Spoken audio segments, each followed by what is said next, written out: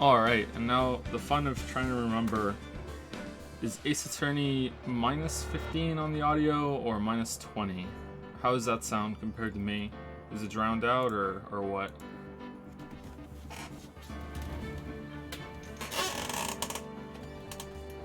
It's fine? Okay, good.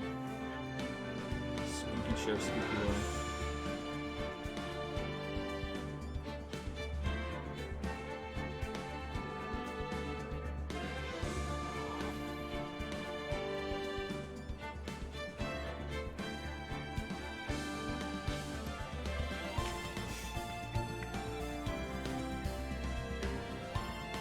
Could you turn on spoiler chat again? Yeah, that's probably for the best.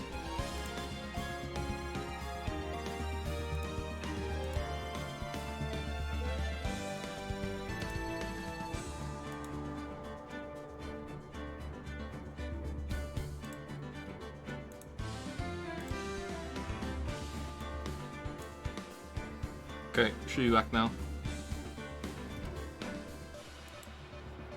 I meant to do that earlier. Thank you for reminding me.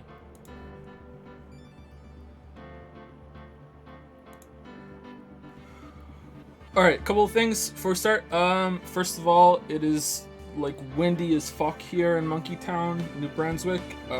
So I don't know what's gonna happen with the stream. It should be fine, but like around here there have been like multiple things going wrong with the wind just blowing shit over, so we'll see how it goes. But if the stream suddenly goes down, that's probably why. Like I don't know, I could probably like tweet about it if no, I don't have Twitter on my phone, so I can't do that.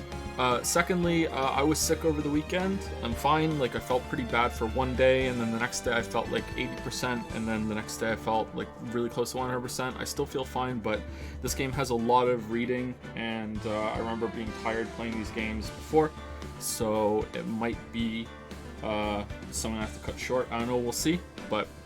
Yeah, I had a mild fever. It wasn't COVID. It was so mild they don't even want me to get tested. So we're fine. But just wanted to be upfront about that. I'm no longer going to be showing fan art on the stream. So if you want to go see all the wonderful fan art that we have, you can go on Discord and see it. I haven't looked at all of it myself. There were some last minute entries, but I'm no longer doing that. And I will be saying thank you to bits and subs, but I will not be reading any of the messages that come with them. There was one more thing too, and I've forgotten about it. Oh, thank you to Merrick for the new emote. Oh no.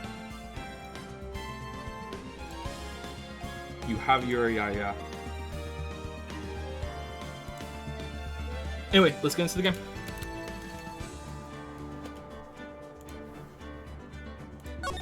So let me see if I can remember what this game, the story is, because it's been a while. So the first one is Ace Attorney, and then the second one is Justice for All, and then the third one is Trials and Tribulations. TNA. So we played the first two a while ago. If you're just tuning in, the main character is Phoenix Wright. He is a lawyer because when he was in school, his friend Miles Edgeworth, that's his real name, right? To me, in my head, it's Chadworth.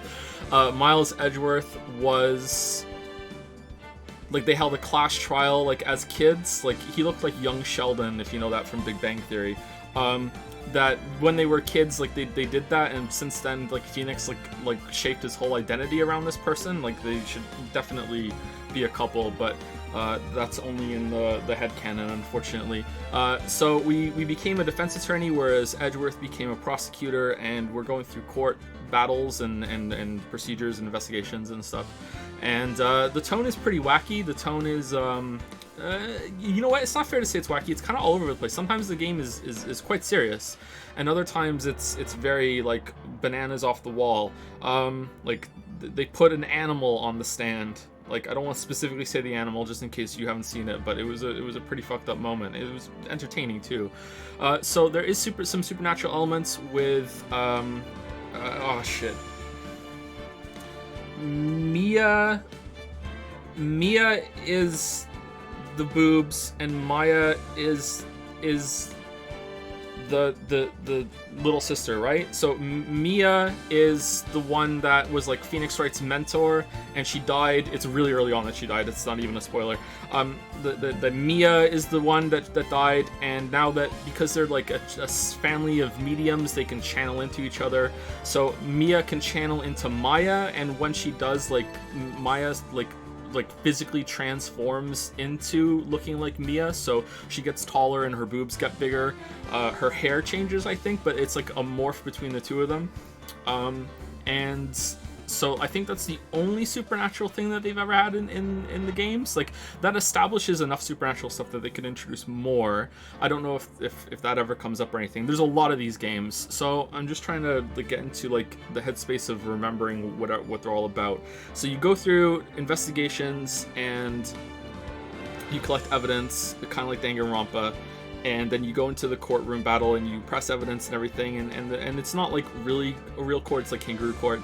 And I don't think anything really that important has happened in the continuing story that we need to go over again. But maybe that just shows that I've forgotten it.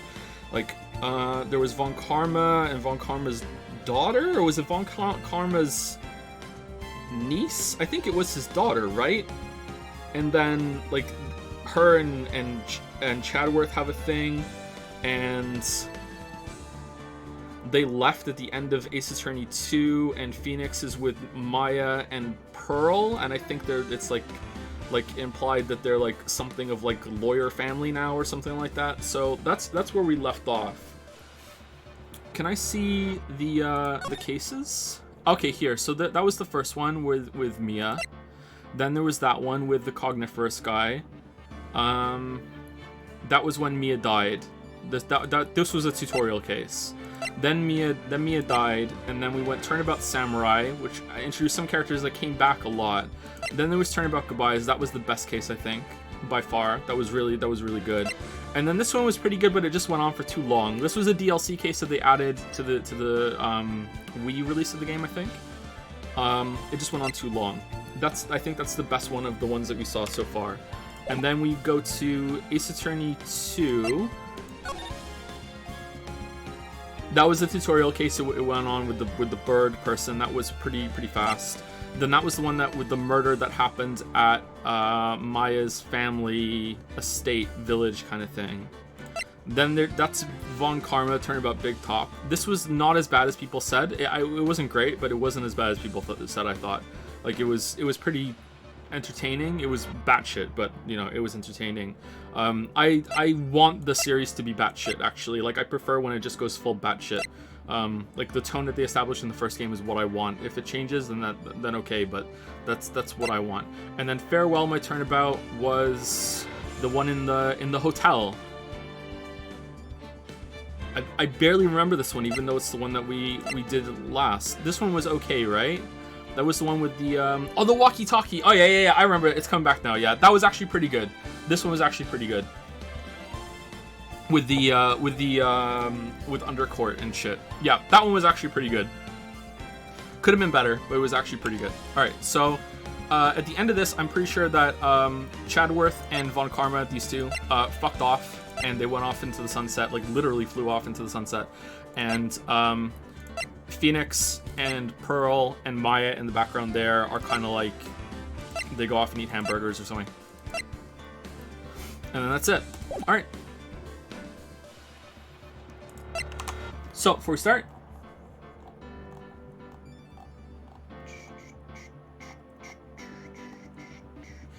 thank you for the subs from Pompous Python, Isolated Spaceman, Dakju, Boundrix for gifting us sub to Owlish Owl, Bedazzling Dazzler, Varoriak, Wuggy Wug 188, Sea Breezy, Gabo Passion, Ontos Fire, Meryl, Red Yellow, Talisman G1, E-Tap 8, Talking Head 00, Dick Zammy, Fool's Gold, and Duel 0000. Thank you for the subs. Thank you Sharlock93 for like a shit ton of bits. Thank you so much. Thank you Houston Moose for the sub as well. Dark Flashes, Ball Pitterino. I got it eventually. I'm sorry. Varnus Trat, D Nick 1776, Not Very Clever, love that name. Bot Commander M08XRD, Shivabra 188, K Roniverse, Port Exel for some bits, Bruce Killfist for a resub, Black Dolphin, Zero Draken, or some say Draken, and Niagus and Alex6 for coming in right now. Thank you so much for the subs and the bits. Let's go. Turnabout Memories. All right, so if I remember correctly, this was like there was like Young Phoenix. We looked at this at the beginning of the last stream. We were like, we just did a quick preview thing of this, I think.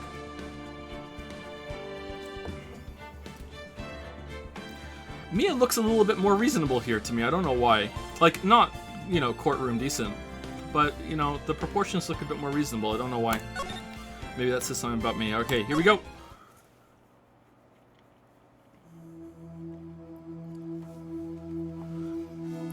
Huff, huff. Arg, how did I get into this pickle? Why? Why did I do that?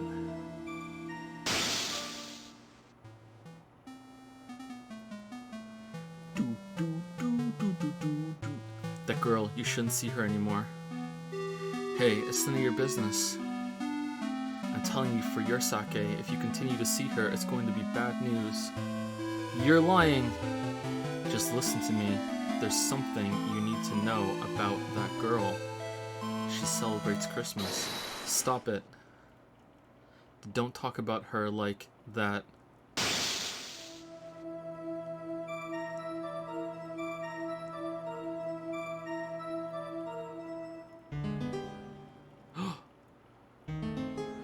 It wasn't me. It wasn't me. I didn't do it.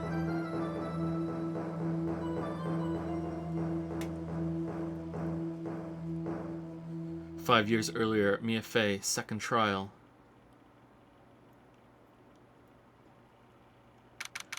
Same courtroom. April 11, 9:40 a.m. District Court, Defendant Lobby number 3. Same judge? Phew, it's finally time. I'm kind of nervous. Ahem. Oh, Mr. Grossberg, good morning. Ah, Mia, please calm yourself down.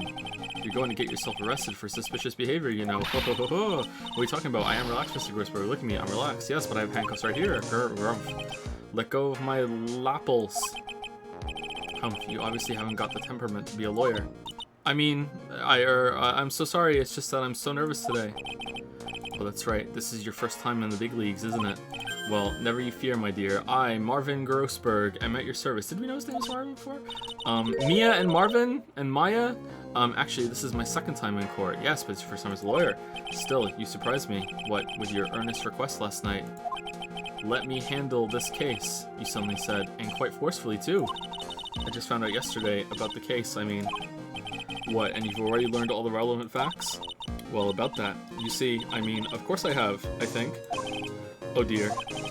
In any case, don't let our clients see you're so nervous. Can we look? Oh shit. You see the poor young man in the pink sweater over there? That's our client. Oh man, this is relevant.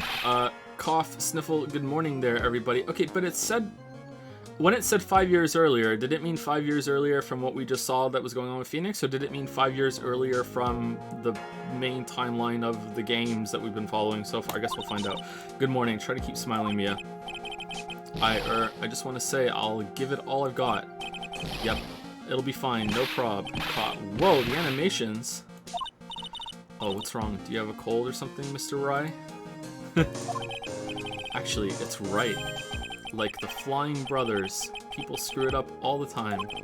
And yes, I have a cold. That's what this mask is for. My doc says this way I won't give it to anyone else. Be kind to others, he says. Right, Mr. Wright, you have nothing to fear in court today. And you didn't tell your doctor that it goes against your freedom as a citizen of the world? Like, wow. Sheep. If you are truly innocent, I promise I will save you. But please, let go of my shirt. Cough. That's right, he's the one on trial, not you. He's the one who should be nervous. You need to stay strong for your client, Mia. My name is Mia Fey. I'm still pretty new at this lawyer thing. The first time I appeared in court was a year ago.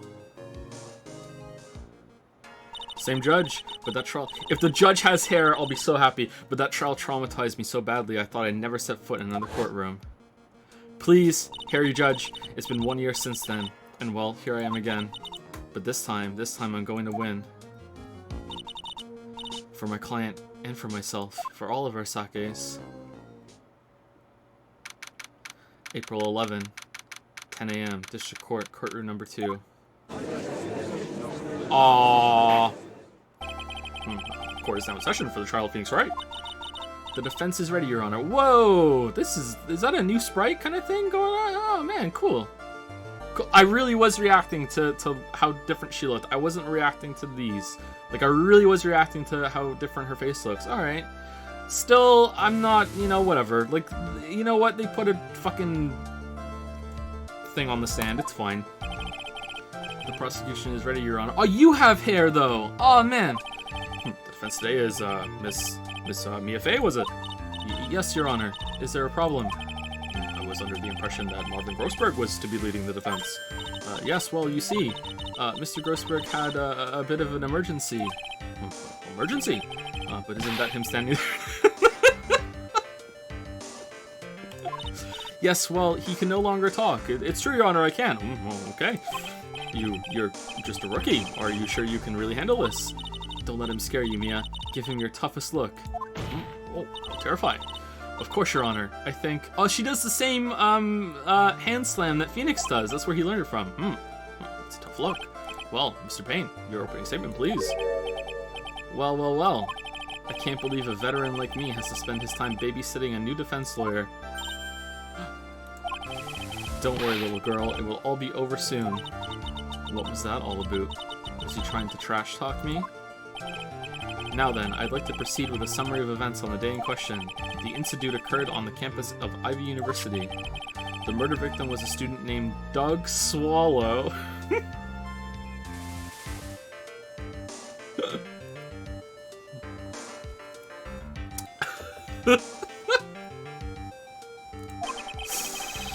He was a fourth-year student studying pharmacology. Oh, because swallow pill? Sounds like he was a very bright young man.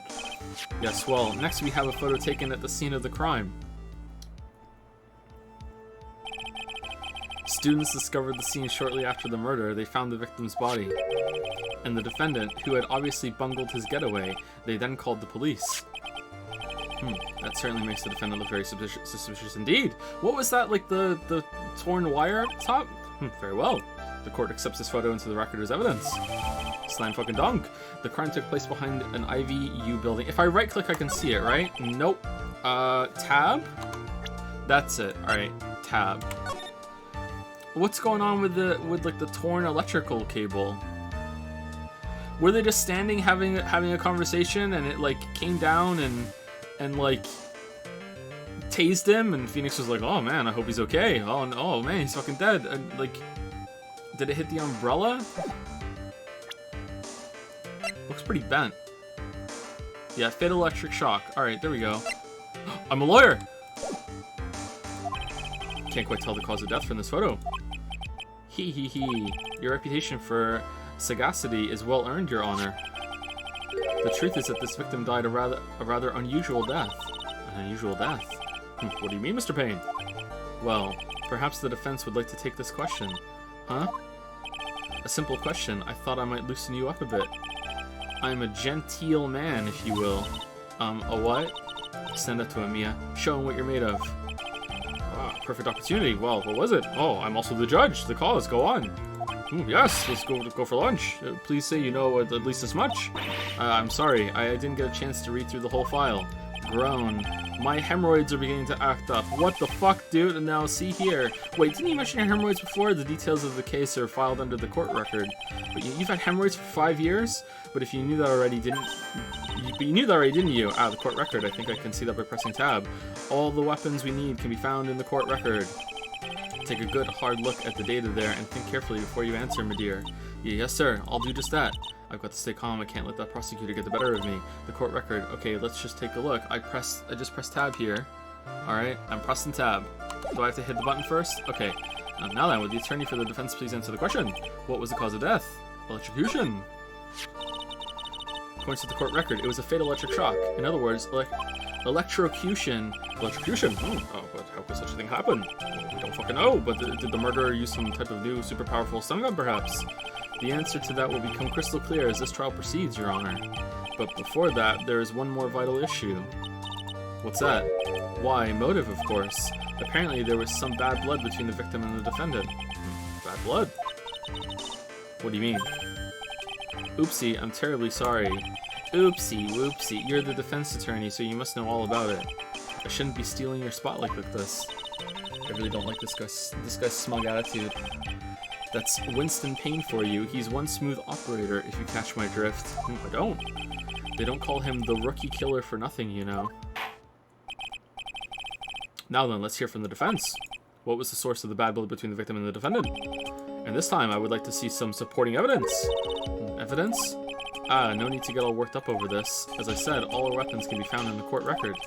Find the evidence you need and then shove it into old Greybeard's face. Aw, man! Yes, sir, into old Greybeard's face. Mr. Grossberg. Try to set a better example for the young lady. Only you can call me that. Mia, evidence isn't the only thing in the court record. People's profiles are as well. You can toggle between profiles and evidence with tabs, so be sure to go over it all. Now then, let's see what you've got. Show me what you got. What was the cause of the bad blood between Phoenix Wright and the victim? Alright, so we go to profiles. And probably the girl. Dahlia Hawthorne, age 20. Phoenix Wright's girlfriend dated the victim Doug Swallow up until 8 months ago. The victim, he was a 4th year. Okay, so he kind of looks like Ungard. Alright, I'm guessing it's just this. The reason for the bad blood between the two of them was this woman here. Dahlia Hawthorne, is it? Very good, Miss Faye. You seem to have picked up on at least this much.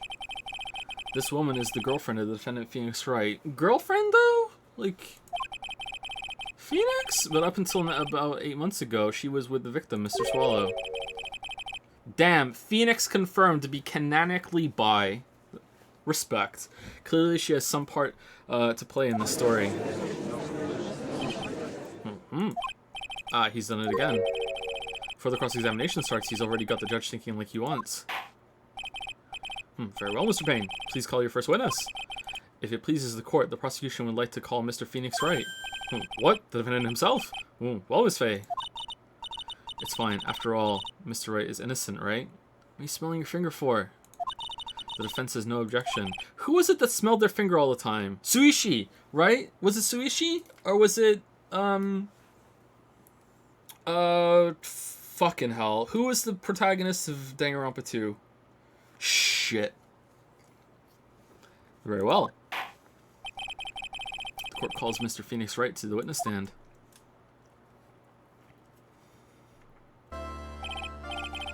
Witness, please state your name and occupation.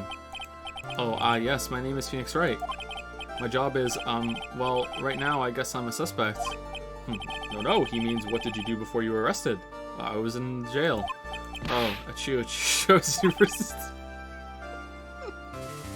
Mr. Wright, you understand that you were suspected? Shit, but I didn't do it. I'm innocent, I tell you. I'm telling you, I was achoo, cough. Would the defendant please refrain from passing on his cold to the rest of us? It seems the witness has something he wants to say. Well then, Mr. Wright. Please tell us about your relation to the victim. Right away, Your Honor. I love how they're never gonna have to explain why it is that the judge didn't recognize Phoenix before, because it's the judge. He's just in one eye out the other, the victim and I. I admit I was there, but I'm not a killer. All I did was find his body. I hardly knew the guy to begin with. I never even talked to that stuck-up British wannabe.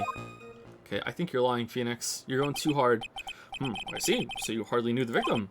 Right, like I said, I'm not a killer. Phew, it looks like the judge understands.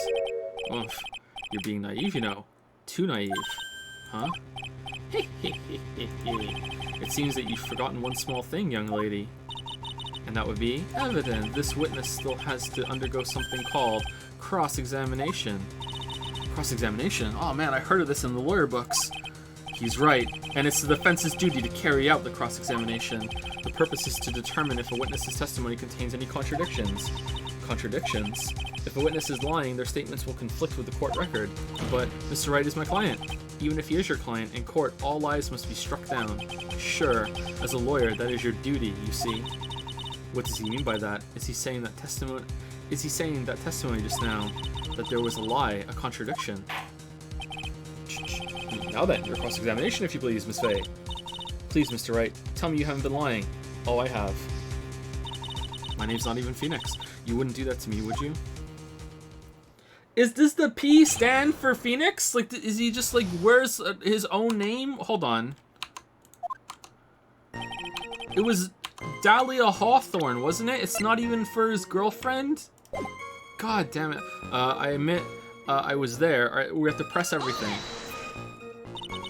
When you say there, you mean the place where the victim was murdered? Yeah, sort of. The place where something happened anyway. Something. Objection! You can't hide what happened. We have photographic evidence. Achoo! Achoo! Achoo! Achoo! Oh man, he's allergic to the truth. Anyway, Mr. Wright, what were you doing at the scene of the crime?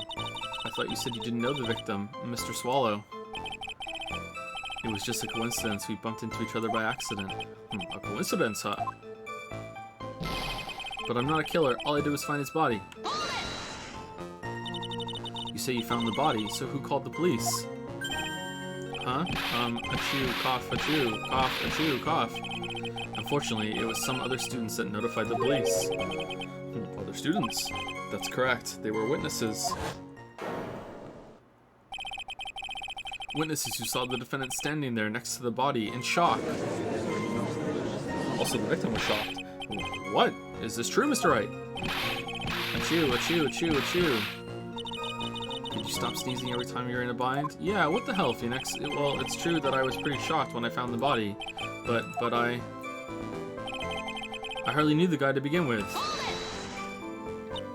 So, you didn't know his face or even his name, right? Right, well, no. That is, I mean... So, which is it? Did you know him or not?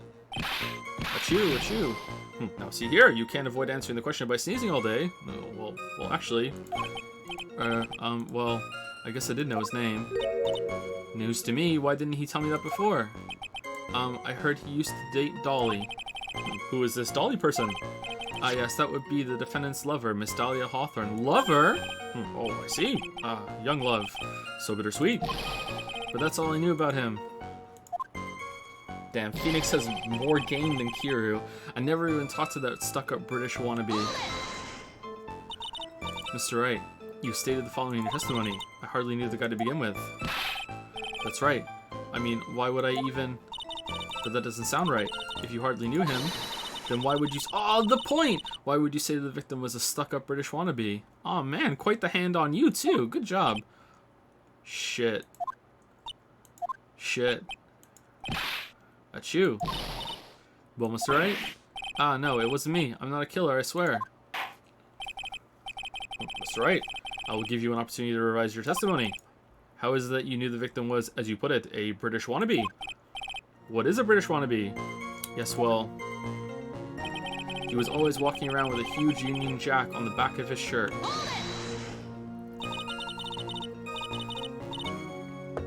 Did you see it at the crime scene, the Union Jack, I mean? Yes, that's right. I saw it at the crime scene. That's why I figured he must love British stuff, see? It's true, cross my heart. He eats Jaffa cakes all the time, I swear I didn't do it. He's acting fishier than the salmon I ate last night. Wow, what a line. May I ask you something, Miss Faye? Yes, Your Honor? What is it now? How good was the salmon? Who is this person anyway? This Union Jack fellow? The Union Jack is the name of the United Kingdom's flag. Oh, I see. So you mean like the stars and stripes, right? As usual, Your Honor, your insight astounds me. Hey, something just occurred to me. Isn't there something strange about this bit just now? Mia, there is a contradiction here. Mr. Grossberg, quickly now, show the boy that you mean business. With evidence, I mean. Okay, Mia, check the court record carefully. Well, Midir, do you think you can manage your own from this point? Okay, I'm already stuck because, like, does it just want me to point out that there's no Union Jack in this picture? Alright, I'm guessing that's it, but if it's not, we're already stuck. Alright, I can handle it myself. 1 year ago, I was in a courtroom just like this. I can do it. I can handle this myself. You mustn't try to bite off more than you can chew, Mia. I'll be fine. I know what I have to do. Remember, you can always press him to get more information. Oh, and one more thing. When you're going to state a contradiction, make sure you present some definitive proof. Okay, Mia, one more time. From the very beginning of his testimony.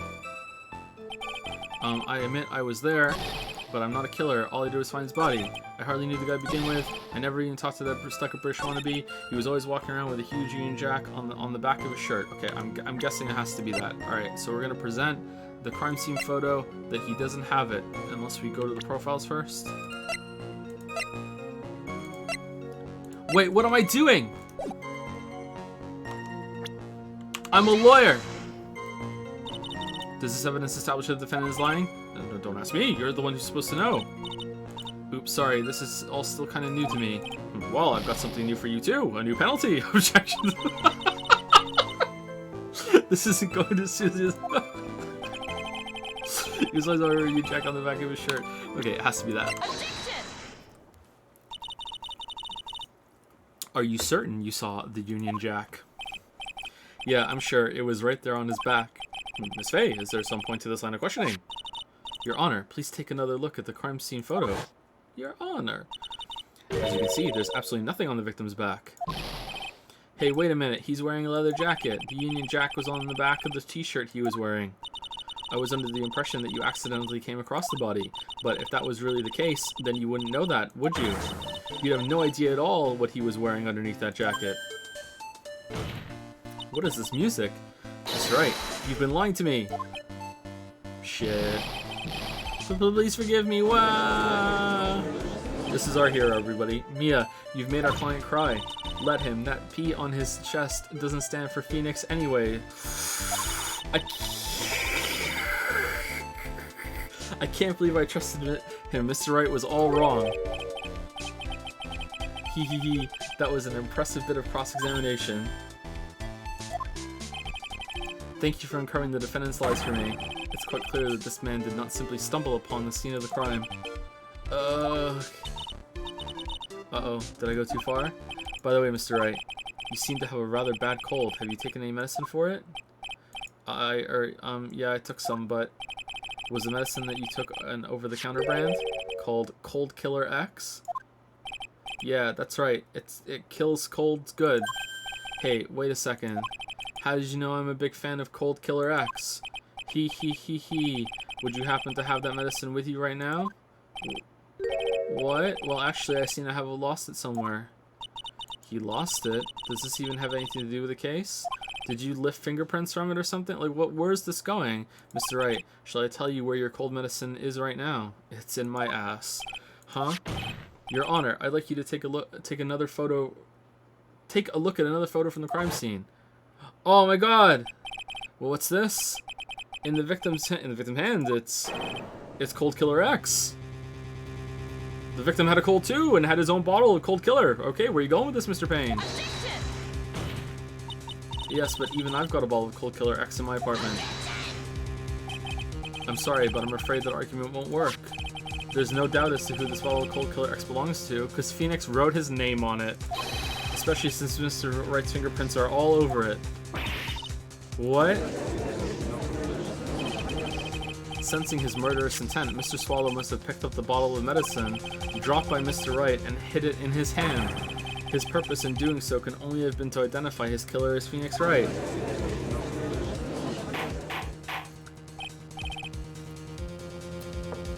Order in the court. Your Honor, I'd like to present this photo and bottle as evidence. Very well. The court will accept them into the record. Crime photo 2 added to the court record. Cold Killer X added to the court record. Also, the victim's wristwatch was broken. Broken? Yes, it ceased functioning when a large wave of electricity passed through it. Well, Mr. Wright, you have some kind of explanation for all of this. Ugh. I'm secretly a robot. This is really bad. Oh, my buttocks. My poor hemorrhoids. Hemorrhoids is a weird word. What really happened? The truth is, I went because he called me. He was in the pharmacology department. Is that what the P stands for? So we agreed to meet at 2:45 behind that building. We talked for a bit, and then at around 3, we split up. Then later, when I went back, I found him lying there. I've been taking Cold Killer X for the last 2 or 3 days, but I lost my bottle of it around lunchtime on the day of the accident. Mr. Wright, that's completely different from the testimony you gave previously, and luckily for you, that's just fine in this court. Achoo, achoo, achoo. I'm sorry, Your Honor. I was afraid you wouldn't believe the truth. You'll forgive me if I say I hardly find your current testimony any more credible. Miss Faye, please begin your cross-examination. Oh, please, Mr. Wright, don't tell any more lies. What really happened? The truth is, I went because he called me. How did he call you? Had you ever met the victim before then? No, never. But that day, he called me up and told me he wanted to talk about Dolly. And this Dolly person is my, it's kind of embarrassing. She's my, sweetheart. That's not Chadworth. What was that for, Mia? Oh, I'm sorry, I just felt like slapping something all of a sudden. What? Dahlia Hawthorne was also the lover of the murder victim, Doug Swallow, before she met Mr. Wright, that is. So it was one of those nasty love triangles. I see. Maybe that was the murder weapon. He was in the pharmacology department, so he agreed to meet at 2:45 behind that building. Was it Mr. Swallow who indicated you should meet at 2:45? Yeah, and we were both there right on time. You said the victim was in the pharmacology department, correct? Yeah, he was studying how to manufacture and improve pharmaceuticals. That's why he took the Cold Killer X. Everyone called him the Alchemist of IVU. Alchemist! I see. Fucking Full Metal. I gotta admit, I was a little suspicious, a little sus. He had a whole laboratory and everything. It was filled with chemicals and strange machines that run on high voltage electricity.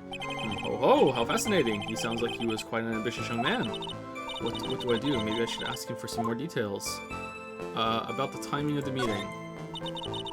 So you're absolutely certain that you met at 2:45? Yeah, pretty sure. That's the time class ends. But they're always doing experiments, so it doesn't matter much. Experiments? Yeah, those pharmacology guys are always in the lab whipping up something. Well, it looks like he's right about the time anyway. Witness, let's go on with your testimony. What about the watch? When did the watch stop? We talked for a bit, and then at around 3 we split up. 15 minutes just standing around? Holy shit, man. Fit it right in Moncton. So what was it you were talking about? The new stadium. You know, achoo, cough, that maybe we should hang out again sometime. Hang out again sometime? I wish that were true. Then later, when I went back, I found him lying there. Hey, meet me so we can talk about how we should hang out. So you say you went back. Yeah, that's when I found the body.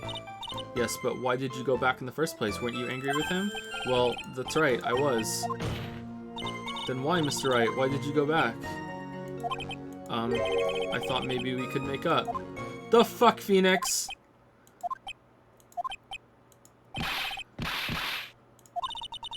Judging by the atmosphere, I'm pretty sure no one is buying this. I've been taking Cold Killer X for the last 2 or 3 days. It's rather unusual to catch a cold this time of year, isn't it? Yeah, I always get a little careless when the weather starts to warm up. I guess I shouldn't sleep with the window open this early in spring, huh? I suppose common sense is not always common. So, did anyone else know that you were taking cold medicine? Well, I always took one after meals, so I'm pretty sure all my friends knew about it. But I lost my bottle of it around lunchtime on the day of the accident. On the day of the incident, what did you do for lunch? Huh? What does that have to do with anything? You can never be too sure.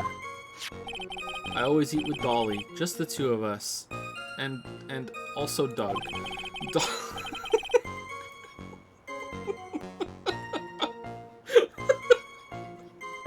Dolly's homemade lunches are just the greatest. Her mini omelets are magically delicious. Youch! Why did you punch me in the jaw? What is going on with this? Why does Mia not? Are Mia and Phoenix like are they like got a side hustle going on, or? Oh, I'm sorry. I just felt like hurting someone all of a sudden.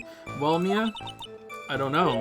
I can't seem to find any contradictions. The boy isn't exactly what I'd call a natural-born liar, you know? But still, we can't have him continue to spout nonsense. I know, but what can I do? Well, I'm certain he must still be hiding something. Information. Right now, it's information we need more than anything else. Okay, so can I press for more information? It was with this one, wasn't it?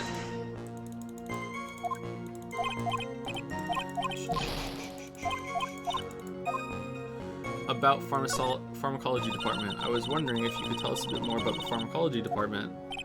Well, okay, sure. I don't know all that much, though. A little bit earlier in your testimony, you said something interesting. You said the department uses strange machines that run on high-voltage electricity. That's right, and they sure look dangerous.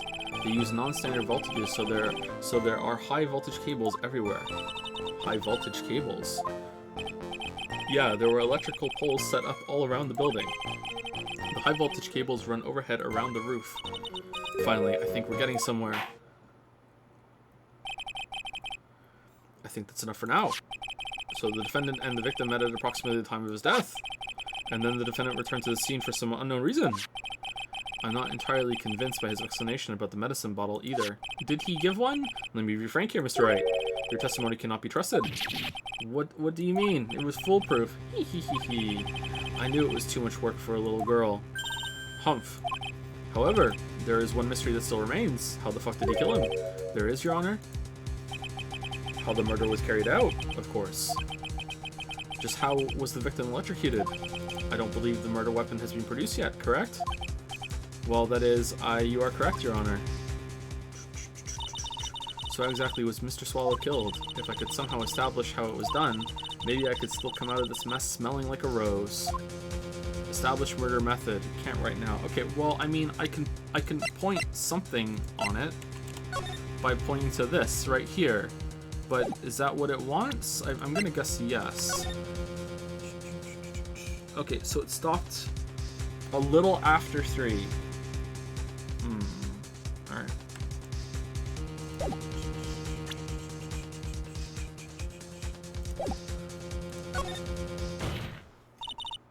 Your Honor. Yes, Miss Faye. I believe that if we were to piece together everything we've heard up until now, we should be able to solve the mystery of how Mr. Swallow died. That would be most impressive. Hee.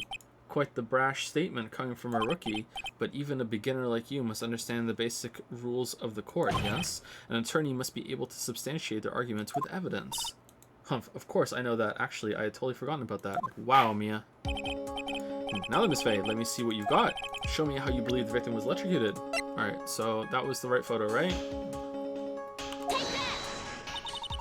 As for the cause of death, I'd say this picture captures it quite well. What? But there is nothing that even remotely resembles a murder weapon here. I'm afraid the defense is going to have to explain this in a bit more detail. Miss Faye, where exactly in the photo is the murder? Really, Judge? Well, naturally, it's right here. That's what is that? Some sort of snake? A severed electrical cable, I believe, Your Honor. Remember the testimony we've heard? The machines the pharmacology students use in their experiments require high voltage, and because of that, there are special high voltage cables strung up everywhere. So then, the high voltage cable? Yes, that is the most likely explanation. That certainly sounds plausible. Wouldn't any cable that's running electricity around a place be able to kill you? Like, you know what? I don't know enough about that. Anything that's powering a street or anything like that would certainly, but whatever. Well, Mr. Payne, what do you have to say about this? I believe some praise is in order. Don't toy with me, old man. Now, the victim's cause of death may indeed have been a high-voltage cable. However, I want you to think about what that really implies. The only one who had the opportunity to use the cable as a murder weapon was the defendant. Achoo. It was Dahlia. She cut the cable, trying to kill both of them because she's sick of both of their shit. That much is certainly true. Yes, and that's not all. We have proof. Irrefutable proof that will establish that Mr. Wright was the murderer. You do? Well, what is it? His fingerprints. Fingerprints? You mean that the defendant's fingerprints were on something besides the medicine bottle? Let's take another look at the crime scene photo. As you can see, the victim is wearing a leather jacket. As you may know, leather holds fingerprints quite well. Ah, you mean... Yes, it was quite clearly imprinted on the chest area of the victim's jacket, the palm print of the defendant's very own hand. What? I can only think of one way Mr. Wright could have left a print like that. He touched him. Intent on murder, he squarely pushed the victim toward the severed electrical cable that he severed earlier and let it hang there, and Doug was like, oh shit, I wonder what that's behind me. Doesn't matter, let's just carry on this conversation. Order, that's enough. I think we can conclude that there is no reason to continue with this cross-examination. Really? Stick a fork in us, we're done. Mr. Grossberg, my hemorrhoids never lie. The show's so... That's a weird Shakira parody. I knew that boy was guilty the first time I saw him. No, you're wrong. Mr. Wright is innocent. No further evidence is required to convince me of this man's guilt. Your Honor, at this time, I prepared to render a verdict in this case. Damn.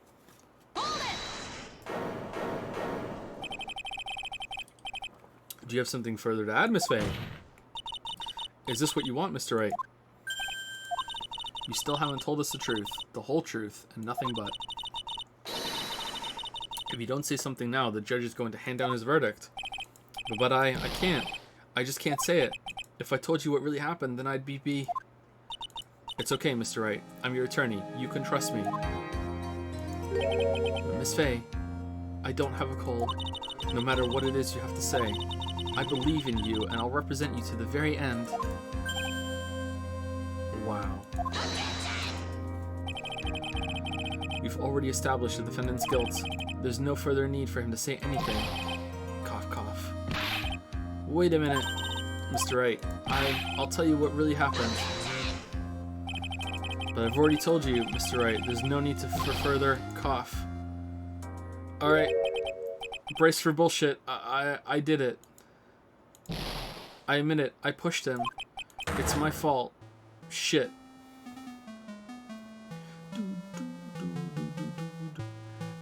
That girl, you shouldn't see her anymore.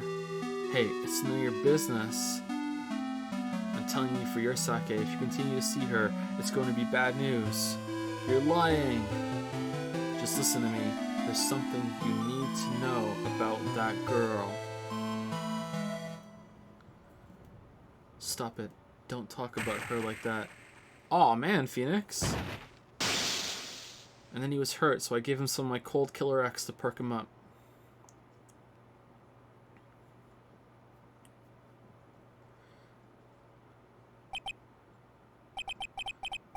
What you said? Was that the truth? Yes, I was afraid that if I told the truth, everyone would think I was the murderer for sure. Well, that's what I think. Well, as things currently stand, we're all absolutely convinced you are. Please give me one more chance to explain. This time I swear I'll tell the whole truth. It'll be okay, won't it, Miss Faye? I believe in you. You're pretty fucked, Phoenix. Oh, thank you. I still can't believe it. He really did push the victim. It feels like my hemorrhoids are doing the Harlem shh.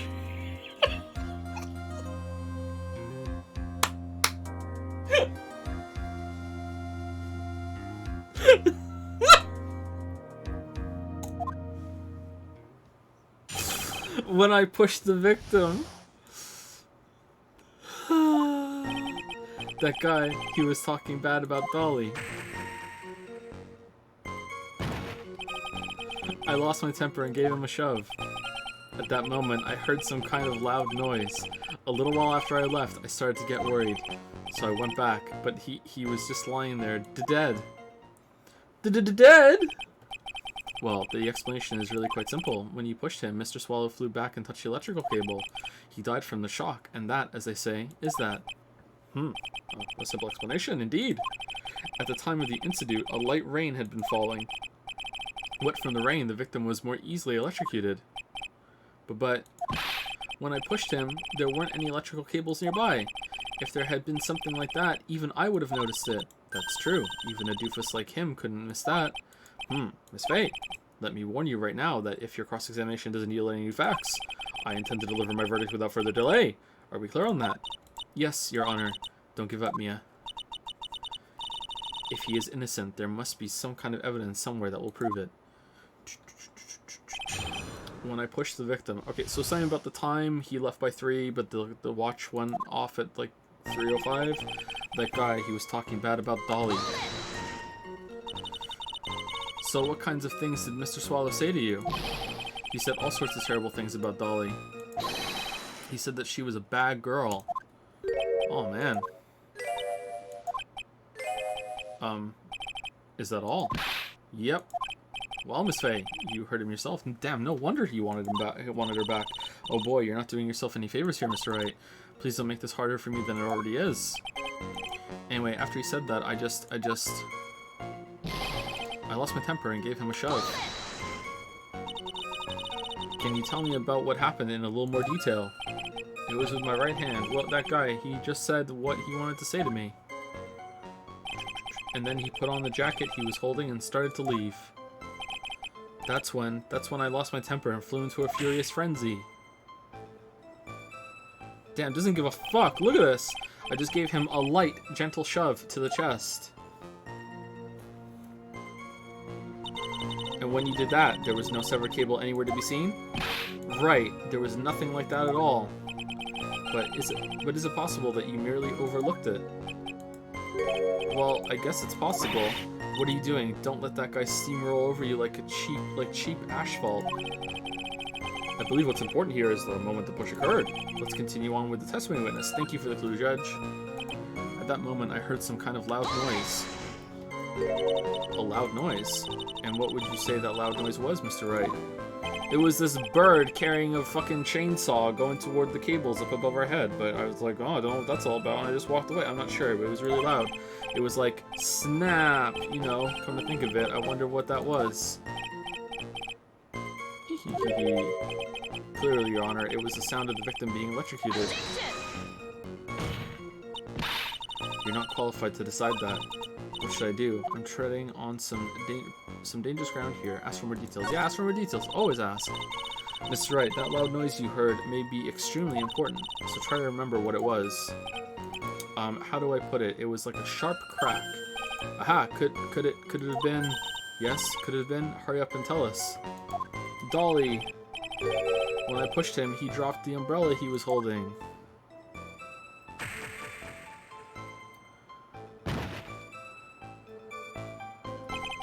He fell right on top of it, and it broke. That was probably the noise I heard. An umbrella, huh? And did that umbrella belong to the victim? No, the umbrella actually went really high up in the air, went on the cable, and that was just enough to snap it. Yeah, it was a plastic umbrella, cheap and frail, kind of like the owner. Dude, you're on trial for killing him. Again, I wish I had any kind of umbrella. I was totally soaked to the bone. Miss Faye, what do you think? Is there something important in that testimony just now? Well, of course it's important. Of course it's not important. I mean, like, it wasn't underneath him broken in the picture, so, like, just press it and find out. This is it, Nia. The new information you've been waiting for. Of course it's important. No, this cheap umbrella is more than important. It's vital. I want to officially have it entered into the testimony.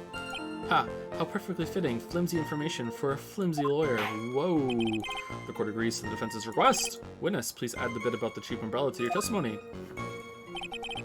Okay, I hate it when the games do that, because I thought I was gonna have to present evidence through that chain, but instead it gets added to the testimony on the line, and I don't think there's any drawback in doing that. Man. Alright, so cheap umbrella, a little bit afterwards. Okay, so I think we press that again, right? So Mr. Swallow fell on top of his umbrella, and you are certain of this? Yeah, it was right there under him. Actually, if it hadn't been under him, I was planning on borrowing it for myself. The umbrella, you mean? Well, yeah, you see, I was wearing this sweater here. Dolly okay, so in the picture, the umbrella isn't under him, so is that how we prove it? Dolly stayed up late for nights at a time knitting it for me. I didn't want the rain to dampen the handmade symbol of her love. Oof, my stomach is not to be used as your personal soccer ball, Mia. Ah, I'm so sorry. Continue on your testimony, witness. What is going on? A little while after I left, I started to get worried. After you showed the victim, did you leave the scene right away? Yes, I did. I admit it. I was furious. You left without even checking Mr. Swallow's condition? Well, yeah, but like I said, I got worried about him later. So I went back, but he was just lying there. Dead, Scoop! At that time, did you see anyone else at the scene of the crime? Cough, cough. Cough, cough, cough. Nope, nobody. Jeez, could that stupid cough possibly sound any phonier? In that case, it's very hard to believe someone else could have been the murderer. Unless we can find something that shows his innocence from the testimony, my dear. I'm afraid the judge will make his final decision with no remorse whatsoever. Yes, sir. Right now I need more info. Info that will help me turn up some contradictions. Okay, so I think it's in the picture. The umbrella's here. So how was he under it? He must have gotten back up again after that, right? Also, he's on his stomach, whereas Phoenix said he knocked him on his back, but maybe that's not really important. Why didn't you testify about the umbrella from the very beginning? Come on, if I had mentioned that, I would have been able to counter the prosecution's arguments earlier. What do you mean by that? Take another look at the crime scene photo. According to Mr. Wright, the victim fell on top of his umbrella. However, if you look closely, the umbrella is nowhere near the victim. Actually, it's by the electrical pole. You're absolutely right. The conclusion here is obvious. After the defendant left, the victim moved from where he fell. In other words, after he was pushed by the defendant, Mr. Swallow was still alive. No! Order! Order! Order! The victim! He moved! Mr. Payne, the umbrella in this photo. Where is it now? Well, it was collected by the police at the crime scene. Oh, do we get to see young Gumshoe? I want to present it as evidence immediately. Umbrella added to the court record. Owned by the victim, found broken near an electrical pole at the crime scene. But the umbrella could have simply been blown there by the wind. According to the testimony, the victim fell on top of the umbrella. There's simply no way it could have been blown there by the wind. What is this Final Fantasy music? I know this is a matter. I know this matter of the umbrella seems relatively trivial, but as long as the smallest doubt remains, I cannot render final judgment. Sure. No. Time for a recess? I must say, I still find it hard to believe that a huge hole has been blown in the prosecution's case by the defendant's testimony. Phoenix testimony adds to the court record. The victim fell on top of his umbrella. There was a loud sound when this happened. Well done, Mia. Hee hee hee hee hee hee hee. Mr. Payne, what are you chuckling about? Pardon me, Your Honor. It seems I was expecting too much of a free ride. It was foolish to think I could establish guilt through cross-examination alone. I'm afraid I don't follow what you're saying. Let me guess. You have another witness. Exactly, and this witness's testimony will be incontrovertible. Incontrovertible. Well, who is this witness? Miss Dahlia Hawthorne. Dahlia Hawthorne? You don't mean Dolly? I do, Your Honor. The defendant's very own lover is a witness to the whole thing. Oh man, she's gonna throw us under the bus! Oh, she tried to kill us both. That's right. She was the scene of the crime when the murder took place. Was she trying to kill Phoenix because she wanted to go back with Doug Swallow? Oh man. Look at your sweater, Phoenix. It conducts electricity. She set this up. She just hit the wrong person. I'm sorry to break the bad news to you, my dear. Damn, why are there all these wires in my shirt that you made for me, Dolly? Bad news. You couldn't be more wrong. Actually, I've been waiting for this. You can't be serious. Mia, what do you mean by that? I think this is a good point for us to stop at. Court will now enter a 20-minute recess. Afterwards, we will listen to the testimony of Miss Dahlia Hawthorne. April 11, 11:52 a.m. District Court, Defendant Lobby Number 3.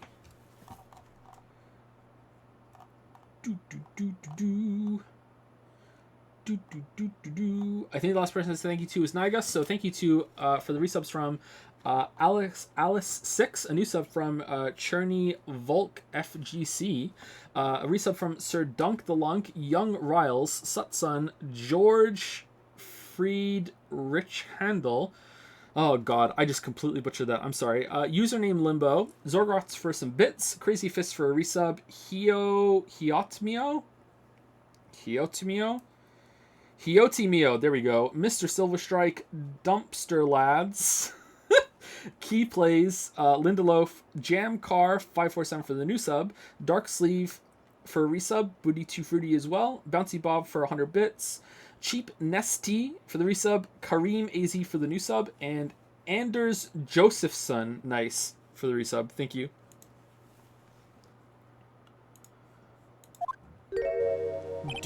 Miss Faye, I'm sorry about what happened back there. It's alright. At least you told us the truth in the end, Mr. Wright. Oh. Sorry, I have to move. My neck hurts from looking at the screen at this angle. Oh. So I guess I can start to relax then, huh? Relax, my boy. You can't be serious after hiding such important facts.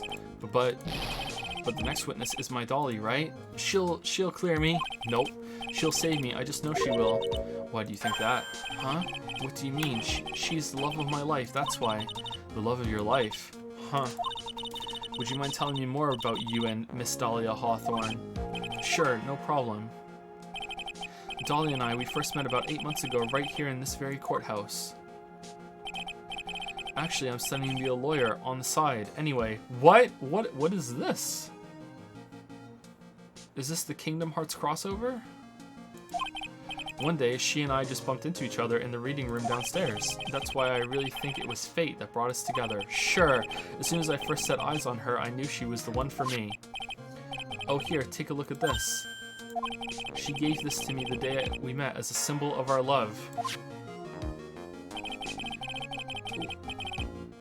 Okay, what the fuck is going on? She had been wearing it around her neck that day, but then she took it off. But before she gave it to me, she said, I want you to carry this. So she gave it to you as a present, I see. This darling little bottle is filled with memories of my darling little Dolly. Is it her gamer bathwater? It certainly is a little bottle, alright. It makes me so happy. I show it to everyone I meet. It's lightning in a bottle. I want to share my happiness with the whole world. Dahlia's present, borrowed from Phoenix Wright. A small bottle necklace given to Wright on the day they met. He shows it to everyone. Anyway, so after that, you and Miss Hawthorne started dating? Yeah, but she's so shy. Every time I see her, she always says the same thing to me. Please give it back now.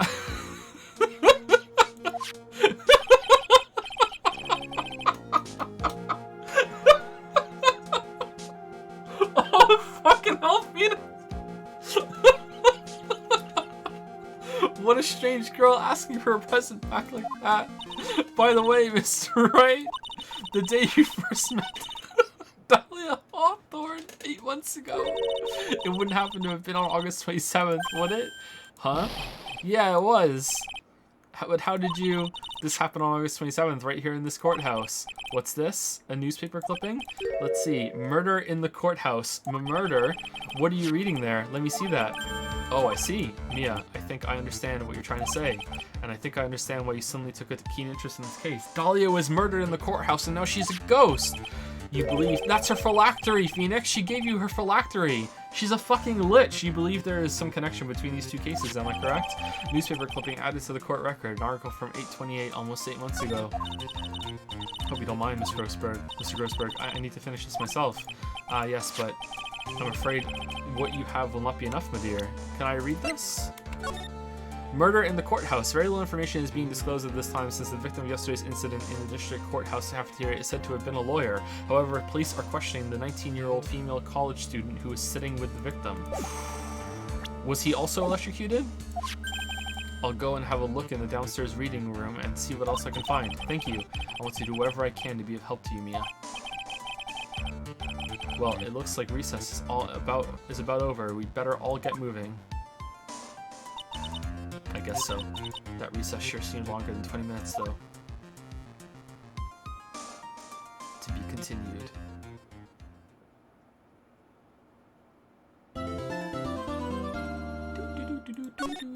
This music's okay, but it's just like you get so used to the other music that it's just kind of... It's the same, but also different just a little bit, and it's kind of like... April 11. 12:13 p.m. District Court, courtroom number 2.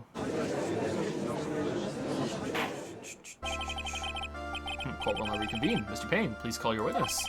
This next person is someone who witnessed the crime as it happened. The prosecution calls Miss Dahlia Hawthorne to the stand.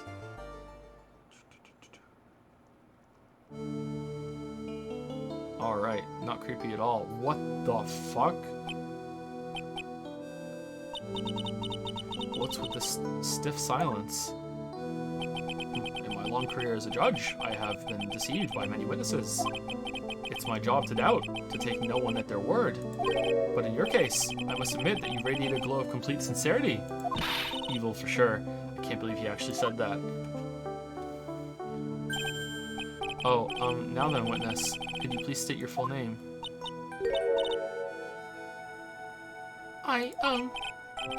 Don't worry, sweetie. There's no need to be nervous.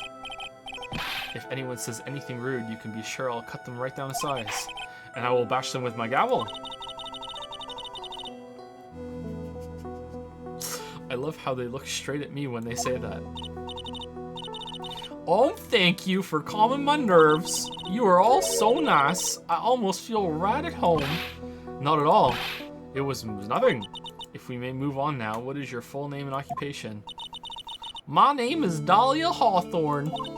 I'm a junior in literature at Ivy University. I just want to say it's an honor for me to be here in your noble presence. Aw, she's so nice. The honor is all mine. No, the honor is all mine.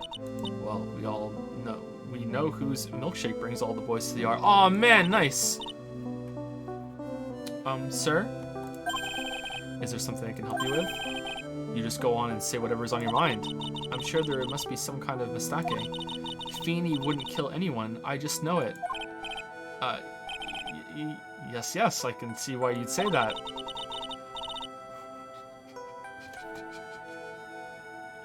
Alright, you know what? I'm interested. I have no idea what the fuck is going on. Like, this is way better than the other two introduction cases from game 1 and 2. Like, I mean, like, they were really simple because they're introducing some shit, but, like, this is simple so far, straightforward so far for the most part. You know, I'm predicting bullshit, but it seems fine. But, like, I'm really interested. I have no idea where this is going. Like, what the fuck? She's going to be a tough witness, alright. It only took her 12 seconds to wrap them all around her little finger. Now then, please proceed with your testimony. Let's hear what you witnessed on the day of the incident, if you please. What I witnessed. Oh, I had been planning to go back to Feeny's place after class was over. God damn it, Feeny. Feeny and Dougie, they were talking behind the building. Then, suddenly, Dougie got all wobbly and just collapsed. Did he even have an umbrella? Was it your umbrella? Do you always carry an umbrella? That's when Feeny noticed that I was there. I went to go and find some other students and they called the authorities. I don't know what to say. According to you, Miss Hawthorne, the defendant didn't do anything wrong. Mary Poppins, bitch! Young lady, as old as I am, even I recall how hot and the flames of young passion can burn. Nevertheless, it is my job to discover the truth. Please, tell us the truth. But I would never... That's more than enough, witness. I won't allow this to continue. What do you mean by that? Please, just let me proceed with my cross-examination, Your Honor. I, for one, don't plan to win my case on a bunch of paper-thin lies. Aw, man. Tee-hee, you haven't changed a bit, Mia Fey. Wait. Okay. What's this? So, you two are acquainted? Yes, we've met before, once. In any case, Miss Fey, the floor is all yours. It's good to see you again, Madam Fey. Oh man, I like where this has got. Madam, no, I'm no one's grandma yet, girly.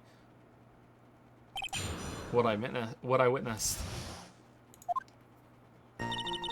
I've been planning to go back to Feeny's place after class was over.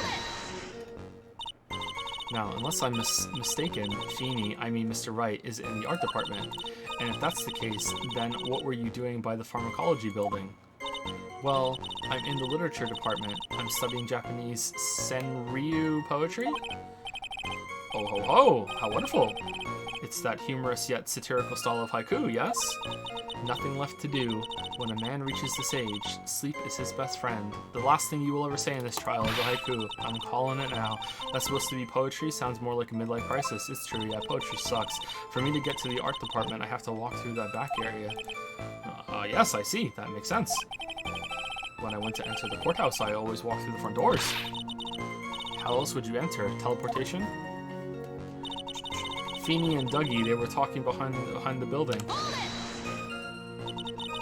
So who is this Dougie person? Can we teach him? Oh, sorry, Doug Swallow. We were dating until about 8 months ago. So what were Dougie, Mr. Swallow, and Mr. Right talking about anyway? My phylactery. How can you be so mean? I would never eavesdrop.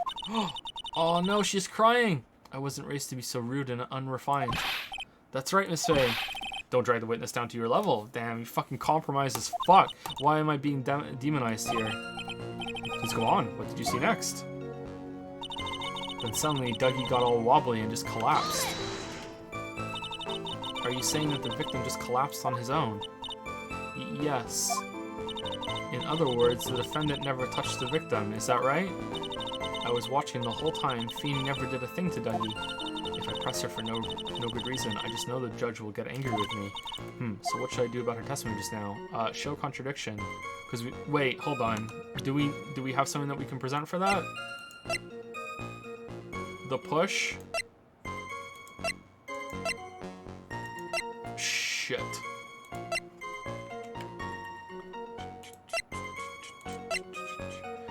Fingerprints is here with the hands.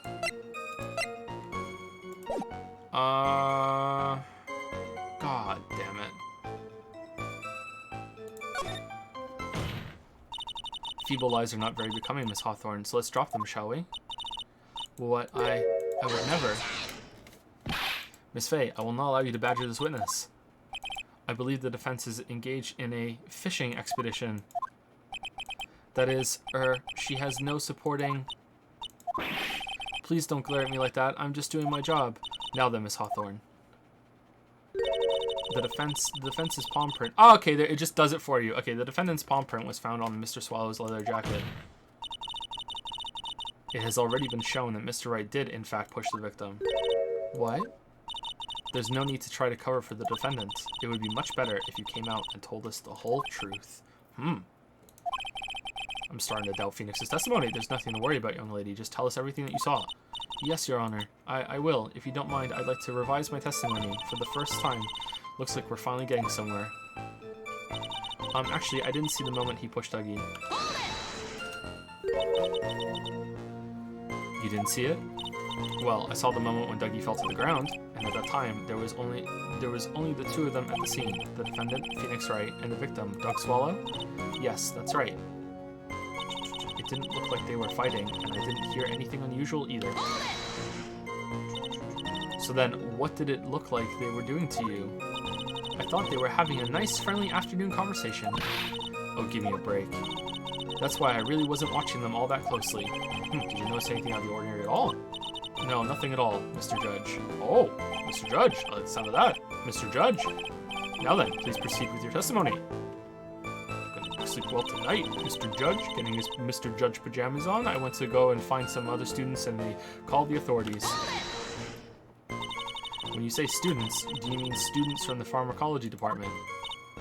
Yes, they're all very fond of their drugs. Please try to stay on topic. So to find some pharmacology students, you went to the labs, correct? That's what I was planning to do, but in the end, I wound up not going. A group of about 10 research students came running out of the building entrance. Somehow, they all seemed to know what was going on. The students knew what was going on.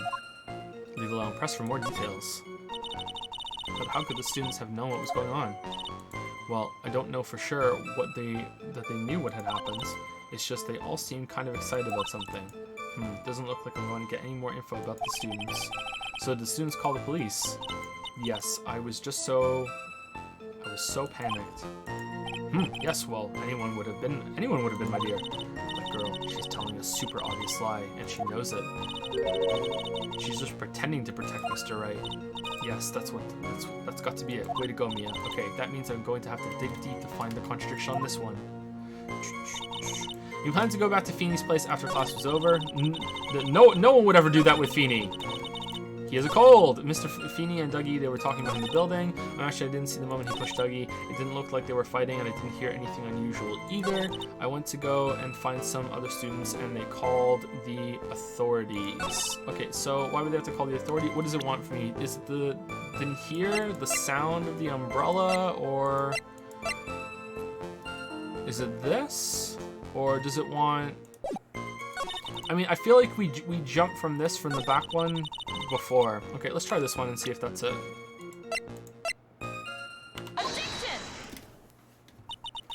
You say you didn't hear anything unusual, is that correct? Yes, that's why I was very relaxed looking at the scenery around me. That's nice, but I find that just a little odd. I have here the testimony of your boyfriend, Mr. Phoenix Wright, and he clearly testified to the effect that when he pushed the victim, he heard a sharp, loud noise. He said that? If you were really that close to the two of them, why didn't you hear this noise as well? That's kind of weak. We don't know what the noise even was. Well, maybe the noise wasn't all that memorable. But according to Mr. Wright's testimony, it was a sharp noise like a snap. There's no way a noise like that could fail to make an impression. Maybe the noise was coming from really far away, and that was just as, you couldn't hear it if you were any further away. May I have a moment's answer? But by all means. I know the reason why I didn't hear the noise. You see, the truth is, I had my headphones on, and I was listening to music at the time. Headphones? You mean that both of your ears were covered? The rain was just beginning to let up. But it seemed as though Thor wasn't ready for his fun to come to an end yet. So the sky continued to flash and rumble. Thunder and lightning, huh? Very, very frightening. Yes, I'm afraid of the sound of thunder. I'm afraid of the sound of thunder, so I put my headphones on to block it out. Well, Your Honor, as you can see, there weren't any contradictions in her testimony after all. Wait a sec, Mia. The testimony just now. She said something that could totally change this whole case. She was listening to music. There was lightning. She didn't hear anything, and she was listening to music. There was lightning. Your Honor, there's a problem with the witness's testimony. What do you mean? Didn't you notice? She said there was lightning, correct? Yes, what about it? Well, lightning is actually a large discharge of electricity in the atmosphere, am I right? Now's not the time for a science lesson, Miss Faye. Yes, Your Honor. Anyway, since the cause of death was electrocution, isn't it possible that the victim died from being hit by a bolt of lightning? Oh, No! I must admit that the thought had not occurred to me. Just what kind of thoughts do occur to this guy anyway? This entire case is built on the premise that Mr. Doug Swallow was murdered, but that very premise itself was mistaken. But we already know is the cable. The defense believes that Mr. Swallow was in fact the victim of a stray bullet. It hit the cable. It appears the defense may be onto something. Could it be that the death was actually accidental? All right, you did it, Mia. I'll be taking that not guilty verdict now, I think. I'm hurt that you have such a low opinion of me, Miss Faye. Huh? I checked the records. There were no lightning bolts recorded in that whole day. I'm not a fool, you know. The prosecution has done its research, Your Honor. We found that there were no lightning strikes on the day that...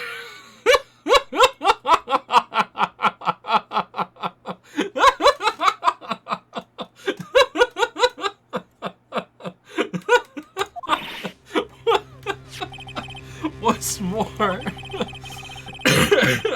we have evidence that the electrical cable is definitely linked to this case. Evidence, Mr. Bain. Well, what is this evidence? This affidavit. Who is this affidavit from? The pharmacology students who were conducting experiments in their labs that day. Allow me to read out the court testimony of the pharmacology students. All equipment in the labs lost power all of a sudden at around 3 p.m. that day. Was it a blackout? All of the lab's equipment runs on high voltage, Your Honor. So you're saying the equipment lost power because... Precisely. They lost power because of the severed electrical cable. And who severed it? The Thinker. The power outage occurred at approximately 3 p.m., which fits with the time of the death listed in the autopsy report. Exactly. In other words, the victim died as a result of touching the severed electrical cable. At 3 p.m. But the watch says, it's a little past 3. His watch just ran a little fast. According to the students, the cables were very old. They were planning on having them replaced in the near future. I see. Apparently the cables had become so brittle that even the smallest bump would have caused them to break. Like from an umbrella. Student's testimony added to the court record. Yep. Seems legit. However, there is one thing that troubles me. If the cable could have been broken by any small bump, then it wouldn't have snapped if it hadn't been bumped into, correct? Well, I suppose you could say that. Miss Faye, do you have any thoughts regarding the cause of the severed cable? Well, let's see the fucking bird report. Any birds fucking land on any cables that day when you were checking the fucking lightning strike cameras? Your Honor, I don't like how this is looking one bit. I have to come up with something to try to regain some momentum. If it pleases the court, the defense would like to state its opinion. Well then, let's hear it. Who or what was it that caused the cable to break? The umbrella. The umbrella. It was the umbrella. This is it. This is why the cable snapped. Well, Your Honor, I believe that the only thing that has snapped is the mind of the defense. Ah, that was one of your best lines yet, Your Honor. Ugh, ouch, that was harsh. Please, Your Honor, give me more. Oh, no, it wasn't. It wasn't the umbrella. Well, let's hear it. Who or what was it that caused the cable to break? Shit, I don't know. Who? The cold killer? Dahlia's present. I'm a lawyer. Huh, I thought it was the umbrella for sure. I thought it was like the umbrella gets thrown up and does it. Okay.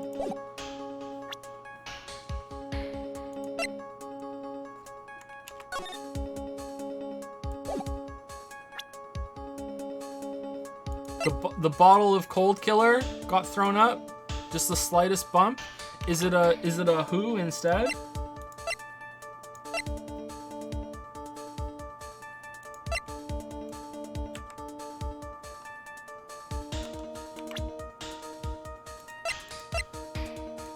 I straight up don't know.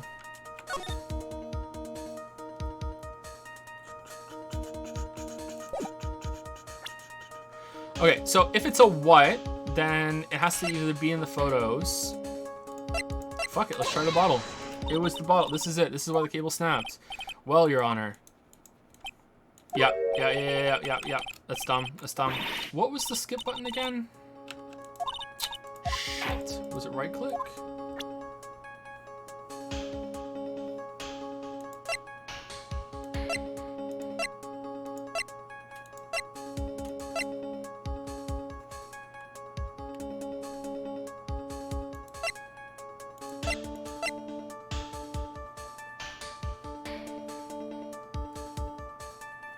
Okay, so it wasn't these objects, so it's either something in these pictures, or it's a who.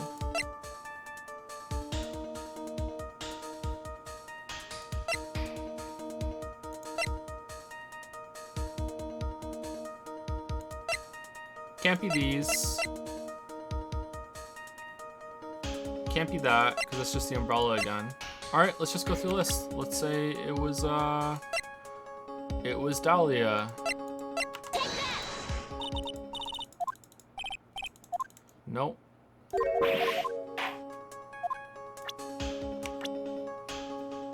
It was Doug Swallow.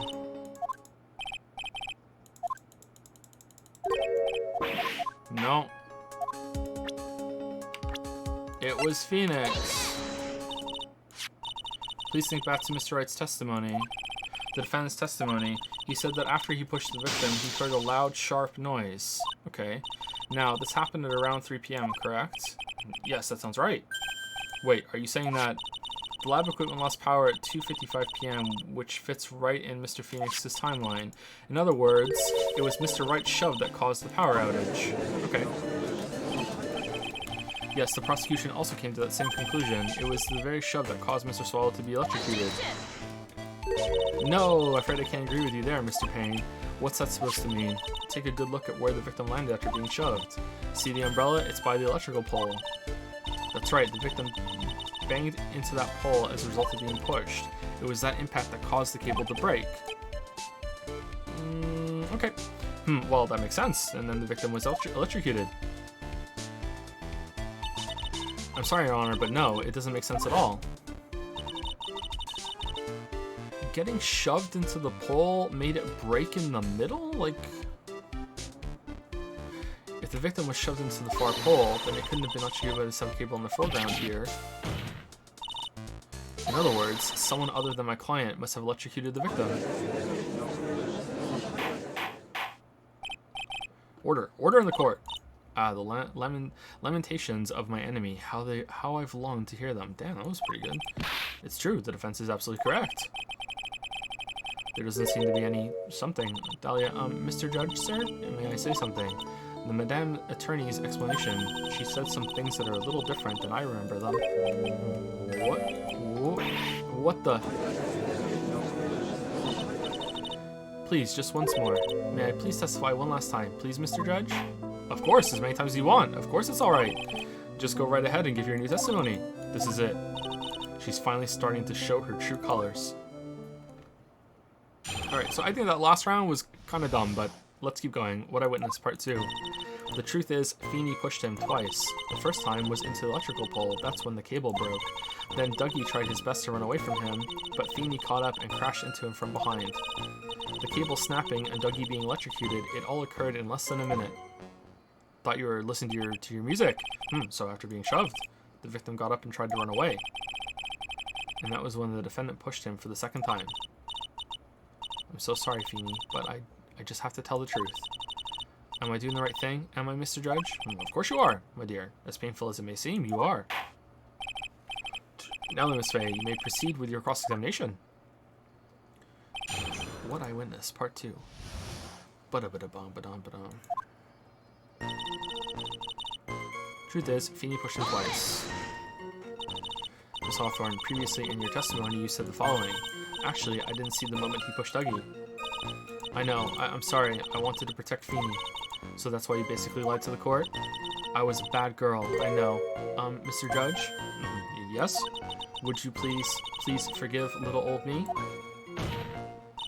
Of course you won't. What you did is just called perjury. Oh, come now. It was just a little old white lie. We'll forget it this time, but please be more careful from now on, alright?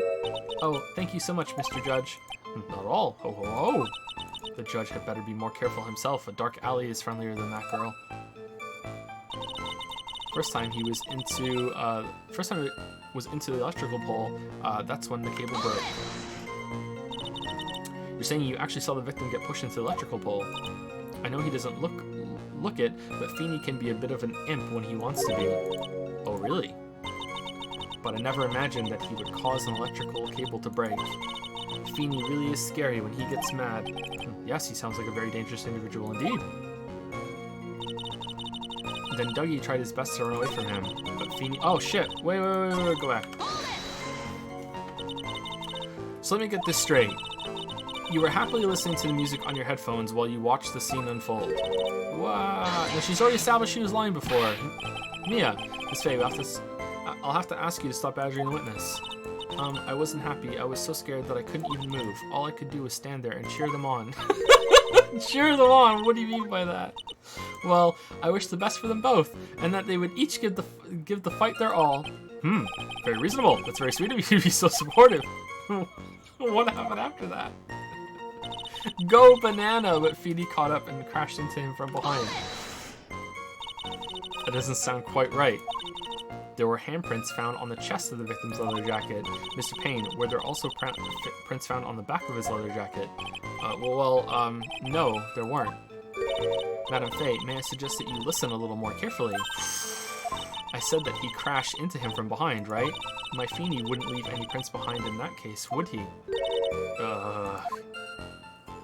She's got you there. The cable snapping and Dougie being electrocuted, it all occurred in less than a minute. Did you actually witness the moment the victim was electrocuted? I'm sorry, I didn't actually see it. I turned my eyes away. Alright, so this is where we're going to use the watch. That's understandable. Yes, indeed. It would have been a horrific sight for anyone to behold. If I don't figure out the contradiction here, it's all over. Shouldn't have much time to come up with her lie, so this is my best chance. There must be a hole in her testimony somewhere. Think, Mia. Find the hole. Okay, so it's that around 3 p.m. Oh, okay, so 2:55 p.m. is when the power went out, when the cable snapped, and then he was killed at 3. So does it want that? Does it want this? Or does it want the watch? Shit. Well, I mean, I think all 3 of these should work, but I'm gonna go with this one. Your Honor, That statement contradicts this evidence. In what way? I'm not sure I understand. Actually, I don't quite get it either. Fuck! Alright, well, I'm sure. Alright. Let's try this one. There we go. That's enough witness. I'm afraid I don't understand. You will in a minute. Could you please take a look at this picture? Oh, that medicine. That's the one Feeney likes to take for his cold. It's not the medicine I want you to look at. It's the wristwatch. Okay, so the watch would have worked, and the other one, and the one I picked would have worked, but the time of death doesn't? It stopped at the precise time the victim was electrocuted. In other words, 3:05 p.m. Yes, and your point is, Miss Faye. My point is this. What time was it when the lab suffered that power outage due to the cable snapping? Well, according to the student's testimony, the answer is clear. It was 2:55 p.m. Whoa! Would you care to explain to the court, Miss Dahlia Hawthorne, what exactly happened during this 10-minute interval? I was listening to my favorite song. It was a really long death metal song. The defense proposes that it was during this interval that the real murderer killed Mr. Doug Swallow. Order. Order in the court. This is nonsense. The real murderer. Even you can't deny that the time between the cable breaking and the electrocution are completely unaccounted for. Then who was it? Who else are you saying could have done it? Me. There's only one person who could have murdered Mr. Swallow. Only after my client had left the scene was there a window of opportunity for the real killer. Miss Faye, is the defense ready to indict someone as this real killer? It's finally time. This is the moment I've been waiting for. The time has come. Yes, Your Honor, we are ready. Very well, but remember, if you accuse the wrong person, you will be penalized. Think very carefully before you speak, Miss Faye. Now then, Miss Faye, let's have it. Who is this real killer? It's Dahlia. It could only have been you, Dahlia Hawthorne. Wow! How can you? The defense is grasping at straws. 10 minutes passed between the time the cable broke and the time of the electrocution. What exactly were you doing that whole time, Miss Hawthorne? Were you really listening to some music while cheering them both on as they fought? I thought it was a minute, but you know, the fight went on for a lot longer. It just felt like a minute, because it was such a cool battle. But hard to believe that you didn't lift a finger to stop the men dearest to you. Order, Miss Faye. What? I mean, why, Miss Hawthorne? I believe you did witness the two men fighting on that day. However, after Mr. Wright pushed the victim and subsequently left the scene, it was you who pushed Mr. Swallow to his death by your very own hands. Well, were there handprints on the back of hers? How could you say something so mean, Madame Faye? I didn't do anything. Miss Faye, this shit. This is happening a lot. Your Honor, please, I have something I want to say. It was me, it wasn't Dahlia. Achoo. You? What is it? Please strike everything the defense said just now from the record. What the? Are you daft? You're totally wrong, Miss Faye. Dolly, she couldn't do something like that. Mr. Wright, get back in your seat. Bailiff, grab that man. Arg. Achoo. Leave my Dolly alone. Sigh, that boy. He's gotten himself in way over his head, like I am with my hemorrhoids. Oh, Mr. Grossberg, you're back. If you just tuned in, that's something he says. That's not me. It seems I arrived just in the nick of time. I found the police report on that incident in your newspaper clipping. Police report adds to the court record. Thank you so much. This is exactly what I was hoping for. You better take a good look at it. It details how you came to lose your boyfriend. Whoa! Now then, the defense has made a very serious accusation. Mr. Payne, what do you have to say about this? I wasn't listening, Your Honor. Oh, very well. I guess we're done. Well, really, Your Honor, May I interrupt you for just a moment, Mr. Prosecutor? Don't you worry, my dear. I have the situation well in hand. Sniffle. Go right ahead.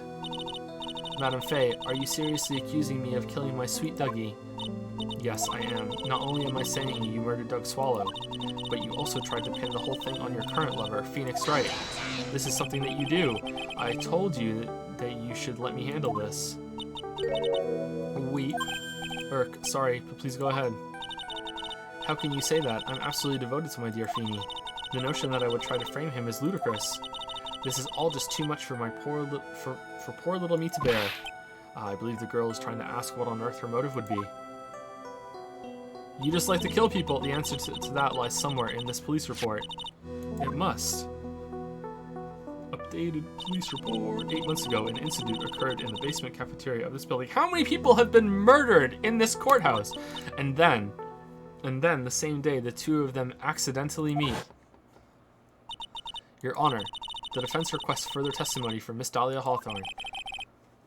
For testimony? What about? About the events of the day when she first met the defendant, Mr. Phoenix Wright. What could that possibly have to do with this case? The witness claims that she has no reason to frame the defendant. Am I correct? Well, I have evidence to suggest that she, in fact, had a very good reason. Oh, okay, go ahead. Very well then.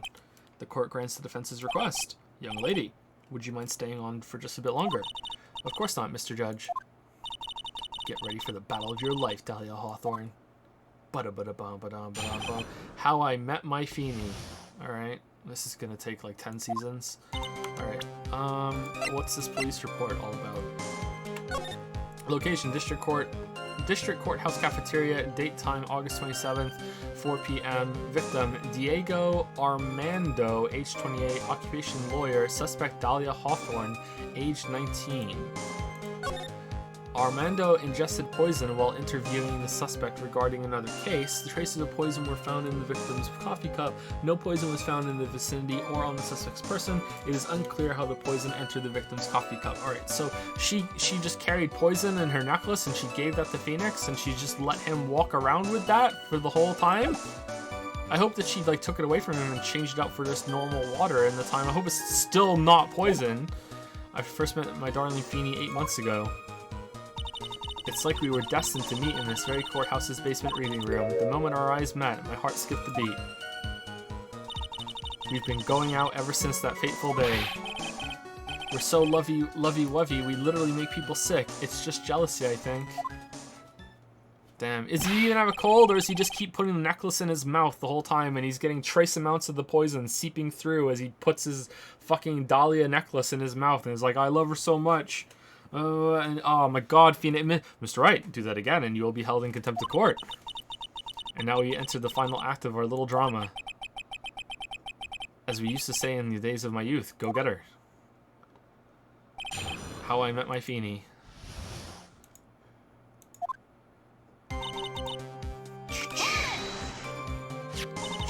So until that time, you had been dating Doug Swallow. Did he swallow some poison? Yeah, I'm a real fool, I know. Letting my emotions change so quickly, I'm ashamed of myself. No, not at all. Look at me. I'm infamous for changing my mind. My critics have even taken to calling me Judge Fickle. Hey, it's me, Judge Fickle. Ho ho ho. Maybe you should look for a different line of work. Despite that, however, he always hands down the correct verdict. That's why some people also call him the Great Judgini. It's like we were destined to meet in this very courthouse's basement reading room. Courthouse reading room? That's a strange place to meet the love of your life. That's not true, Madame Faye. After all, Feeny was not only an art student, but he was also planning on becoming a lawyer. I'm not talking about him. I'm talking about you, Miss Hawthorne. What was a literature student like you doing in a courthouse reading room? This line of questioning is a waste of time and has nothing to do with our murder case. Miss Faye, I'm warning you. This has nothing to do with Mr. Swallow's case. I have to remember the judge is on Dahlia's side. I better tread carefully. Wait and see. Keep pressing. Always press. Always press. You always press. Your Honor, if you'll allow me some latitude, I think I can establish relevance. Please ask her to continue on with her testimony. Very well. Young lady, I've got a simple question for you. What were you doing downstairs in the courthouse reading room? If it pleases Your Honor, the answer is simply this. I was reading. I had come to this courthouse to do some research for a paper I was writing. What's it on? Courthouses. You were writing a paper on what? On the relationship between modern Senryu poetry and the criminal underworld. Ho ho ho, that sounds like a fascinating research idea. Am I getting old? Now I've even forgotten what I've forgotten. Again with the midlife crisis stuff. Mia, why did that girl really come to this courthouse? Isn't that what you wanted to know? And speaking of forgetting things, you haven't forgotten the police report, have you? I went through a lot of trouble to get it, my dear, so be sure to read it carefully. The moment our eyes met, my heart skipped a beat. Alright, so that was a clue. So what was it about Mr. Wright that made your heart malfunction like that? In my personal opinion, he just looks like a typical snotty-nosed college brat. Whoa, Mia, that's your future boyfriend, perhaps to a woman your age, but to me, Feeny is handsome. Perhaps to you, Miss Hawthorne, but to the rest of the planet, he's a dime a dozen. Love is a mysterious thing, and I object to this line of questioning. If you were to look at my wife, for example, you might all be shocked. He's telling the truth. It was truly, truly shocking. Beautiful mushroom growing tall in the darkness. It comes from cow dung. Fucking poetry. That's the poem that best describes how I feel about my Feeny. Feeny's in the back crying of happiness. We've been going out ever since that fateful day. Were there any bad feelings between you and Mr. Swallow? No, none at all. We parted on very good terms. But that can't be. Our investigation also shows that it was a clean breakup. Huh. Are you sure? Yes, it seems that they both wanted it that way, so the victim wanted to break up with her. Press further. So you're saying that Mr. Swallow also wanted to break up with you? Well, you see... What a cruel thing to ask a lovely young lady like this. By the way, I have never once considered leaving my wife. No one cares, Mr. Payne. She didn't deny it, that must mean Doug Swallow must have seen through her little act. He must have gotten a glimpse of her true nature. Listen to me, Mia, that woman has the judge in the palm of her hand, you see? So the only way to discredit her is to find a contradiction in her testimony. Okay, so the contradiction is going to be in this police report. Let's see. So 4 p.m.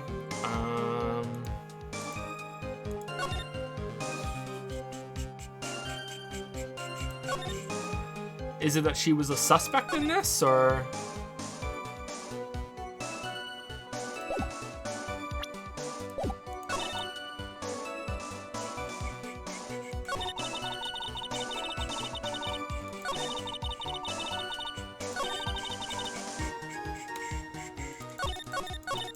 Oh, was it not a clue? I first met my darling Feeny 8 months ago.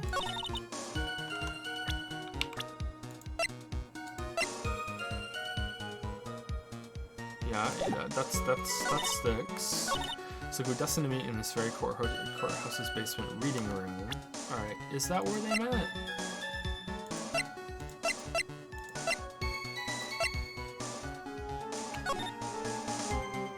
Courthouse cafeteria, occupational license.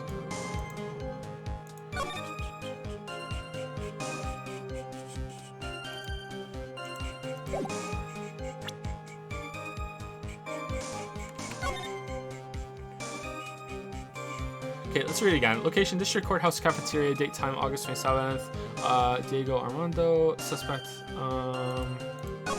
Armando ingested poison while interviewing the suspect regarding another case. Oh, okay, so that is this suspect, not like a suspect. Okay, I didn't understand that. All right, traces of poison were found in the victim's coffee cup. Okay, cool. All right, so that must be it. Unless I read it right the first time, and now I'm reading it wrong, but we'll see. Okay, so that one.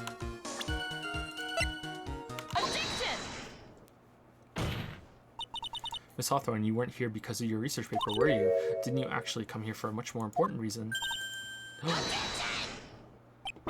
What is the meaning of that cocky smile on your face, Miss Fay? 8 months ago, right here in this very courthouse, there was another tragedy. Another tragedy? Do you mean the incident in which an attorney was poisoned? The name of the suspect in that incident is listed here in this report. And that name is Dahlia Hawthorne. What? Dahlia Hawthorne? Who the fuck is that? Yes, the sweetie pie of everyone's eye, Miss Dahlia Hawthorne. She was the prime suspect in a criminal case just 8 months ago. Order! This is unbelievable. It's true then. Something. Fuck. Miss Fay, that's not fair. You can't slander my witness with an unrelated case. I, Winston Payne, will not allow it. Mr. Prosecutor, I believe I was speaking. Pardon me. Go right ahead. It's true that about 8 months ago, the police expressed some interest in me. Expressed some interest, huh? Mr. Judge, sir, I know I'm under oath, so I'll tell the absolute truth. I did not commit the crime that occurred during that incident 8 months ago. Okay, good enough for me. You heard it all. She's under oath. She wouldn't lie. That'd be illegal. I see. Okay, I tried. Okay, all right. I tied the two crimes together. Now I've just got to stay on the offensive. Well done, Mia. Oh, you've really lit a fire in my heart and my buttocks. I can hardly tell which is more inflamed, my spirit or my hemorrhoids. The poisoning. I met the lawyer who was poisoned to discuss something in the cafeteria that day.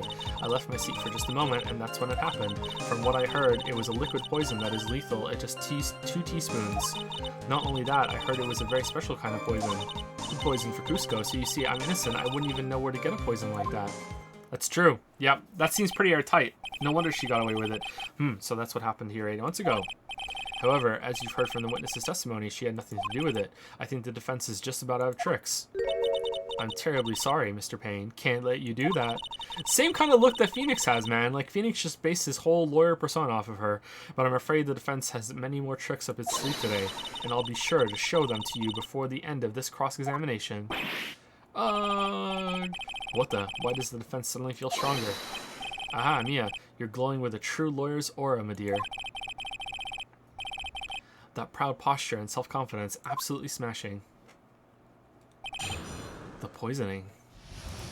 The poison for Cusco. The poison designed specifically to kill Cusco. Cusco's poison. I met the lawyer who was poisoned to discuss something in the cafeteria that day. What were you talking about with the defense attorney? Well, I'm sorry, but that's confidential. According to the report, you were being interviewed regarding another case. The lawyer that was killed. He said he wanted to talk about an incident I was caught up in when I was younger. Why don't you tell us all what that incident was? That has absolutely nothing at all to do with this case. Well, it was another incident where she thought she was going to be killed, that she was going to be a murderer, but then the person that was doing that case also got killed, and while they were talking about it with her. And why was she there? Well, she was called in because of another incident where she was involved with someone being murdered, and while they were talking to the lawyer, he was also killed. And why were they called in there? Objection sustained. The defense's question is stricken from the record. You get involved in a lot of incidents, don't you, Miss Hawthorne? Well, I guess I was just born under a bad sign. Don't worry, Dolly. I'll protect you. You heard the man. Now that is true love, young lady. You're lucky. I find you both not guilty. I can't break you up. Oh, Feeny, please. Eeny, meeny, Feeny. Gag, those two really are making me ill, albeit for decidedly different reasons.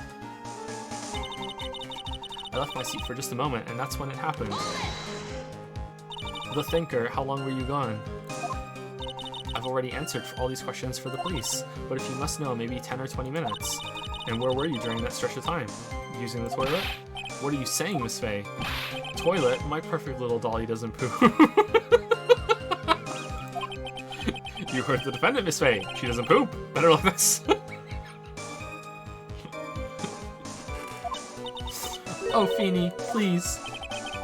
The police have already looked into this whole matter. This line of questioning is nothing but a waste of the court's time.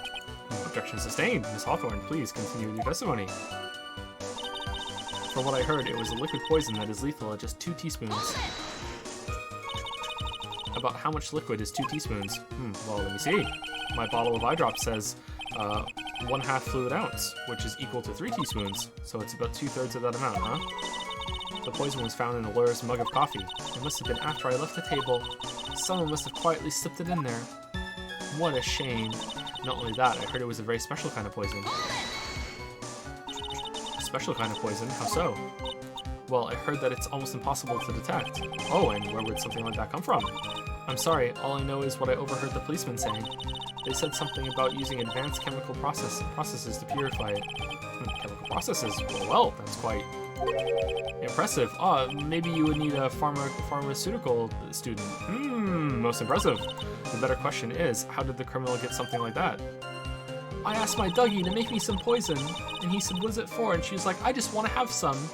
And he's like, okay, I'll make it for you.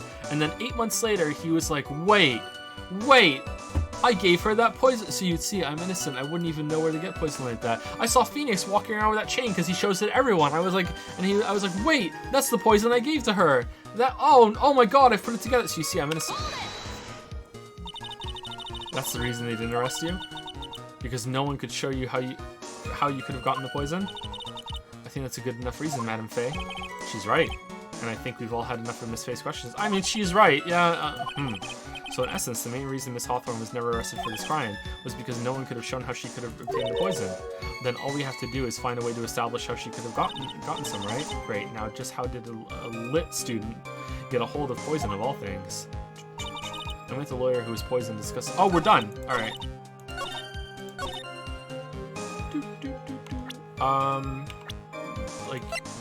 Yeah, there we go. You wouldn't know how to get that kind of poison? I don't believe you. What? In fact, you had easy access to that kind of poison, didn't you? At your boyfriend's lab. Boyfriend's lab? But boyfriend? You mean the victim, Doug Swallow? That's right. Up until 8 months ago, Miss Hawthorne was dating Mr. Swallow. And if you'll recall, Mr. Swallow was a pharmacology student at Ivy University. For pharmacology? How unreasonable! His laboratory contained highly advanced chemistry equipment. In fact, without such equipment, the culprit could never have obtained such a rare and special poison. Well, Miss Hawthorne, it seems you had access to such a poison after all. And then, it was a matter of slipping it into the victim's coffee when he wasn't looking. The only person who could have done that was the one sitting at his very table. You! No! Order. Could it be? That's nothing but a baseless accusation. May I say something, Madame Faye? What is it, Miss Hawthorne? The amount of poison in the coffee is 2 teaspoons, correct? In order to carry that much liquid, you would need some kind of container. Well, yes, that's true. I was searched immediately after the incident took place. Quite true. In fact, the entire courthouse was turned upside down. But they didn't find a suspicious container anywhere, did they? Maybe you just put it in like a little plastic thing and then flushed it down the toilet while you were gone for 10 minutes. This is dumb. She's right. They even mentioned that in the report. Well, you could have easily gotten rid of someone that small. That's true. Excuse me, madam, but this is a court of law. If you're saying that I threw the poison container away, I think you need to show some kind of proof.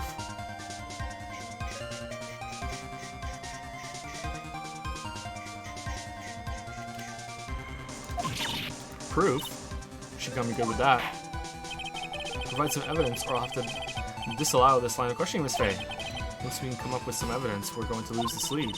Police conducted a full-body search of Dahlia and of the entire courthouse, and yet the container holding the poison disappeared right after the crime occurred. If you're going to accuse the young lady of committing the murder, then where's the container the poison was carried in? What happened to it?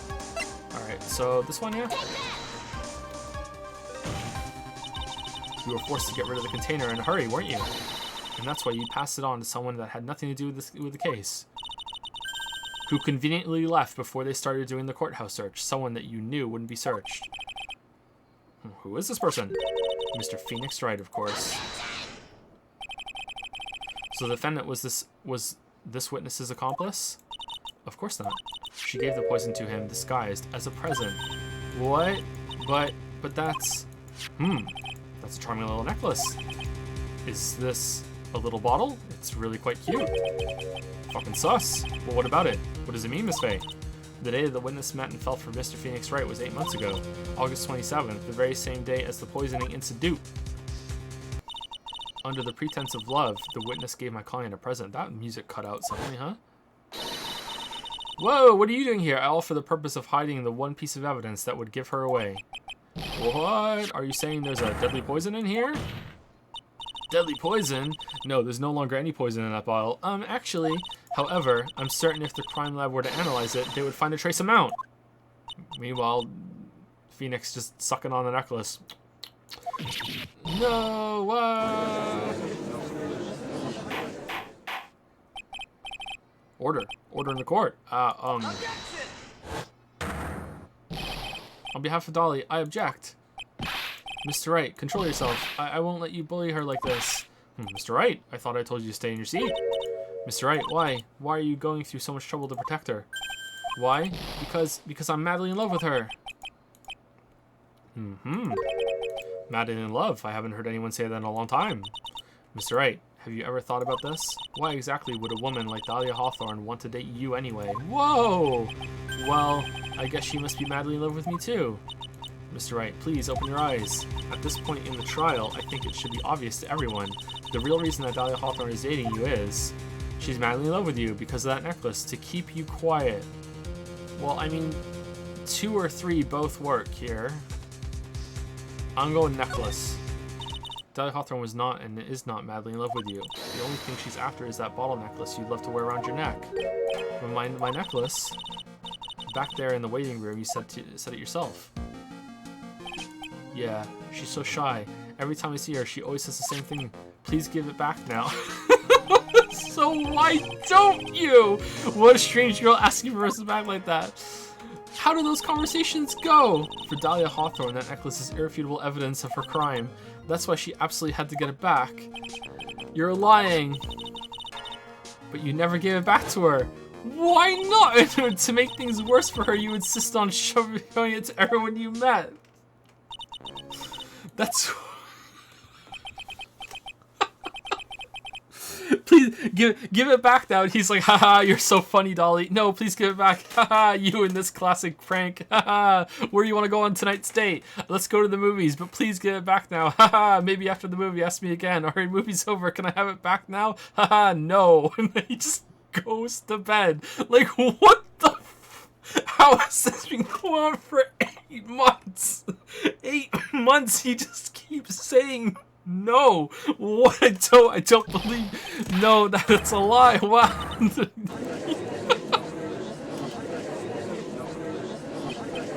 Mia, are you alright? Bailiff, hurry, after him.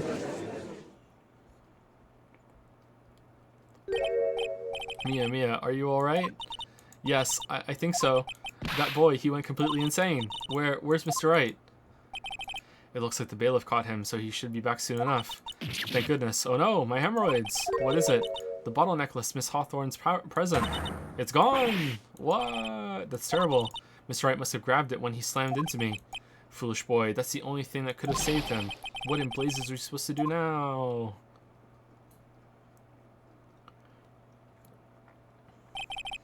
Mr. Wright, this sort of behavior is unprecedented in the history of this court.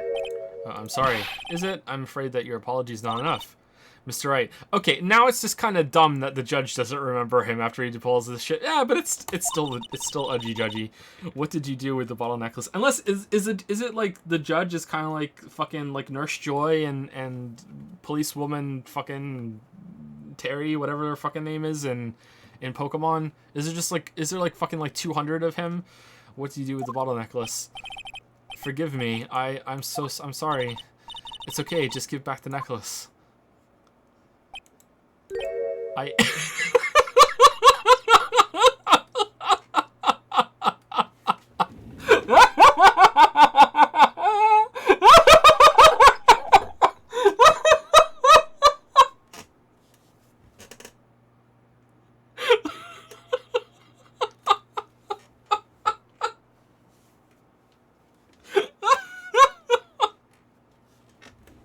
I ate it.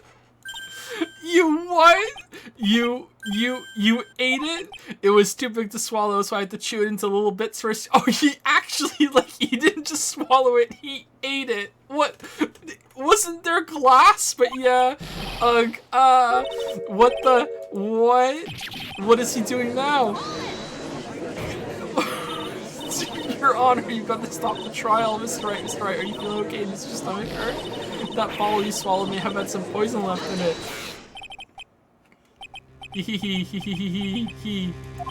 It seems the defendant has proven the prosecution's case for us. Clearly, that bottle did not contain a deadly poison. How can you be so sure? I think that's obvious. As you can see, the defendant is still very much like. Well, it was trace amount. They still have to check. This isn't proof shit. As for the poison, more like a fledgling defense attorney's overactive imagination. So it would seem.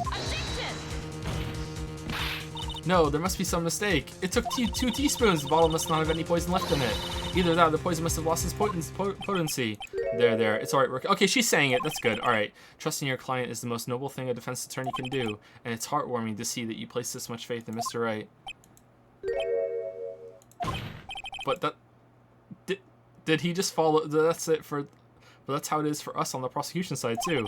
For example, I would trust the witness, Miss Hawthorne, with my very life. Which is why I can state that your assessment of her is completely wrong. She gave me tea just earlier. That's enough. Unfortunately, Miss Fey, I cannot accept your explanation of the events. But why? This may be impossible for a beginner like you to understand. But in a court of law, evidence is everything. Ugh. Even after I prove so much, is she going to get away with everything? Well, now that the suspicion surrounding Miss Hawthorne has been cleared up, I would like to proceed with the verdict. Mr. Wright.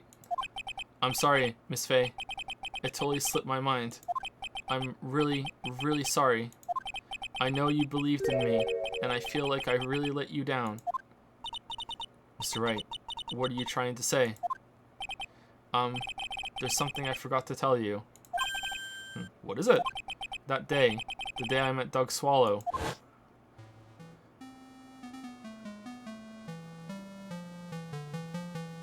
That girl, you shouldn't see her anymore. Hey, it's none of your business. What about the pills? I'm telling you for your sake, if you continue to see her, it's going to be bad news. You're lying. Just listen to me. There's something you need to know about that girl. Last night, someone stole some poison from our lab.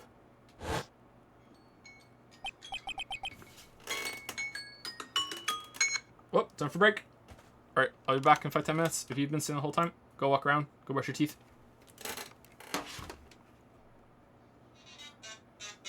What the fuck? Oh, I need to answer this.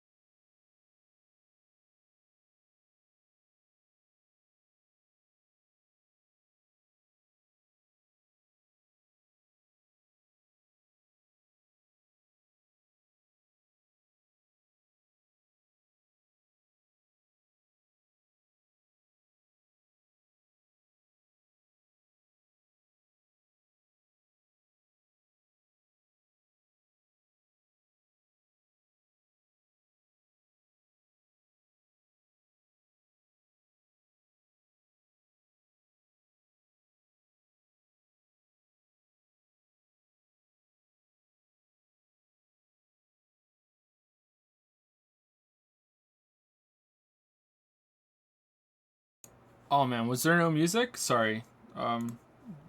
Bad place for that. Shit. Who's the last person to thank you to? Bouncy Bob for sure. Anders Josephson, that was the last person. Thank you, Tamir the Fat, for the resub. Dark Frog Lover 69 for the new sub. Instaboner for the resub. Trini Midio for the resub. Kappa Blanca for the resub. Automata, Zargi, Axe Flyer, or Fleer. A lot of dinosaurs, nice. Taruvan Bonsai. Dastag and Earthborn 92 for the resubs. Thank you so much, everybody.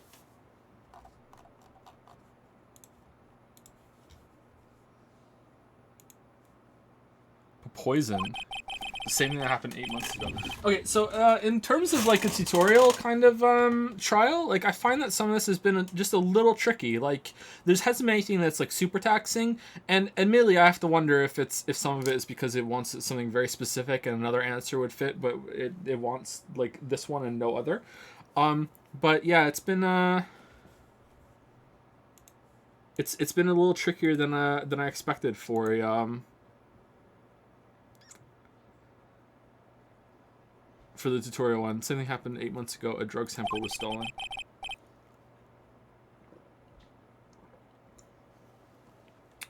She came to the lab that day, at that time too. Could only have been her. That girl is a thief. Stop it. Don't talk about her like that.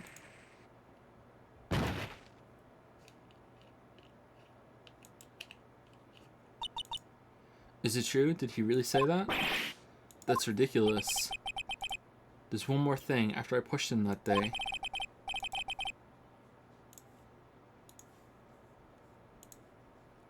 I got worried and came back to have a look. And she was there. Dolly was right there. She was crouched down next to him. What? Oh, she's wearing gloves! She told me not to ever tell anyone about it, but I'm sorry, Dolly. Your Honor, that is, the defendant is... Miss Faye, you tell them. Dolly didn't do it. She's innocent. So Dahlia stole poison 8 months ago too, huh? If you put that together with Mr. Wright's testimony, then there's only one possible conclusion.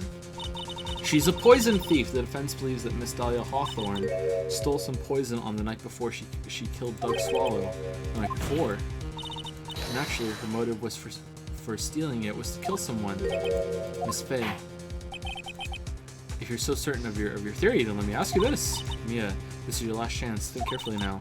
There's something that she desperately wanted to get back. Therefore, exactly who was Miss Dahlia Hawthorne planning to kill? Well, I mean, like, really? She was planning to kill Phoenix? Just to get the bottle back? Like that? What? He wouldn't listen to the point that she was gonna kill him to get the bottle back? Had she been like dosing him slowly over the time, but the fucking cough medicine was counteracting it? Okay, let's go for it. There was one person that was standing squarely in Miss Dahlia Hawthorne's way, and that one person was Mr. Phoenix Wright. Me? That's preposterous. After all, it was Doug Swallow that was murdered. Well, it's true that that's how things worked out, but let's remember that Mr. Swallow died of electrocution, not poison. The person that Miss Hawthorne was planning to poison was, in fact, you, Phoenix Wright. There's no one else that it could be. What's with it changing between like that? I'm not sure about that. That's kind of weird. How can that be? Am I hitting the button too soon or something? Oh, I thought Mr. Wright and Miss Hawthorne were in love. Poor Mr. Wright. This must be killing him. Hang in there. I'll bring her to justice. I swear it. As I said before, the only thing Miss Hawthorne truly cared about was the one piece of evidence linking her to that incident 8 months ago. That's right. The bottle necklace. That's all she cared about. And now Phoenix has eaten it. But even so, why? Why would she go as far as to murder him? few months ago, just after the fall of that attorney in the basement cafeteria. Dahlia Hawthorne could think of only one thing. Had to get rid of the bottle necklace as quickly as possible. She should have eaten it. No, it can't be. It was a pretty good move she made too. The evidence was missing for a long time. But there was just one big problem. Although she got him to hide the evidence, Mr. Wright refused to return it to her. This is so dumb. This is so dumb.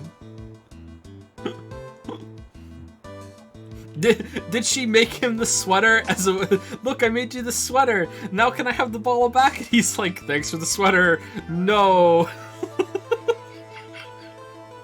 She just keeps escalating more and more gifts. Can I have the bottle back? No. To him, the tiny little bottle was a cherished treasure. He even showed it to everyone he met. You mean that's why she tried to kill Mr. Wright? Correct, Your Honor. It was to retrieve that piece of evidence. That can't be true.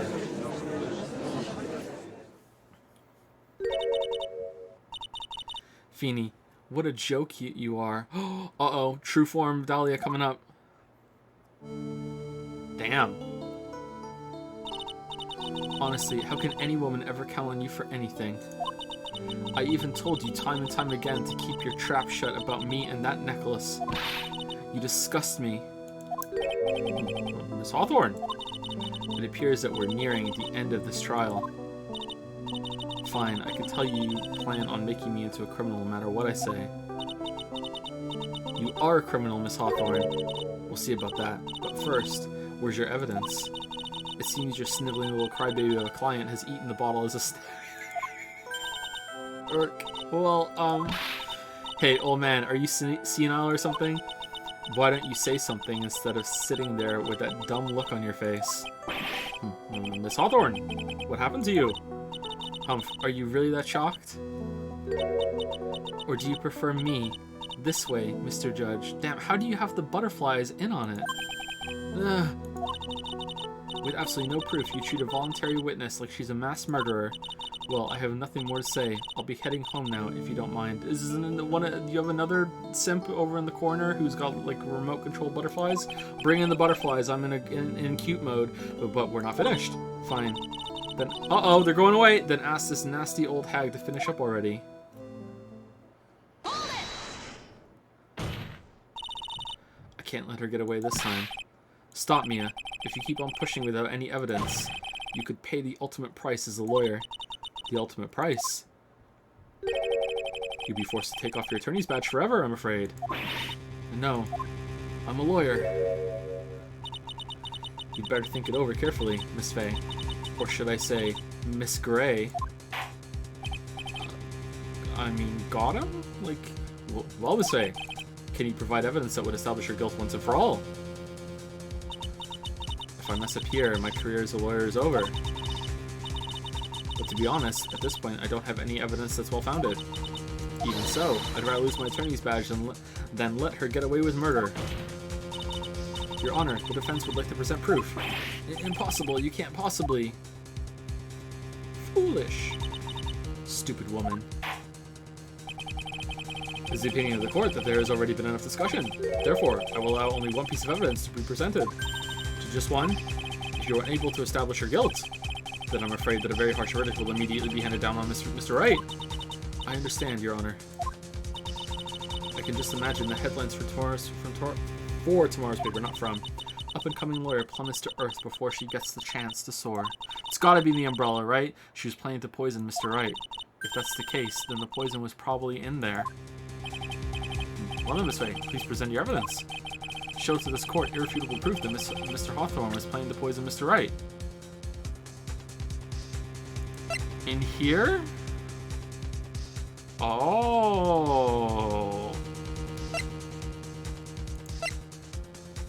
Oh. Here it is, Your Honor. The evidence that will prove your guilt once and for all. Cold Killer X. Phoenix Wright's beloved cold medicine. Does our rookie defense attorney have a bit of a cold? If I did, I still wouldn't take this cold medicine. After all, it's been poisoned. Well, what? Remember what the defendant said in his testimony. But I lost my bottle of it around lunchtime on the day of the accident. I always eat with Dolly, just the two of us. She was the one who took his bottle of Cold Killer X. Then she poisoned it, knowing that Mr. Wright was going to take some. Now you're really grasping at straws. After all, it was the victim, Doug Swallow, that was holding the medicine. I would like the court to recall the crime that happened here 8 months ago. Where did Miss Hawthorne hide the evidence? Huh? What are you talking about? 8 months ago, the poison was hidden in her bottle necklace, which she then gave to someone else for safekeeping. Oh, she did the same! Someone she had accidentally run into the reading room. In the reading room, sorry. My client, Mr. Phoenix Wright. Yes, that's right. She did the same thing this time as well. After shoving the victim, Mr. Phoenix Wright left the scene of the crime. That is when the murderer, Dahlia Hawthorne, appeared, but what she couldn't count on is the brittle power lines of IVU. And I would have gotten away with it too if it weren't for your fucking low engineering standards. Rude. With her, she was carrying the poison bottle of Cold Killer X. This, of course, was so she could carry out her plan to murder Mr. Wright. I believe she did testify that she was going to meet with the defendant. Yes, and she heard and saw everything that happened at the scene of the crime, including what the defendant and victim were arguing about, and the cut electrical cable. That's when she realized, I can't allow Doug Swallow to live. Merry Christmas. She used the severed electrical cable to silence him forever. Unfortunately for her, this is when the problem occurred. Mr. Wright, who she thought had left the scene, came back to check on the victim, and on top of that, because of the power outage, some students showed up as well. It's hardly any wonder that she was, as she put it, in a state of panic. Recall that she was carrying the bottle of poison cold medicine that, even though it's been in police custody, no one checked for poison. She must have thought, what if they searched me like they did 8 months ago? 8 months ago? Yes, she disposed of the evidence exactly the same way as she did back then. She had someone else hold it. In this case, Doug Swallow. She gave him a pill that he couldn't swallow.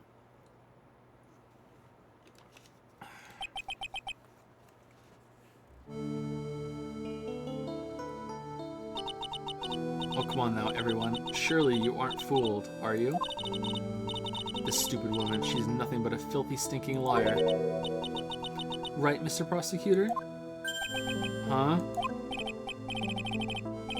That's exactly right. It's just pure desperation. I wonder which one of us is the desperate one. So, Miss Hawthorne, this cold medicine, I wonder if you wouldn't mind taking some. Huh? Well, Mr. Wright ate that necklace of yours, right? Now it's your turn to prove your innocence. What do you say? If I'm just a filthy, stinking liar, then there's no need to worry. So come on, show us. I dare you to take some of this medicine right now. Oh, she dared you! Oh, pounding the gavel. Oh, can't go back on the dare. Come on, do it. Do it. Kurt, Mia Fey. Do you think you've won? Well, do you, Mia Fey? This was a very big improvement. That's just fine. For the time being. Victory is yours. For the time being? Well, I have a very long memory, you know. You and I will meet again. I'm certain of it. Huh? Well then, Mr. Judge. I'll see you later too, okay? Huh? Why, yes. I'm going to spend a little quality time with the men in blue now. I wish you all the best. Oh, is she gonna come for revenge against Phoenix? Because Mia's dead.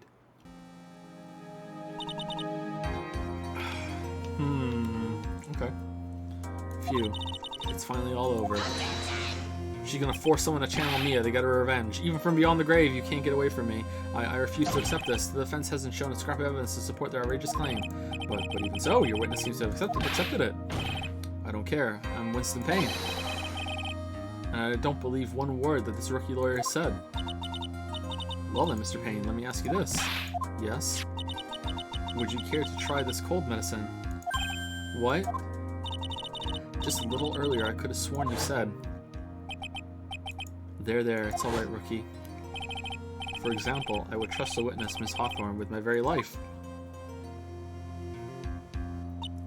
So, if she's so trustworthy, then I'm sure there couldn't possibly be any poison in here, right? And here comes the backpedal. Come on now, rookie killer. Show this rookie how it's done. Aw, man, she's feisty. How much trust do you really have for this woman? Are you willing to bet your life?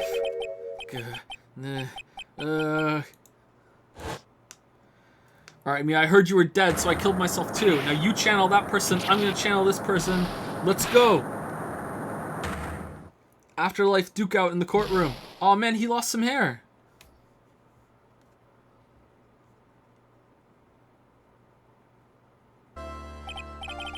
Mr. Payne, about Miss Dahlia Hawthorne. Yes, Your Honor.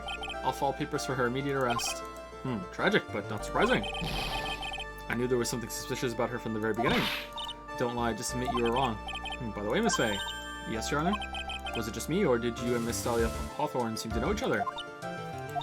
Your Honor, whether we did or not has no bearing on this case. Very well. Mr. Payne. This can't be happening. It's an... Oh, wait, what? I thought... Shit. Sorry, I meant to hit the court record.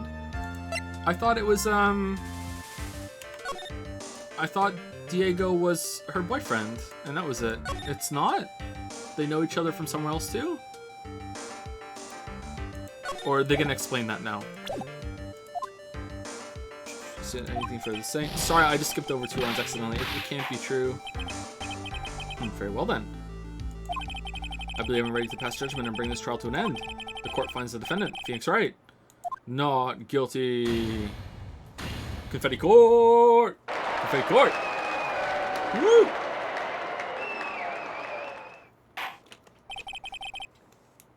This court is adjourned. April 11th, 3:16 p.m. District Court, Defendant Lobby Number 3. Mia, you were wonderful in there. Thank you for everything, Mr. Grossberg. During the verdict, I thought my hemorrhoids were going to explode like Mount Vesuvius. Seriously, you need to stop going around telling everyone about your hemorrhoids, bro. Mr. Grossberg, do you, maybe you could stop talking about that? That's rather rude. Anyway, this case really made me think. What does it really mean to have a relationship for mutual trust with the client? Perhaps it is we, veteran lawyers, who have lost sight of this. Oh, Mr. Wright. Congratulations. Are we never gonna find out about the sweater? Thanks. You know, I was thinking, go on, the dolly that I saw up there on the witness stand. She was super hot. I don't think that was really her. What? Yeah, the dolly I know could never have said those kinds of terrible things. Maybe she was like, I don't know, a fake or something. Boy, this poor kid still hasn't got a clue. You need to forget about her, Mr. Wright, for your own sake. Yeah, you're right. It's probably for the best. Also, you need to relax a bit more. Try to grow up a little. But, out of all of my friends, everyone says I'm the most grown up. Eek, what kind of company does this guy keep? Fucking Zoomers. Right now, I'm studying to become a lawyer myself. That's what you keep saying. But I thought you were in the art department. Well, yeah, I am. But there's a friend that I desperately want to help. And if I hurry, then I should still be able to save him in time. I see. Same as Faye. A lawyer is someone who can help people when they're in trouble, right? Mr. Wright, I'm still new at this myself. But I think that's exactly what a lawyer is. Okay, I'm going to do it. I'll study my butt off. I'll become a lawyer for sure. I hope we see each other again someday. Maybe even in court.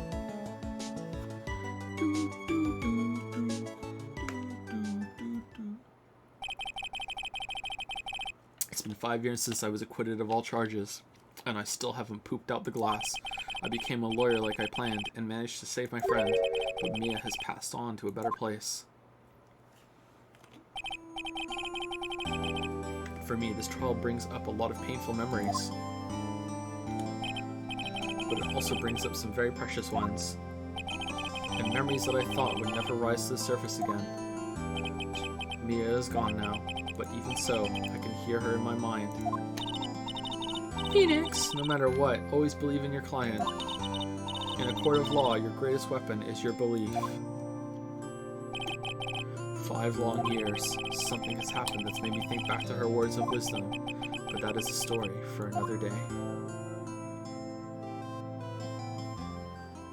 I was willing to turn about memories at the end. Alright, so I think that was the best intro case. I think it was also the longest one, wasn't it? But it had some complete fucking batshit part.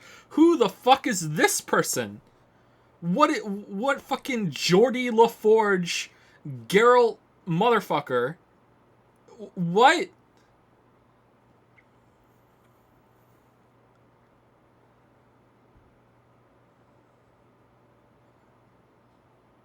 Alright. A brand new episode has been added. Anyway, there was some bullshit in that, but let's just move on. Like, what is going on in the background here? The moon. Is this a prosthetic or like this looks like a show to me? Like, there's Mia and Pearl, or Maya and Pearl, sorry.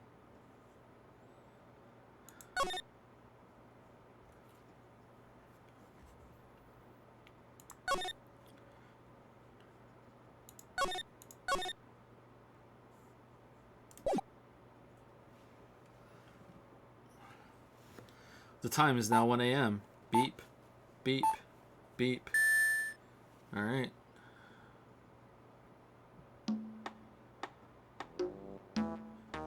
Detective, we made it. Phew, what a relief. Glad the jewel is still safe.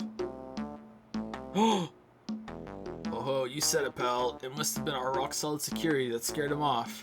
Would you mind opening the safe just to double-check? And inside, there's a dead body. Oh my god. 1-1.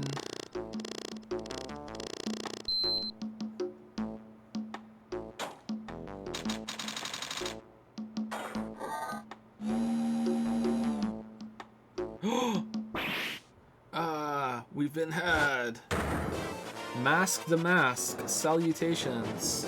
Steal your heart. Out front, guards. Better luck next time, gentlemen. Do.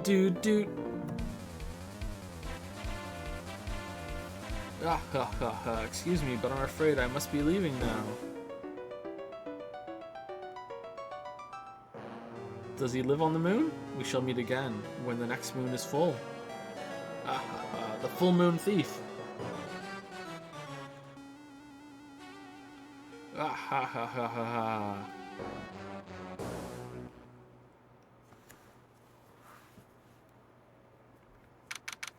October 11th, 3:24 p.m. Wright & Co. Law Offices. Hey Nick, get a load of this. Hey, are you listening to me? You can clean the toilet later. This is important. Did not miss you, Maya. What are you freaking out about now? Hee. Like a million times better than Paimon, though. Today will be the last time you talk to me that way. Huh? Are you leaving? We're about to hit the big time. Big time? And what do you mean by we? You don't mean you and me are... Ha! Don't be silly. I'm talking about me and... Pearly, of course. Hello, it's a pleasure to see you again, Mr. Nick. Pearls, you haven't changed a bit. Wait, what are you doing here anyway? Hee, haven't you heard, Mr. Nick? Here, take a look at this. What's this? Some kind of poster?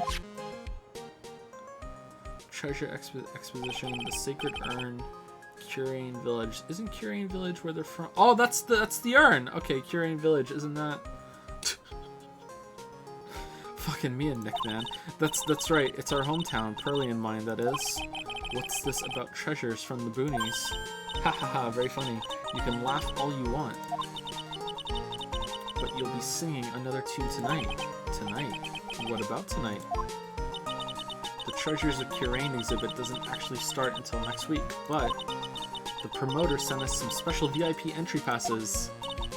That's why I dressed up extra special today. What do you think, Nick? You look exactly the same as you always do. Same Maya, different day. This young lady here is Maya Fey, the younger sister of Mia Fey, my friend and mentor.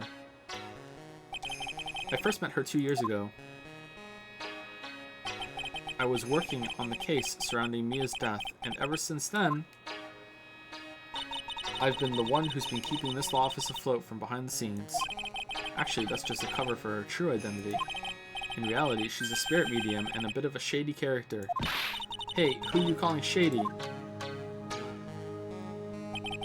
And this little girl is Pearl Fey, but I usually call her Pearls. She's Maya's cousin and a spirit medium in training herself. I know I'm a bit young, but I want to help in any way I can, Mr. Nick. Kyrian Village is the home of the mysterious Kyrian channeling technique, and Maya here is the daughter of the Kyrian School of Channeling's master. I know it sounds ridiculous, but it's no joke. I've seen her power with my own eyes. It's the real thing, alright. Earth to Nick, how long are you going to make two gorgeous women like us wait? Yes, Mr. Nick, I can't wait any longer. I want to see the exhibit. Besides, looks like I don't get a choice here. Might as well head on out. Treasure exhibit poster added to the court record. Why is that important? Alright, something gonna get stolen while we're there? Are we gonna be involved in it again? October 11, 7:18 p.m. Lordly Taylor, main exhibit hall. Lordly Taylor? Lordly Taylor, the city's fanciest and most expensive department store.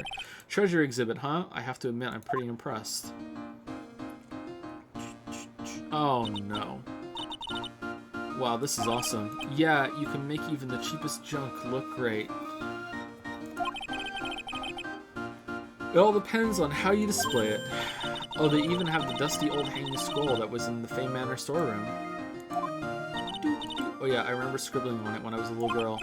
On a family heirloom? Say, Nick, the person in charge of this exhibition is waiting for us in the basement warehouse. Alright, I guess we should go and say hello.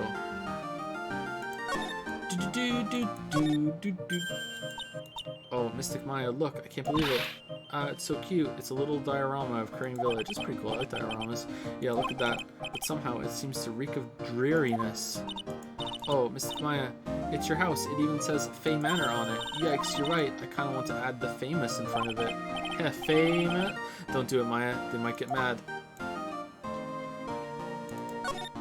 I think I remember this old folding screen here. I'm pretty sure it was an important piece of evidence in that murder case that happened in Kyrian Village. This folding screen is the greatest of all the spirit channeling secrets. The 6th Leaf Kyrian Sacred Writings folding screen. If it's so secret, why is it the most prominent thing in the exhibit? It's only a model. What's with this big cushion? It's just lying around with nothing on it. Well, it must be for the greatest treasure of all. Greatest treasure? Is there something like that? Huh? Why, of course there is. Right, Pearly? Oh, yeah, of course. Yeah, I'll bet it would be really, it would really take your breath away. Piece of cloth with a ton of finely written characters jammed onto it. Probably esoteric knowledge only mediums would know. Let's see. Here's the title in English. 108 Ways to Save Money. I'm pretty sure the number has gone up since the last time I saw it. Well, we're always looking for new ways, you know. Being a medium sounds like a rough way of life.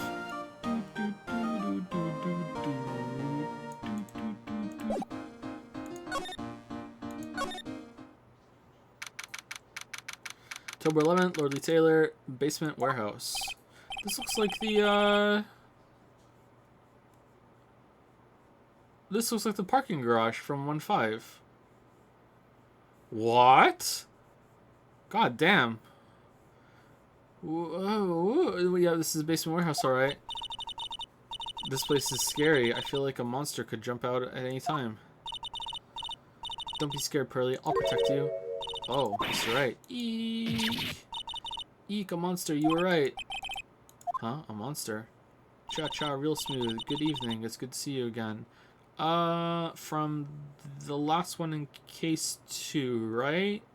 She was wearing blue. She kind of looked like Samus. I know you. Haha, nice to see you again too, little miss. Ah, hello. Is she a friend of yours, Nick? And how do you know her, Pearly? Nice to meet you. I'm Adrian Andrews. I'm in charge of the promotion and planning for this treasure exhibit. I'm also responsible for the security arrangements. Oh, nice to meet you. Adrian sure has changed since we last met. So this is the warehouse. The really valuable exhibit items are still stored away in here. Okay. Cha-cha, real smooth. Slide to the right. Yeah, this is very similar. I don't think it's exactly the same though. Like maybe they like I don't know enough about like art, digital art to know how they would have done that, but like same kind of template or something? I don't know. Maybe it's just this. Maybe it's just this. Maybe it's nothing.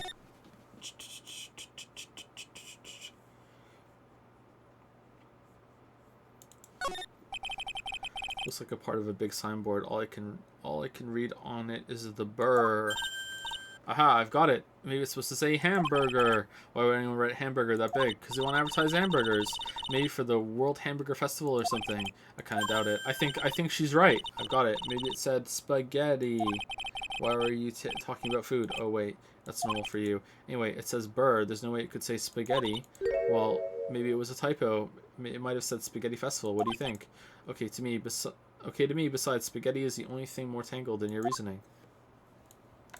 That was an exchange. This computer, it looks like it's hooked up to the security camera above. And that means what? The camera is set up to take a photo of anyone that goes in or out of the storeroom. Then the data from the camera gets uploaded to this computer here. That's what. I see. That's some pretty high-tech stuff. It's a security camera. It's trained on the warehouse door. It's set up to take a picture of anyone that enters or exits the door. As long as it's turned on by fucking Wendy Oldbag. An ounce of prevention is worth a pound of cure, they say.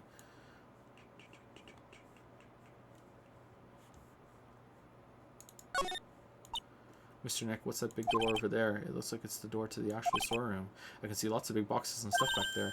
Really? Let's go in. I want to take a look. Oh, I'm sorry. Unauthorized personnel aren't allowed in there. Did you hear that, Nick? We're unauthorized personnel. Ooh, why are you telling me that? Unauthorized. Look, a ladder. That's a step ladder. So, what's the difference? You need to stop judging things based on narrow-minded cultural assumptions, Nick. Excuse me? Right. What? Why do I feel like we've had this exact same conversation before somewhere? Yeah, okay.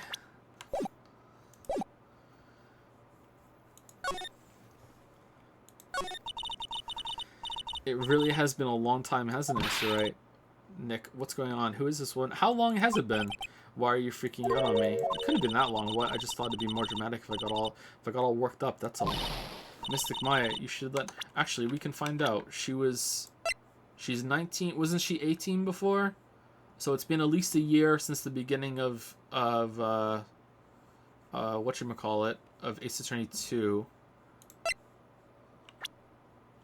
So it's been a year since the end of the second one, maybe? Or 6 months? Mystic Maya, you shouldn't let him off the hook so easily. Please, Maya, don't say anything that'll needle pearls further. She could be almost 20, though. It could be, like, just because she's 19, she could be, much closer to 20. So it could have been even longer. Mr. Wright was there for me when I really needed help. It was something that happened 7 months ago. Oh, there we go! Fucking waste of time. You remember, don't you? The Nickel Samurai case. Not really. I was stuck in a dark wine cellar. Did that escape your memory, Nick? Yeah, it was the best case. After that, I quit being a manager and started this job. Wow, that's tough. I'm sorry, Miss Andrews, if it wasn't for us. No, don't say that. I'm glad the whole thing happened, and I was pretty much almost forced into suicide, badgered by your prosecutor, who just lay into me for my mental issues on the stand, and everyone was like, yeah, this is fine. Thanks to you and everyone else that was involved, I was able to change my whole life. I just needed a stern talking to. That's what you do with mentally ill people. I really am grateful. Phew, that's a relief. Lordly Taylor, I'm really impressed, Miss Andrews. Handling a huge expedition like this must be very tiring. Well, Lordly Taylor is celebrating their 200th anniversary this year. The works on display in the main exhibition hall are worthy of the finest museums.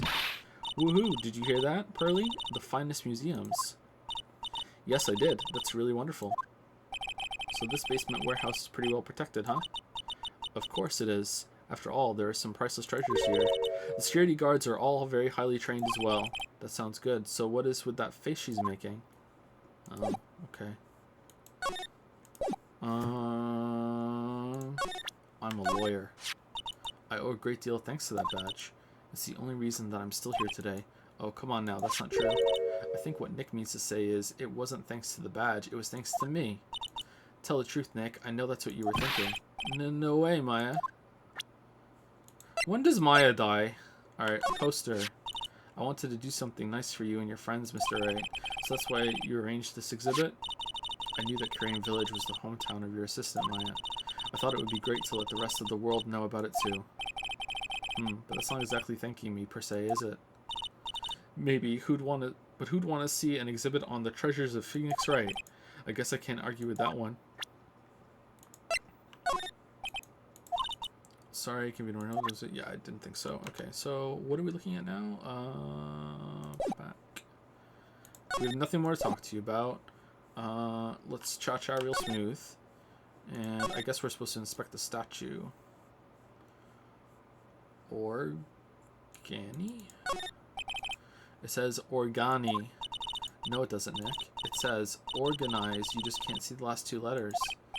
Yeah, well, I guess no one else could read it either, because this place is a mess. Yeah, you must feel right at home, huh? That's why the order is there to organize. Why is the A off to the side there? Mystic Maya, take a look. Is that some fucking Danganronpa blood behind it? Mystic Maya, take a look next to the door. That's Mystic Ami, right?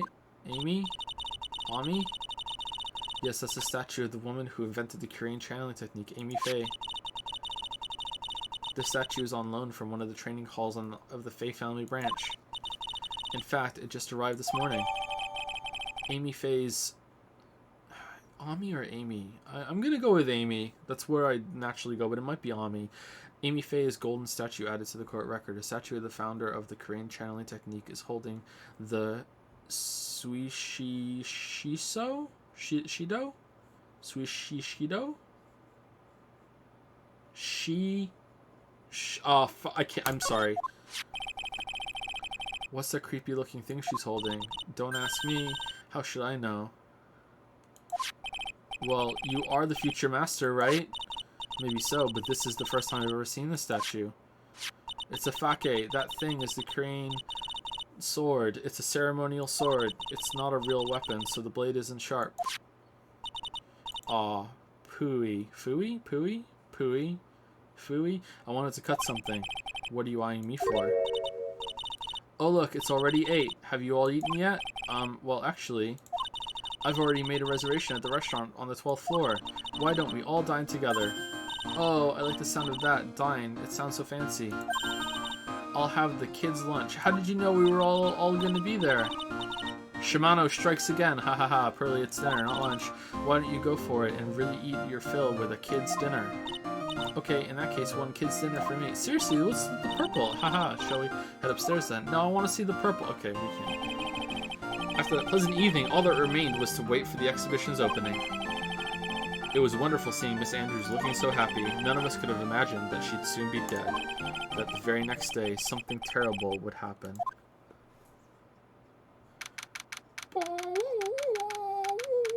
October 12, 10:09. Nick, this is terrible. What the? You're cleaning the toilet again. I never knew you were such a toilet freak. Give me a break, would you? My brain just hit the snooze button for the 5th time. I'm going to turn on the TV. We've got an update on the recent treasure heist. Based on clues found at the scene of the crime, authorities have announced that they believe it was the work of the renowned Phantom Thief. Whoa! Mask to mask. Alright, best trial.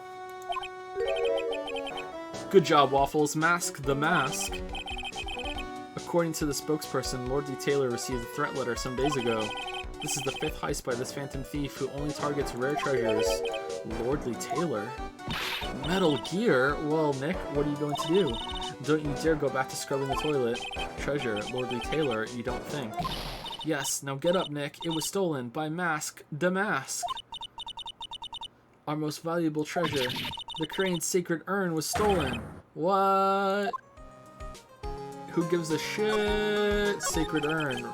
Fresh my memory a little. What's this sacred urn? It's only the most important treasure in Crane Village that Pearls broke and then super glued back together and no one noticed. That's all.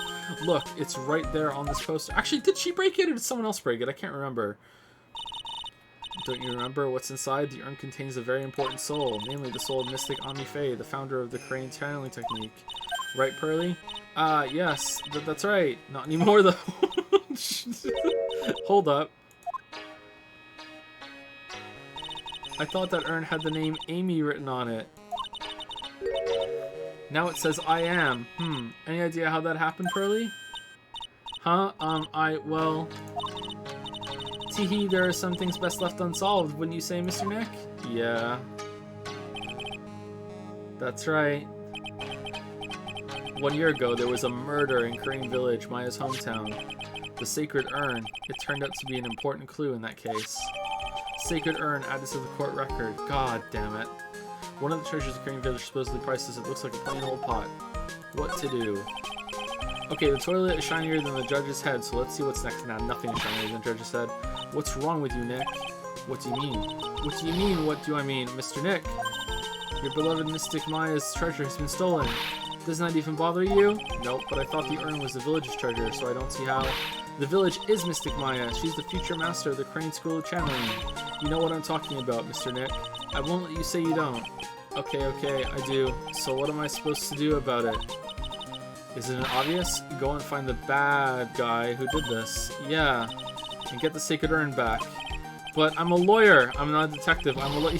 Nothing to do with this. If you're a real gentleman, you would find it for your beloved Mystic Maya.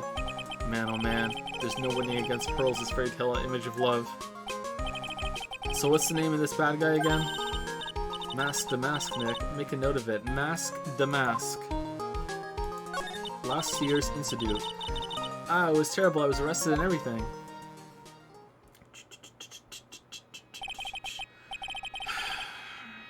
One year ago, the murder in Crane Village. We just did this. A man was killed during one of... Okay, this is fine. During one of Maya's spirit channelings. And this urn wound up being the key piece of evidence that proved her innocence. Mr. Nick? Would you mind not telling Mystic Maya about that? You promised, remember? You said you wouldn't tell anyone I broke the urn. Well, now she knows. Oh yeah, that's right. Now I remember. This urn used to say Amy on it. If you seek... Aww. Until Pearls accidentally broke it into a million pieces. She tried to secretly fix it. Let's just say it didn't work out so well. Sorry, I'm not so good at arts and crafts, spelling either.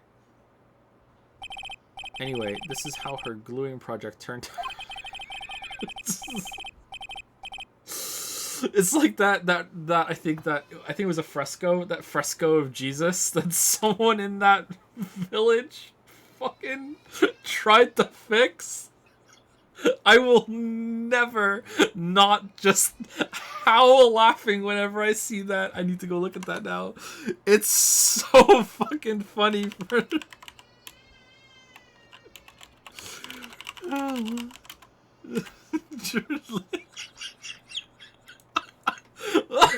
Oh my god. Apparently the story, it isn't that bad. Like what the story that was originally released was that she was just some like, they tried to paint it that she was just like a churchgoer and she just like took it upon herself to fix it. Like, that's not what happened at all. It's not that that bad, but like, god damn. Oh, it's so funny. Anyway, she put the pieces together wrong and now instead of Amy it says I am. I can't believe no one's noticed this until now, a whole year later. I can't believe it myself. Alright, can we go now? Where are we going? Main exhibition hall. October 12th. Sorry, baby's upset. Lordly Taylor, main exhibition hall. Right, let's see if we can find some clues that might lead us to the bad guy. But it doesn't look like anything has been disturbed. Yeah, it looks pretty much the same as it did last night. Bad guy, huh? Hey, you can't poke around here, pal. Wait a minute, that voice. Oh no, not him again. It's you, and I'm the one who should be saying not again. Why is it that every time something bad happens, you always show up, pal? I should be asking you that. Aren't there any other detectives? No, I should be asking you that. What are you doing hanging around here? Hey, I asked you first. Why are you here? Alright, we got it. Why don't you two kiss and make up already? Where's Chadworth? Hello. It's been a long time, Mr. Scruffy Detective. Oh, it's you, little missy. Actually, my name is Gumshoe, Detective Dick Gumshoe. Now is a good chance for you to try to remember it right. And if it's too long for you, you can just call him Dick. Okay, it's good to see you again, Mr. Detective Dick. Yeah, good to see you again too, I guess. Awesome. Mr. Detective Dick, can you tell us about what happens? Oh, that's a thing now. Alright, cool. Oh, you're trying to remember my name. Atta girl. It's Gumshoe, okay? Anyway, the thief stole something called the Sacred Urn. I know about that. Oh, well, the criminal's name is Mask the Mask. I know about that too. Detective, can't you tell us something other than that? No, well, I guess I sorta kinda owe you guys in a way. The crime occurred last night at around 1:30 in the morning. How exactly do you know that? Got an emergency phone call from a guard at the scene of the crime, pal. He said, the urn was just stolen. The scene of the crime? You mean here, right? Wrong. That urn was being kept under careful guard in the basement warehouse. Basement warehouse, huh? Metal Gear. So who was guarding the basement warehouse? That guy, it's all his fault that the thief got away, pal. He solves one case and gets a swelled head thinking that he's an ace detective. Ace detective? Ace detective? Hey, Detective Gumshoe, about this Mask the Mask. Is he famous? What? You're joking, right, Nick? Mask the Mask is the hottest thing since sliced bread. Sometimes he appears as a museum guard. Sometimes he appears as a big brown bear known to surprise unsuspecting victims. He was in the hotel last case, Nick, and we never even knew. He was there the whole time. But underneath those disguises is the true Mask the Mask. So he's some kind of master of disguise, huh? And he only goes after the finest works of art, pal. Last night was his 5th heist. If Lord Lee Taylor had only cooperated, I could have caught him this time. What? Then you knew he was planning on stealing the Sacred Urn? Of course I did. The guy always sends his calling card before he steals something. Calling card, huh? They mentioned that on TV. So this is, like, where did, like, what? Like, calling card, Phantom Thief again? Like, so this is drawing on, like, the shared inspiration that I just don't know about, I'm guessing? Because I'm an ignorant fuck? Alright, so what do you call him? So, why do you call him an ace detective anyway? That's what he calls himself, pal. I didn't make it up. So what's he like? Well, like I told you, Mask the Mask has made 5 heists so far. On the 4th heist, Mr. Ace Detective managed to get the stolen treasure back. Wow, that is impressive. All by himself? Yeah, I gotta admit it, pal. Maybe he really is as good as he says. Every time the thief sends one of his calling cards, we send our men on a stake out. But none of us has ever gotten so much as a glimpse of the guy. But Mr. Ace Detective was able to receive the stolen treasure from the street. Was it Chadworth? Anyway, he's at the scene of the crime right now. Chadworth's here looking for clues. So he's down in the basement warehouse, huh? Now, you would say if it was Chadworth. So what's this calling card? Here it is. But don't show it to anyone. It's top secret, okay, pal? What's this mark on the front? I hope it plays music. That's Mask the Mask's signature emblem, pal. You could say it's mark. It kind of looks like the masks that follow you around in Super Mario Bros. 2. And something else as well. All of his calling cards have got it on them. They didn't mention that on the newsflash. We're withholding that detail from the public for operational reasons. The only way we can tell if a calling card is real or not is by this emblem. Calling card added to the court record. That makes sense. Excuse me, when you get famous, there are always imitators. Mr. Nick, if you work a little harder, maybe you can have your own copycat someday. Thanks, I guess. I'm a lawyer. Here, take a look at my attorney's badge. Are you still showing that cheap little thing off? A real man keeps his mouth shut and carries a suave police badge, pal. Alright, What about the urn? To be honest, pal, there's something that bugs me. What's that? All the other items that were stolen by Master Mask were ones even I had heard of. They were all world-famous treasures. The Tear of Emanon, or Crown of Bongora. The secret urn of Crane is famous too, right, Curly?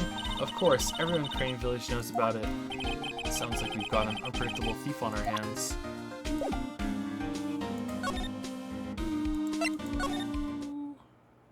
Oh, the sword got bent! What was it used to open? This? Is that the purple? Lordly Taylor Basement Warehouse. No matter how many times we come here, this place always gives me the chills. It's our second time! That's probably because it's air conditioned to protect the art pieces, you know? Oh, okay. Welcome to my private little banquet of chaos. Huh? What the heck does that mean? Oh. What? I'm afraid I have very little to offer, but please make yourself at home. Who are you anyway? Shh, silence. Hee. Now I see. It's all becoming clear. What do you see? Zavari. The truth has once again been elegantly revealed to me. A lawyer and a spirit medium, neither very advanced to their trade. Am I wrong? Am I wrong? She came down in a bubble, Doug Swallow. Yikes, that's scary. How did you know that? Is this Master Mask? How you say? The universal skeptic would say that how is nothing but a question of why. I'm a traveler of both time and space and a swimmer of dreams. What is he talking about? I can't make heads or tails of it. Without further ado, let me fulfill what it should be the first duty of any gentleman, and introduce myself. The name is At-Me. Look at me. Look at me? Look at me?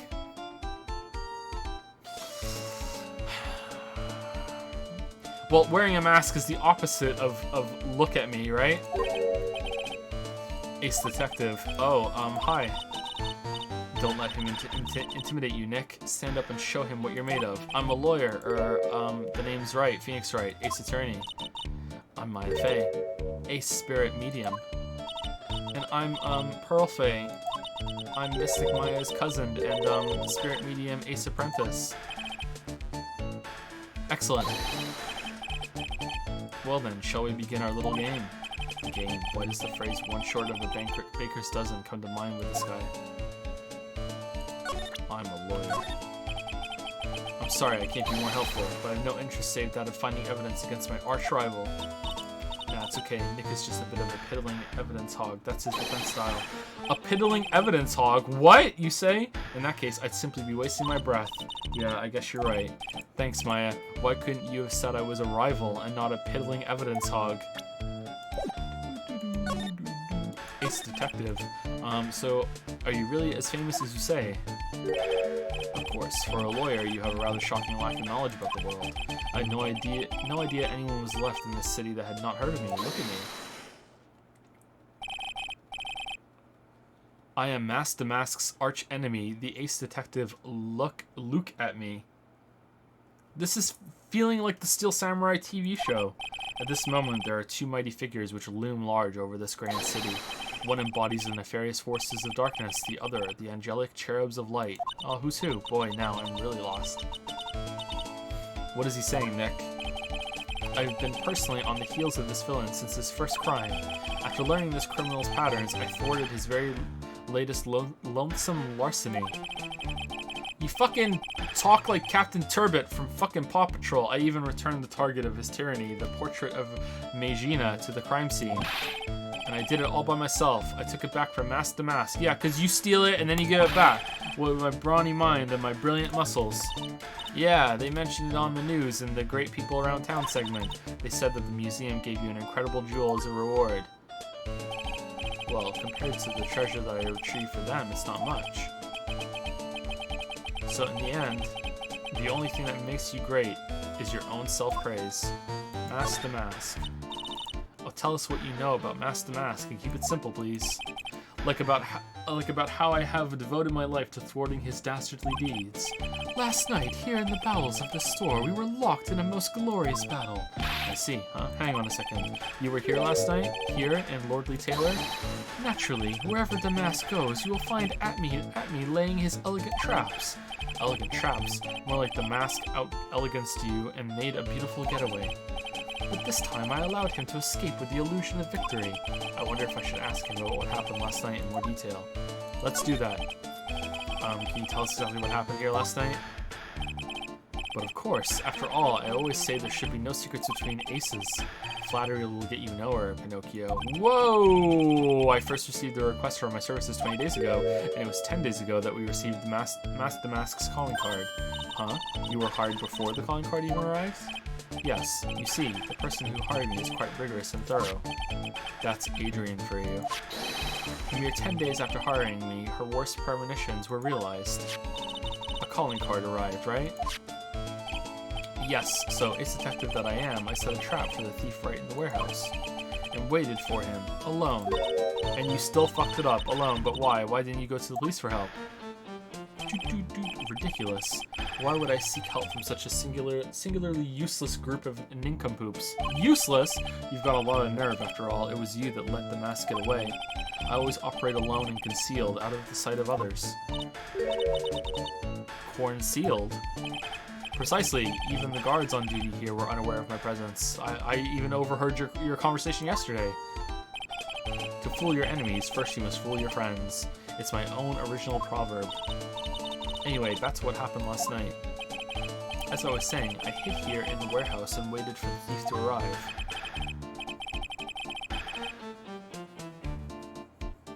What? But I swear to you, not a solitary soul came through that entrance. Nevertheless, the sacred urn disappeared. But that's impossible. How could it just disappear? How, you ask? Don't be ridiculous, Sir Lawyer. If I knew the answer to that question, I wouldn't be here. I thought you said you gave him the illusion of victory for someone who seriously messed up his own stakeout. Yeah, he's rather full of himself. Was it ever in there to begin with? So you're saying that even though on... No, it's just a typo. No one came through those doors last night. Our precious urn still somehow vanished from under your nose. That's just not possible.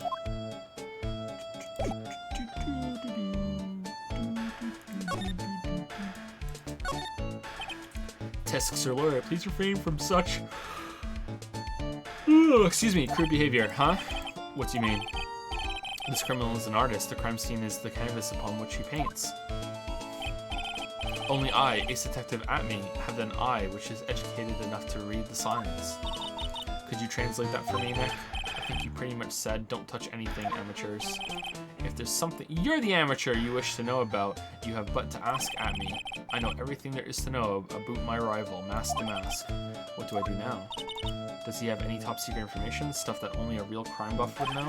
I'll think about what to ask while I listen to what Mr. Ace Detective has to say. We can't look at anything, really? Even this? Okay, this is kind of bullshit. Hi. No, we can't. Huh? Test solar, please remember your behavior. Yeah.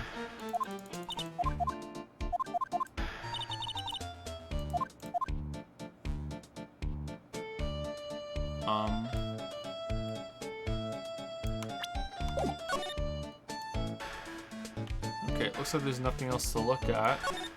Alright, there's nothing else for him to say. So let's just present everything to him and see what happens. I'm a lawyer. I'm sorry I can't be more helpful. Yeah, we already did this.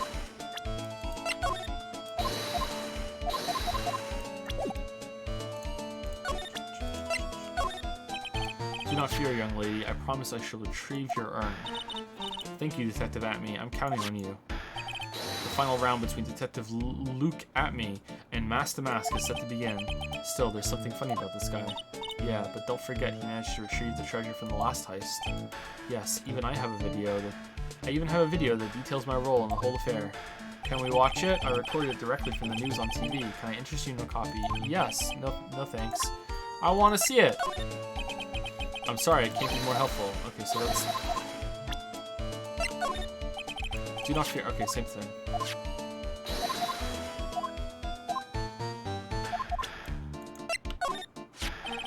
Master Mask calling card. It's got his emblem printed on it, right? Quite impressive, but I would expect nothing less from my arch rival. I'm surprised to see you in possession of such a top secret piece of information. Well, we've got an ace lawyer, an ace spirit medium, and an ace cousin apprentice here. Yes, indeed. I think I could learn to like you, my fellow ace professionals. I don't know if I really want this guy to like us ever. Well, Sir Lawyer. I've been told that you two are pursuing the mysterious thief. Well, I'm not sure I would... Whatever, that's right. We're going to find the sacred urn no matter what we have to do. Okay, so is there no murder this one? Like, is there going to be like a thief on trial? Like, what's going on? Is someone going to die right before the courtroom thing? Excellent. I will trust you. I permit you to take a look around while I investigate elsewhere. Like, we have to have someone to defend, right? Or are they breaking convention for this one? If perchance you should discover something of value, return then to my office. My Office of Earthly Delights, the ATME Detective Agency. Office of Earthly Delights. Well then, Sir Lawyer, if you'll excuse me, I have much to do.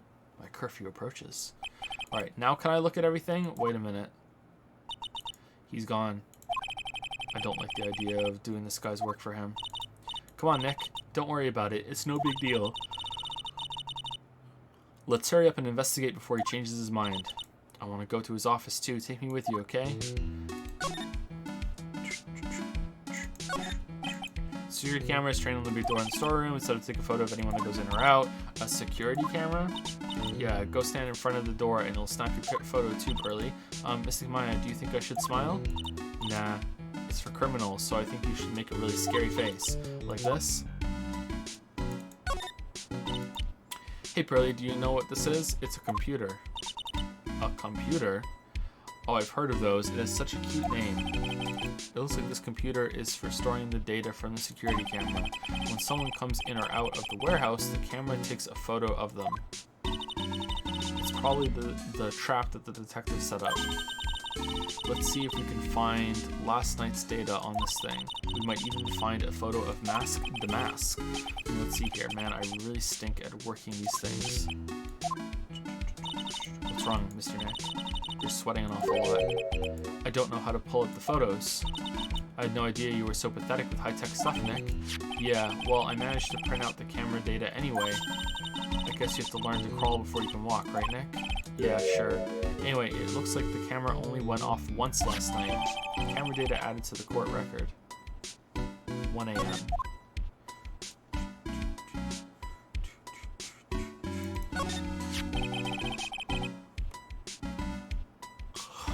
Why purple? The pathetic-looking wooden box. Ah, that's the box that had the sacred urn in it. Don't touch it. There may be clues to the thief's identity on there. Grr, I worked so hard to make that box. Huh? You made that poor excuse for a box, Maya? What's that supposed to mean? That urn has always been on its stand in the winding way of Fey Manor, so there was no box suitable for it, Mr. Nick.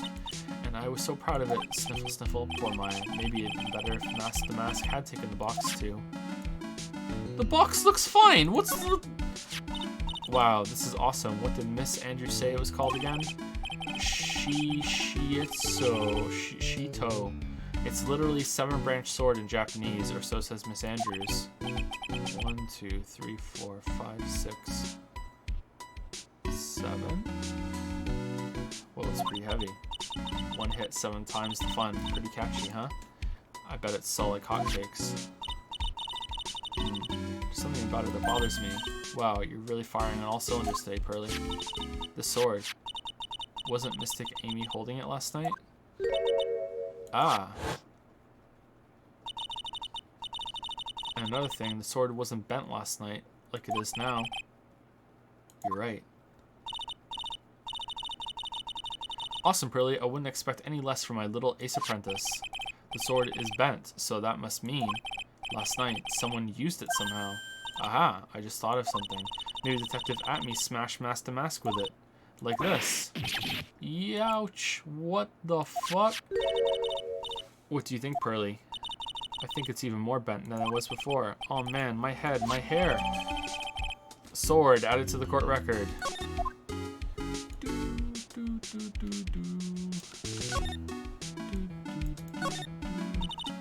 Mr. Nick, what's that big door over there? It looks like it's the door to the actual storeroom. I can see lots of big boxes and stuff back there. I guess that's where they were keeping the sacred urn. Remember, Maya, Miss Andrews said we're not allowed in there.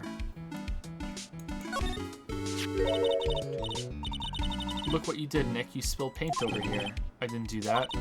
Well, it wasn't here last night. I would have noticed the color this outrageous. It actually was, though. It was! But this paint has already dried up. Well then, you should have cleaned it up before it dried, Nick. Alright, so that looks like the box was in it, and that's how it was there. How the paint got on the box. Paint doesn't dry that fast. Besides, I told you it wasn't me. It looks like it's been several days since it was spilled. Hey, look at this. What is it? There's some kind of shape left in the bottom left side of this stain. Huh? You're right. I wonder what it can be. This statue of Mystic Amy is so cool. I want a gold statue of myself. We could put it in the office.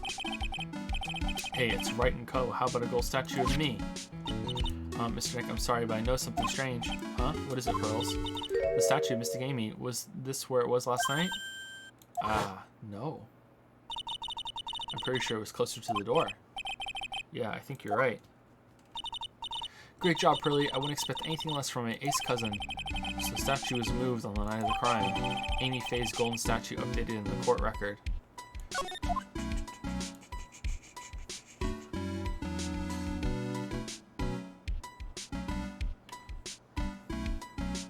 Okay, is that it? Is that everything? Looks like it. I'm guessing that we have to go and speak to Adrian now.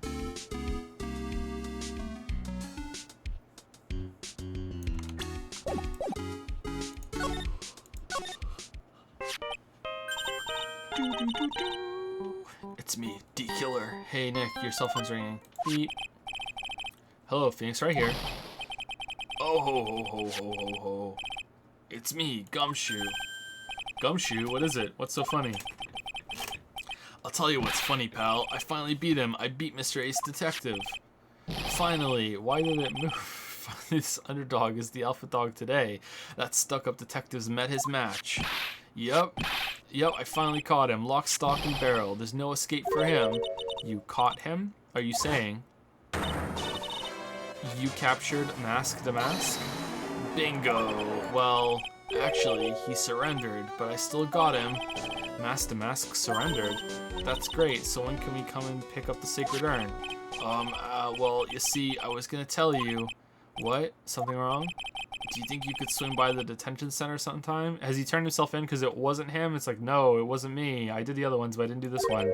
The detention center. He wants to talk to you. Mask the Mask, that is. What? He wants to talk to Nick. I'll be waiting for you, pal, in my swimsuit. So get over here soon. Beep. The detention center, huh?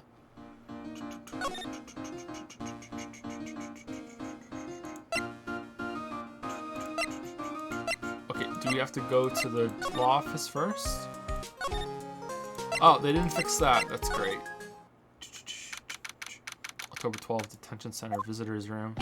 Hey, pal. Welcome. Okay, Pickle Nigito voice is hurting my throat, so I'm just gonna speak his lines normally. Sorry. Welcome to the detention center. You're sure in a happy mood, aren't you? Yep. After all, we just caught Mask the Mask, right? But so where's the sacred urn? Oh, sorry about that, pal. I guess I didn't really think about it before. But you're the victim in this case, huh? Well, I guess I should let you guys hear the story straight from the horse's mouth. Or the mask's mouth. Does he still have the mask on? You know, he's right, Nick. He is. My conditions were I wouldn't have to take off the mask. If you think about it real hard, we are the victims. Well, I guess so, in a way. I'm so used to thinking of the victim as a dead person because we're always on murder cases. Excuse me. But anyway, I have to get the sacred urn back. Please, don't just ignore me. Oh, okay. What? Who are you? I'm Mask the Mask? Okay. Hey Nick, doesn't he look kind of, well, gangly? I'm Rondelight. Rondelight? I feel like there's a pun there that I'm not getting. The famous Mask the Mask. I don't think this guy could punch his way out of a wet paper bag.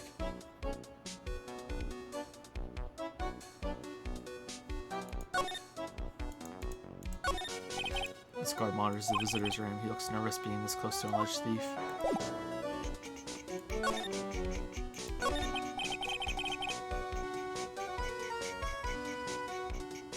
So you're the Mask guy. Yes, you bet.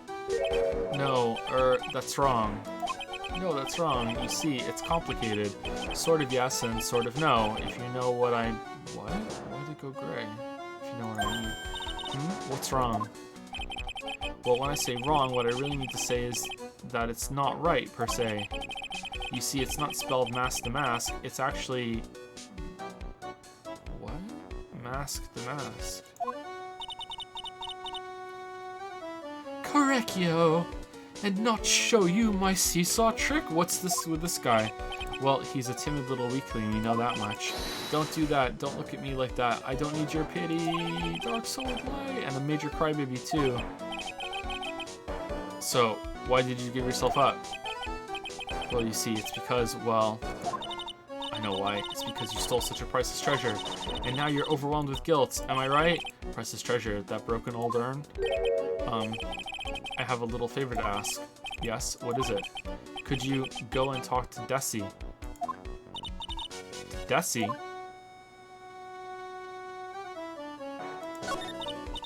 Look, we really want our urn back, so where is it? I'm sorry, I'll give it back. I really will. Or, well, maybe not. No, I can't. I can't make promises I can't keep. I'll just end up hurting people. Mr. Nick? I couldn't hear what you just said, especially that last part. Okay, so the gray is him whispering? Mr. Damask, do you think you could speak up a little? Yes, sir, I will. I promise. Or maybe not. This guy's weird. You see, I'm already speaking in my normal voice, so I really can't do anything. Mr. Damask, about the urn. Oh, yes, the urn. Right away. Or, actually, no. I wouldn't mind telling you, but actually, I'm afraid you wouldn't believe me anyway. Enough already. Just tell it to us straight. Please don't yell at me. Alright, this is not what I expected at all. Cool. Huff, huff, huff. I'm sorry. That urn, I lost it. What? Lost it? What did you just say? Did you say you lost it? Yes. No. Maybe so. I mean, yes, I lost it. I just lost. What do you mean? Well, you know, I lost it. Like I said, these things just happen. You're on the train, and you get distracted, and you forget your bag, you know? And then you just lose the sacred urn. What? You forgot our sacred urn on a train? Wait a minute. You weren't on the train dressed like that. No, I was just speaking hypothetically, that's all. Anyway. I'm sorry. I just lost it somewhere. What's the hair? I don't know where. This guy's story is more surreal than a Dali painting. Nah, are you really sure that this creep is Mask the Mask? Maya, don't call him a creep. Although I do have to admit, I understand your doubts about this guy. So who is this Desi person? Please don't talk about my wife like that. I guess she must be his wife. Huff, huff, huff. I'm sorry, the truth is, it was my wife that told me to have you all come here. Do you think you could go and visit her at my hideout? Hideout? Mr. Nick, what does he mean by hideout? Oh, sorry, naturally, I meant to say my secret base. Secret base? Well, my apartment actually, Palazzo Palpepi, 3rd floor. Let's go have a look, Nick, to Mask the Mask's hideout. Something tells me she just likes the sound of the word hideout. I do too. Hideout's a good word. All right. I'm a lawyer. What do you think about this? I don't really think I can help you with that. Or no, that's not it. Well, the thing is, I don't really know if I can say one way or the other. I didn't really catch that. Don't worry, you didn't miss anything. Alright, let's go. He's pretty hot, not gonna lie. Alright, let's go to the Mask's hideout. October 12th, Mask the Mask's hideout. Wow, check this place out. No doubt about it, this Mask the Mask's hideout, alright? Who is it? Is that you, Ronnie?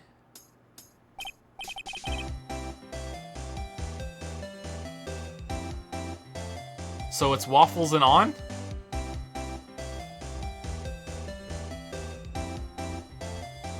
Okay. Huh, who are you people? Are you Desi Delight? That's right, I'm Desiree. Ah. Oh, you must be... What are these earrings? You must be the lawyer and the victim. Yeah, that's us. Your husband told us to stop by and speak with you. I'm Maya Fey, and this is Phoenix Wright, attorney at law. Nicky Boy and Maya, huh? I can't tell you how grateful I am that you decided to help my Ronnie. Well, you're welcome. Did she really call me Nicky Boy? It's Pleasant Girl. It's Mask the Mask. There's a tape recorder hanging from his neck. Let me see that. Click. Ah! I'll be taking something. Ah! I don't get it. What's this supposed to be, Nick? Can we do it again? It's Mask the Mask. The tape recorder. Let me see that. Click. Ah! I'll be taking this crown now. Better luck next time, gentlemen. Alright, there we go. We did it. Oh, that's so cute. It's called a hot air balloon, you know? Wow, there's no fooling you. I want to take my own balloon now. I'll even let you ride in it, Nick. That ammo on the balloon is supposed to be top secret. That's proof enough that Ron Delight really is Mask the Mask. Is it? I better not tell Maya. She gets kind of scary when it comes to celebrities. It's a bunch of cheap costume pieces arranged inside a nice frame. Look, Nick, it's a fake beard. Oh, do you think the judge uses it? There's also a mask made out of cardboard. Here, Nick, try on this fake beard. Come on, try it on. Hey, cut it out. Now put on the mask. Wow, I really care about you all of a sudden. It's Phoenix the Mask. Yeah, let's borrow it for a while. No way, I'm not stealing from a thief. I have enough bad karma as is.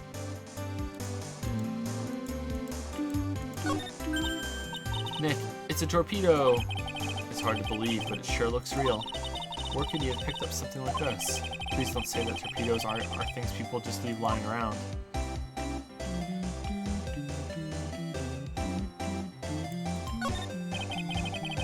There are a bunch of books lying here. They're all romantic-sounding novels about famous heists and fantastic thieves. Wow, look at all the bookmarks and notes stuck into them. Let's see here. No, must remember this thief's way of laughing, very useful. No, a calling card is an important part of any good thief's modus operandi. Wow, Rock really studies stuff. Hey Nick, look on top of the chair. Looks like an envelope and a letter. Well, don't just stand there, come on, let's read it. Maya, you know we shouldn't do that. What are you talking about? That letter could be an important clue. No way, you can't just go reading a private letter just because you feel like it. It's not just because I feel like it. It really could be important.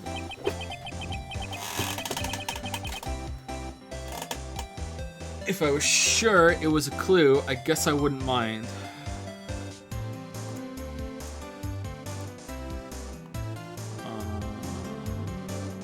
Something just broke. Are we still good? Are we here?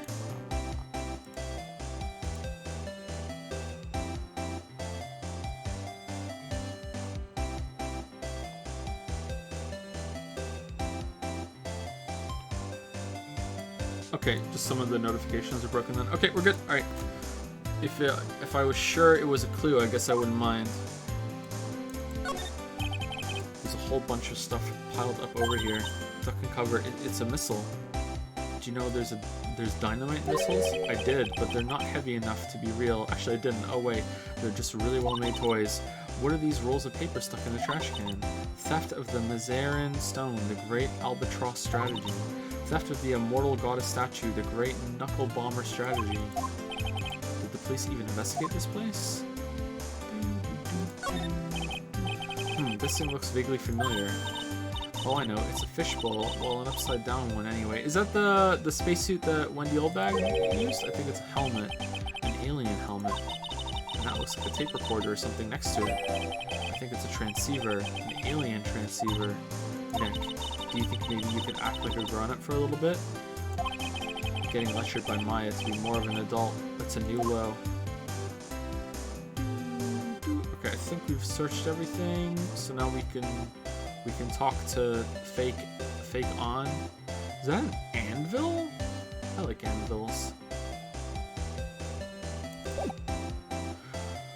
Oh no, they're hot. Ron Delight.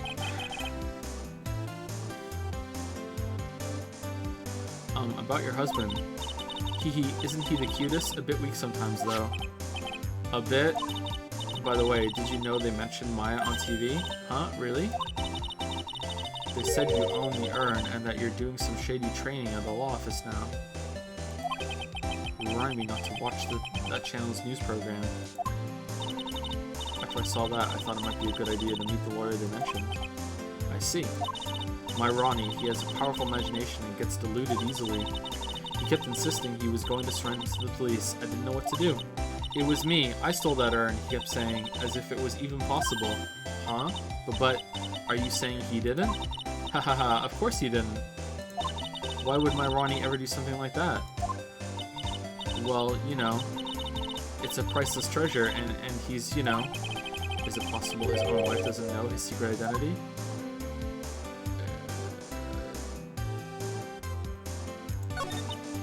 Me? I'm the kind of woman that needs excitement in her life. Oh, excitement, huh? Yes, I'm at my happiest when I'm racing along with my bike going at full throttle. Riding a motorcycle is like putting your life on the line, you know what I mean? Well, I think that depends on how you ride it. I'm the type that can't stand living a boring, dreary old life with no action. And Ron is your husband? Yeah.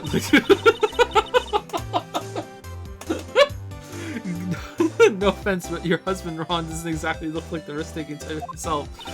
You're right about that. He's definitely not one for thrills and danger.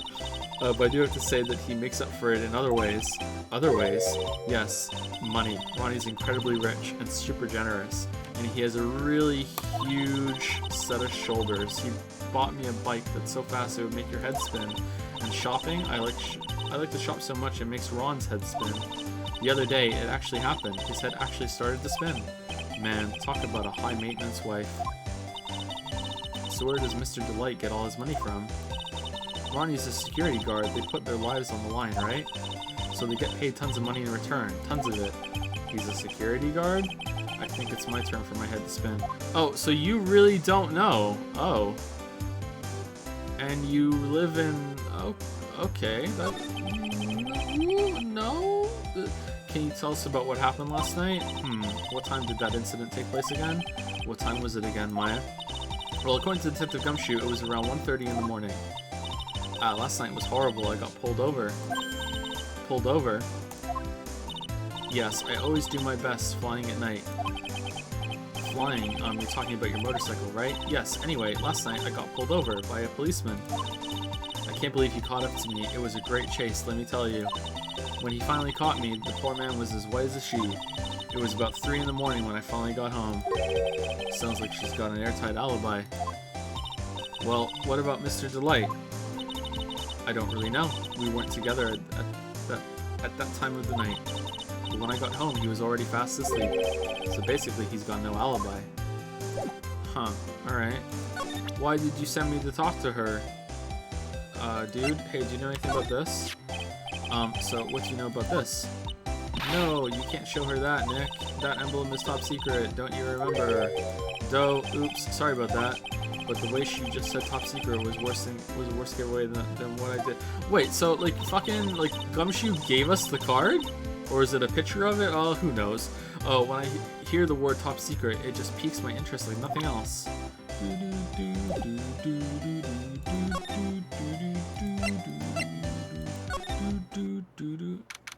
Whoa. October 12th, at Me Detective Agency. This is the detective agency? Looks more like a set of some B-grade horror movie. Hello, is anyone here? It looks like nobody's home. Purple pink stuff. Huh, what a waste of time. Hey, I know. Let's take that framed picture back with us as a memento. I agree. Don't you dare, Maya. No, let's do it. Guess we'll have to try back later. Hey, Nick. What's this thing here? It's called a gramophone. In the old days, people used them to listen to music. You can't be serious. I think it's probably for purifying the air or something. I'll bet you 50 cents. Come on, what do you say? Forget it. You never pay up when you lose. Wow, that's mean. Whoa, it's a huge hearth. That's a fireplace. So, what's the difference? You need to stop judging things based on narrow-minded cultural assumptions, Nick. Right. Sorry. Step hearth, I'm stuck. What a creepy painting. It looks like he's looking right at me. Maybe we should put up a big portrait of you in the office, Nick. I can even paint it for you. Maybe you can pose while cleaning the toilet. I think I prefer something a bit more dignified. Oh, Ships and Bottles. I like Ships and Bottles. That's one impressive bookshelf filled with some very impressive books. My Life as an Ace Detective, Unabridged Edition by Luke Atme, Ace Detective. Hey, he's even got one of those ships in a bottle thingies. Ah, would you look at that? There's a little Luke Atme doll at the helm. How cute. There's a microscope here too. I wonder if he was researching something. The glass slides have different names on them. This one says Atme virus. This guy is just dying to make a name for himself, huh? It's getting kind of irritating, actually.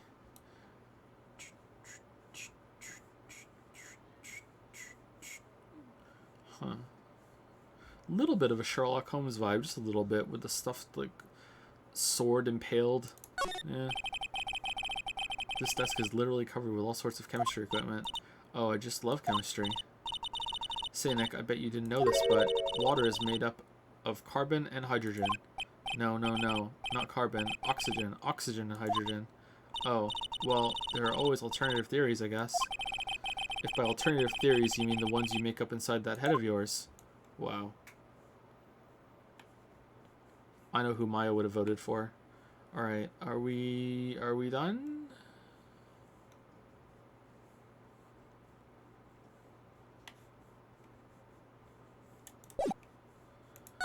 Okay.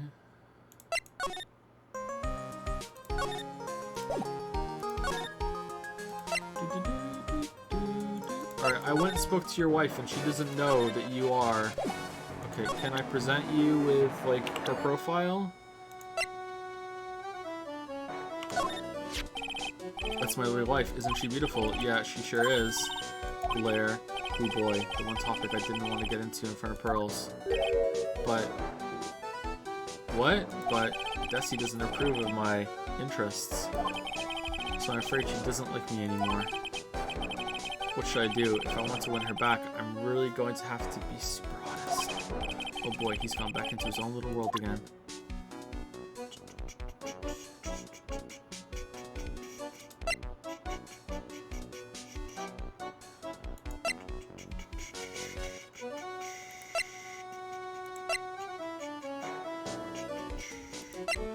Is it her? It can't just be him. That's too easy. Is it both of them? How does she not know?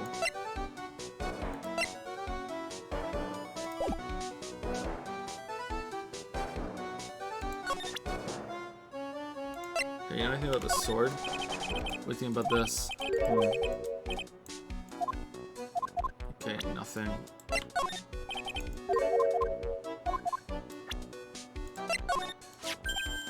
Oh, that's Master Matt's calling card. Pretty nice looking, huh? He looks so happy. I'm not very good at writing, you see, so I bought a book called How to Write Business Letters and studied hard. Well, I guess you could call thievery a type of business. I'm really sorry to cause so much trouble. We did this one already, right? Yeah, we did. Okay.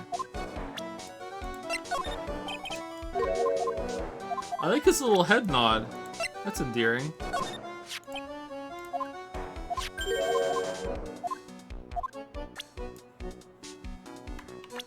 Okay, what do you think about this guy? Him. Do you know him? He claims to be your arch enemy or rival. That person, he's not my arch enemy or my rival. Well, actually, no. Now that I think about it, the terms arch enemy and rival are the same thing. They are rivals. Only people who have it out for each other would disagree like this. Did we do this one? Since I was a little boy, I've always been interested in mysterious masked men. So that's what you wanted to be when you grew up. Yes. Or no. Sort of, but not exactly. I never imagined I'd feel as bad as I do now about the treasures being stolen. People sure can be complicated, can't they?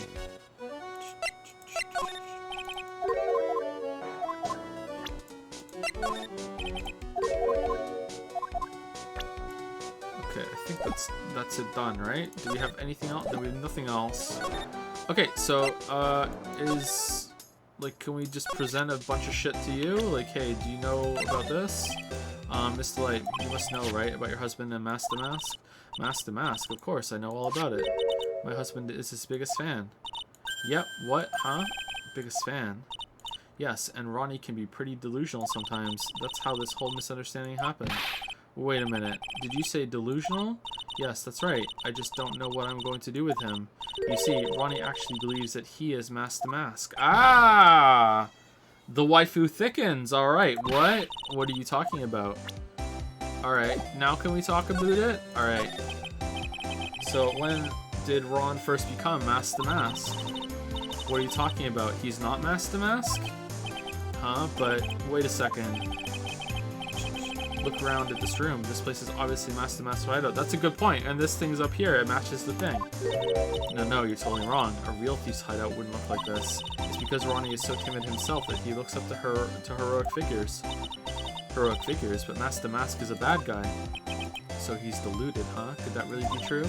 Anyway, if he really had stolen the urn, wouldn't he still have it? Well, I suppose so. Then why don't you ask him if he has the urn or not? She has a point. Mr. Delight isn't exactly the criminal type. But something about Ron's behavior bothers me.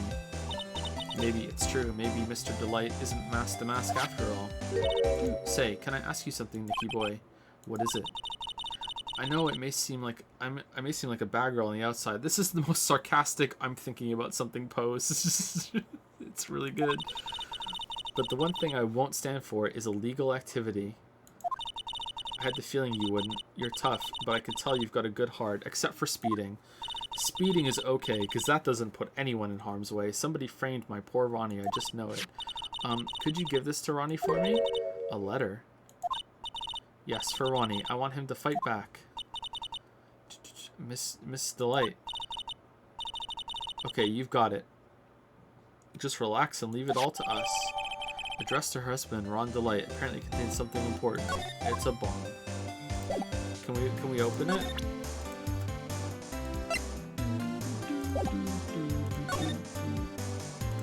Divorce papers.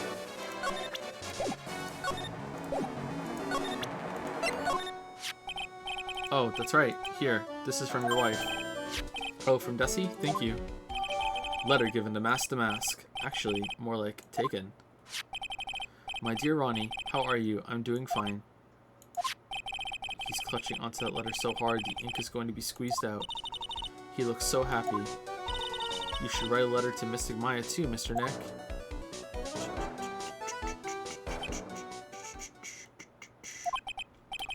Mr. Lawyer. Yes.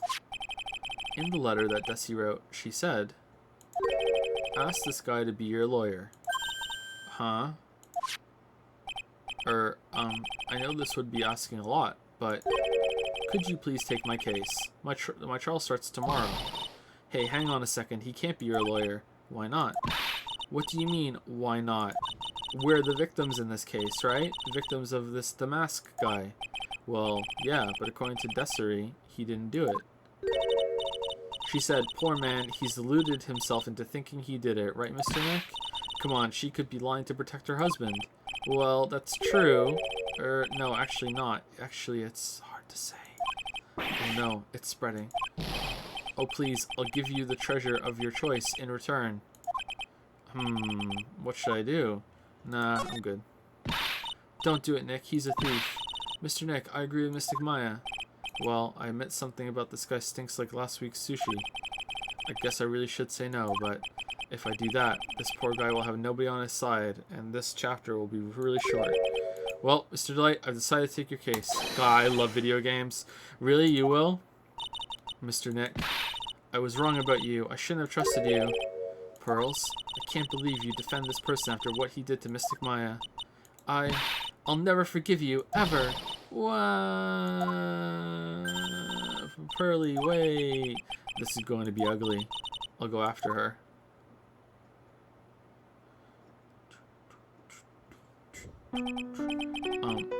Sorry about that. I didn't mean to cause any trouble.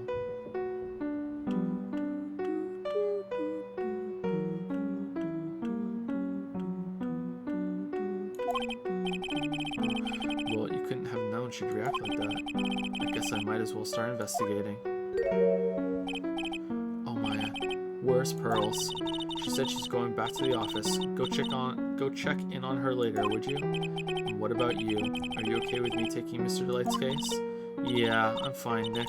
I believe in you. Sniffle, I think I'm going to cry. I know you have a lot of work to do. I really appreciate it. Okay, Nick, let's get the show on the road.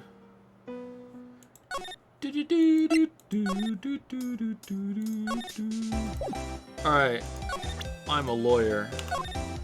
Excuse me, but we take a look at this? Oh, I'm sorry, I haven't finished this idea. Alright. Okay, is dude here now? Really? October 12th, Lordly Taylor, Main Exhibition Hall. Maya. Oh, Miss Andrews. I'm so sorry, it's my fault. Your precious urn. Your precious urn. Please, calm down. What's wrong? Sniffle. It never ends. Everything I touch ends in failure. Maya, I'm sorry. I'll do anything to make it up to you. Hamburger. No, it's okay. I know I don't look it, but I'm good with my hands. I could make you another urn. Hold on. Just wait, okay? Breathe, calm down, and talk to us. Forgive me. Forgive me. Damn, that sucks for you. Alright, see you later.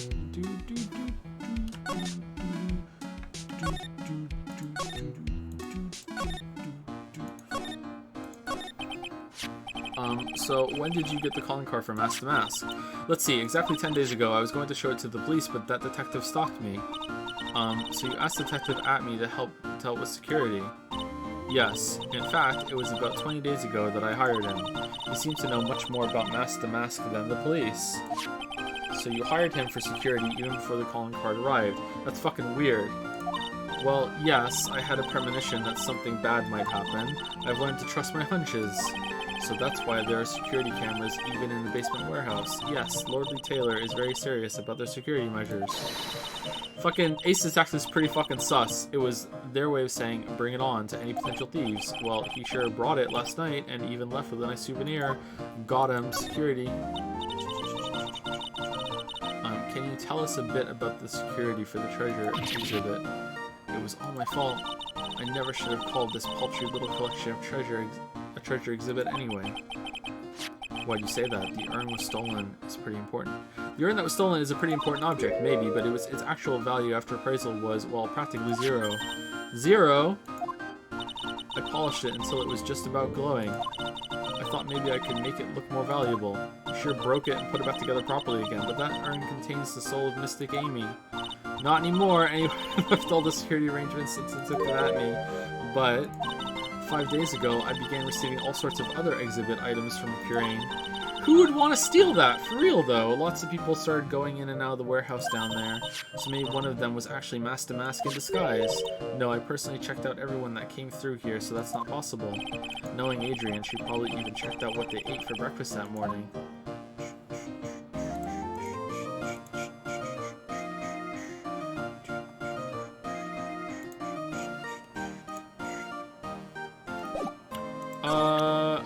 That's it? Or can we show this? Miss Andrews? I know, it's all my fault, but what's done is done. I'll make it up by making a new urn for you. I'm just wasting my time, she's too far gone. Okay, what about the sword? No, okay, what about this? Really? You have no information about any of this shit. Okay, now he's gotta be there. fucking... Really? October 12th, Wright and Co. Law Offices.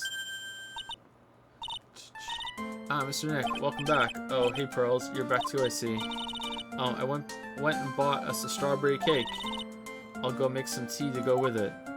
That sounds pretty good. Hey, Pearls? It looks like she feels really bad about what happened at the detention center. Mr. Nick, I was wrong about you. I should have trusted you. I'll never forgive you, ever.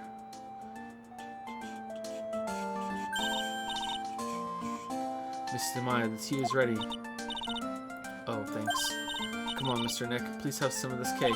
Is it poison? Yeah, thanks. Pearls? Oh, excuse me, I was in the middle of cleaning the toilet.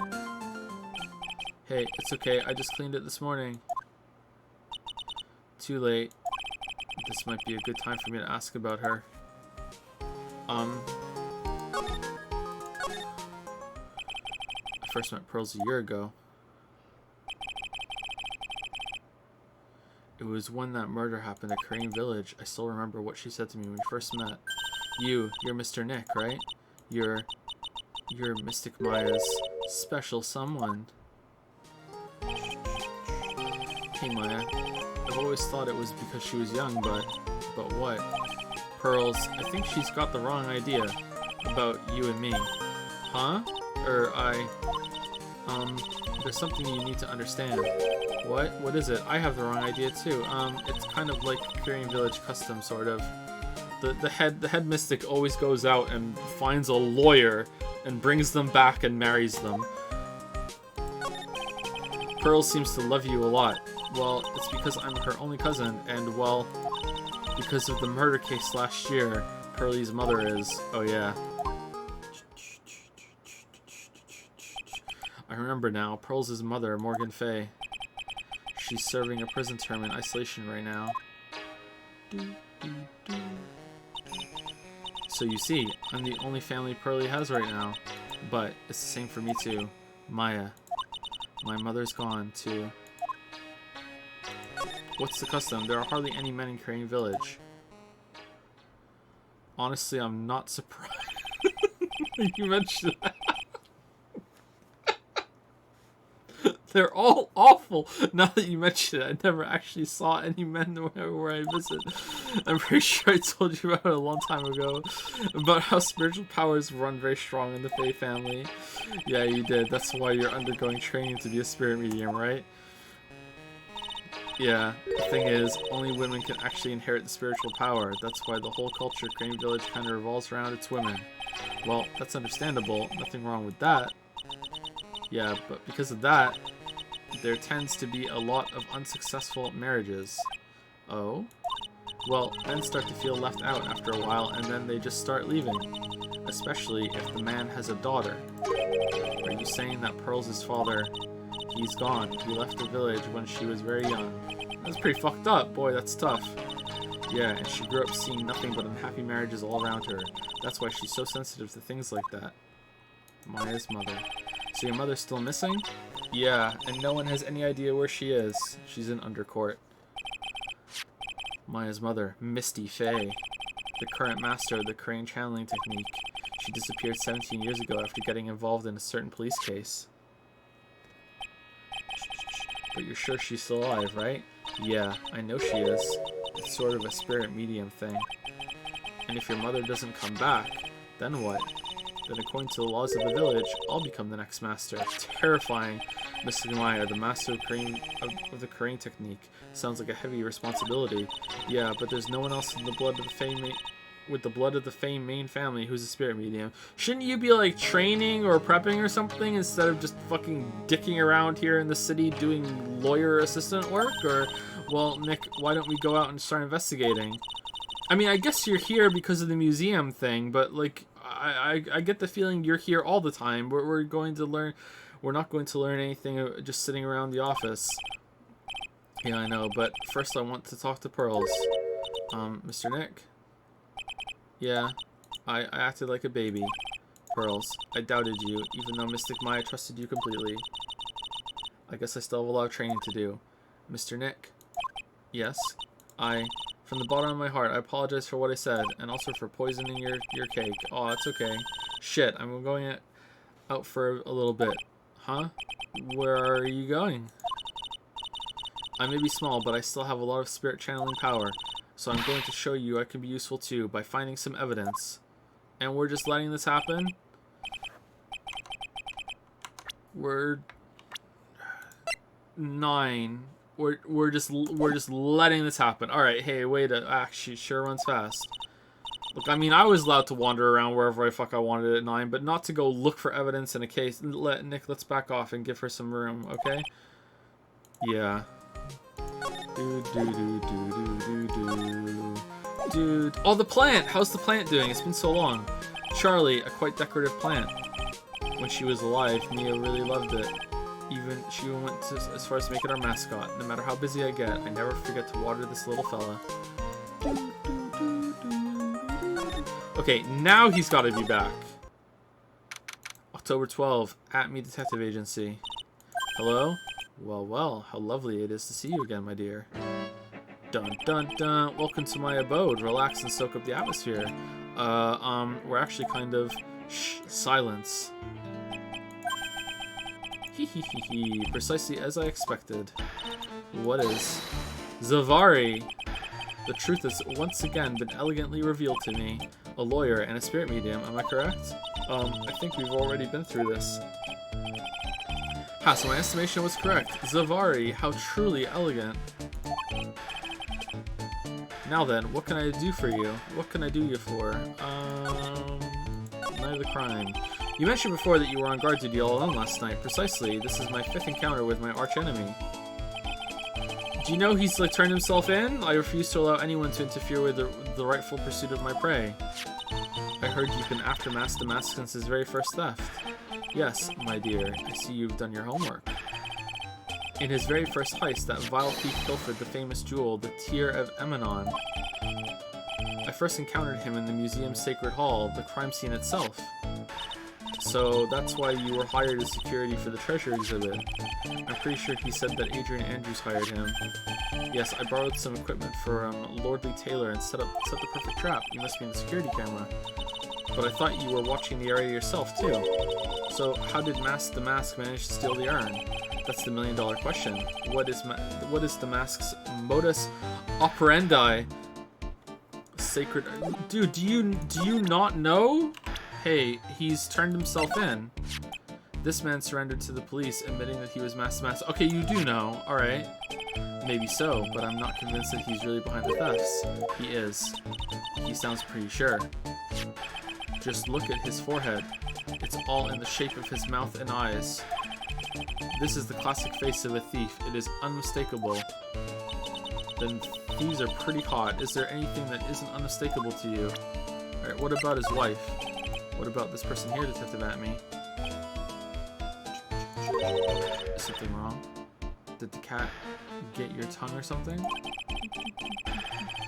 The photo leaves me with a distinct feeling. Okay, so he doesn't give a shit about this. Okay, what about this? This will surely be Master Mask's final heist. Last time I came close and managed to retrieve, stolen treasure.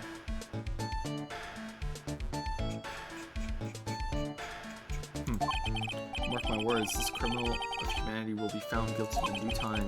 And then I, Luke Atme, Ace Detective, will dance with joy. I have no clue what you're blabbering about, but I guess I'll find out soon. Okay, let's talk Sacred Urn. Mr. Atme, did you know about the Sacred Urn? Did you know about the Sacred Urn? Did I know what about the Sacred Urn? I'm interested in only one thing, my dear, and that is Master Mask. Sacred Urn. That has nothing to do with this case. But wasn't that what Master Mask stole this time? I'm a hunter, sir. The urn was nothing more than a lure to catch my prey. Do you yourselves remember the shape of the individual peanuts you throw to pigeons?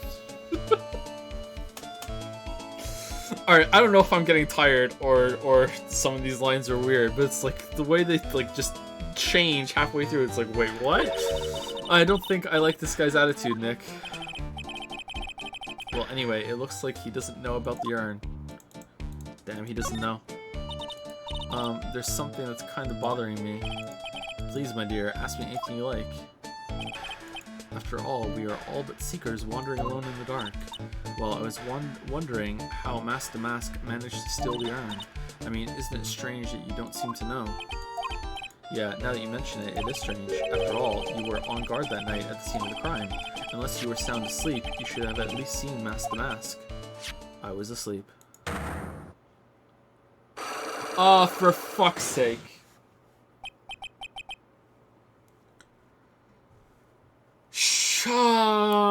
What the? I would have rather seen Goofy. Lot of heart. It's a Psyche lock. Psych lock.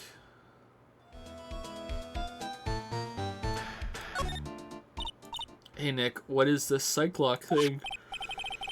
Well, your Magatama lets me see when people are keeping secrets. By breaking their mental locks, I can find out what those secrets are. What? This Magatama has that kind of power? Well, it's really inconsistent. Sometimes it doesn't show up at all. It's just basically plot powered. Maya, you're the one who gave me this Magatama last year. Well, it's true that this Magatama is a Prize Fae family heirloom, but Pearly was the one that actually imbued it with the spiritual powers, right? That's why I don't really know much about what it can do. This is the woman that's going to take over the Kyrian channeling school someday. Yeah, she should really go read a book. So how do you do it? How do you break the Cyclops thing? Well, you present the Magatama to the person with the secret. Cool, I can't wait to see it in action. Come on, try it out. Oh boy, I think the future master still needs to learn how to be patient.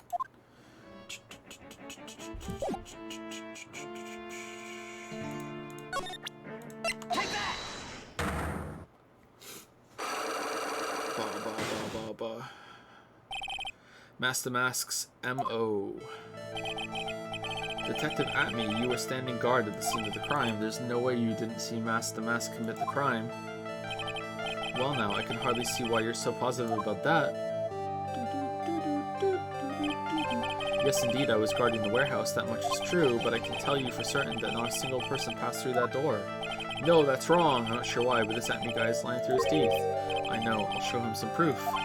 Detective Atme, I have the proof that someone went through the door last night. It's right here. No, that's wrong.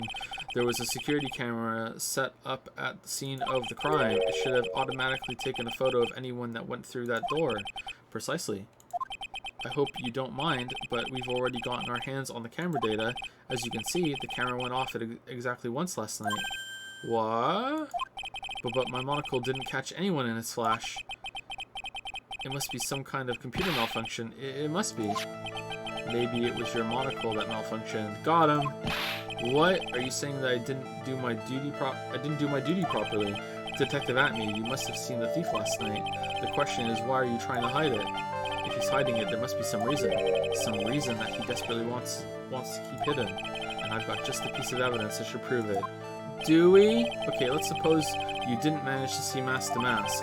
In that case, the reason you didn't at that time was because you were fast asleep, using the bathroom, unconscious. I mean, this is just a wild fucking guess, isn't it? Like, he could have been using the bathroom, and that's embarrassing because he left his duty. He could have been asleep. Also, you know, very, very, you know, embarrassing that he fell asleep on duty. And it could also be that he was knocked unconscious by whatchamacallit. Was there a hint?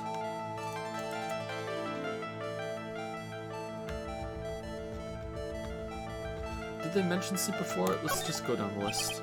I'm afraid that making a guess is not enough. It's time to put your money where your mouth is. Show me your evidence. Shit. Oh, is it he was knocked unconscious by this? Fuck, can I go back?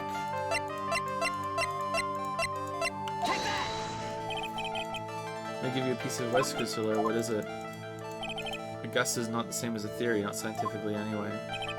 You need to go home, take a long cold shower, and get a good night's rest, Lawyer. I guess I need to think this over again. Detective Atme, you must have seen the thief last night. The question is, why are you trying to hide it? I thought that it was used to pry open the box that fucking Maya had made. That's why I was next to it. If he's hiding it, there must be some reason that he desperately wants to keep hidden there. Okay, all right. I'm afraid that making this enough. All right, you were hit with this. I didn't select it, did I? Shit.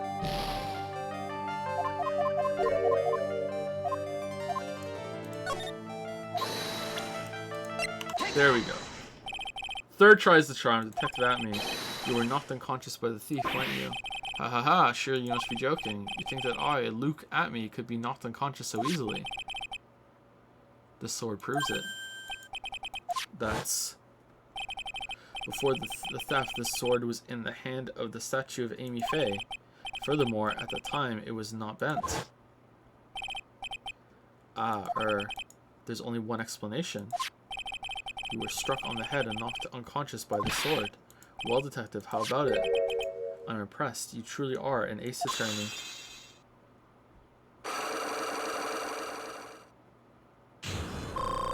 Unlock successful. Do.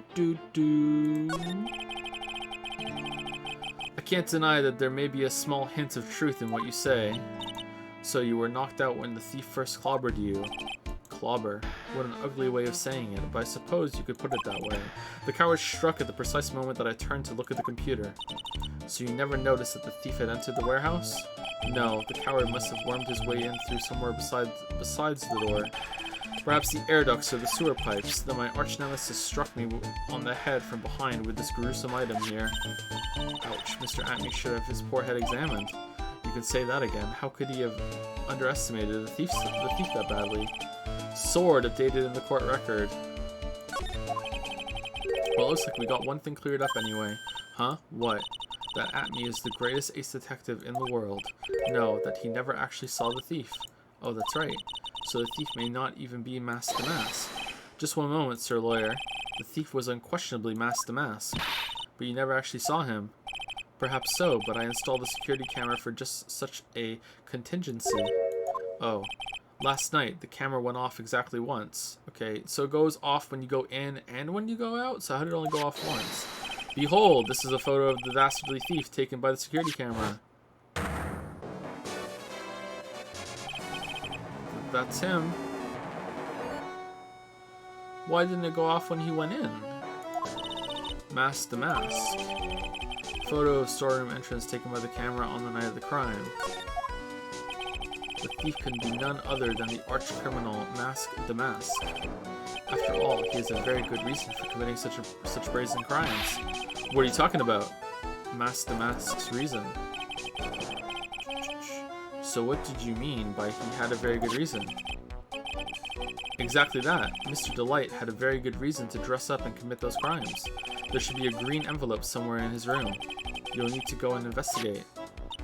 But how would you know about that? Humph, have you forgotten? I'm an ace detective. You speak to the finest ace detective ever to walk the face of the earth. The most brilliant mind since, well, ever. Look at me. Sigh. Well, I guess we better go take a look, just in case.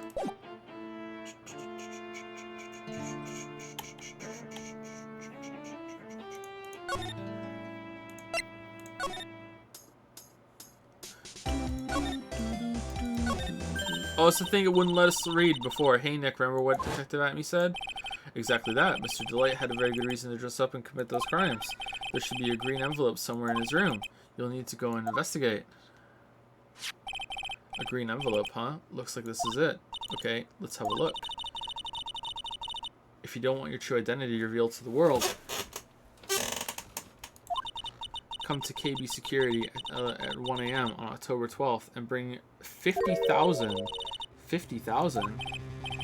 This is a blackmail letter.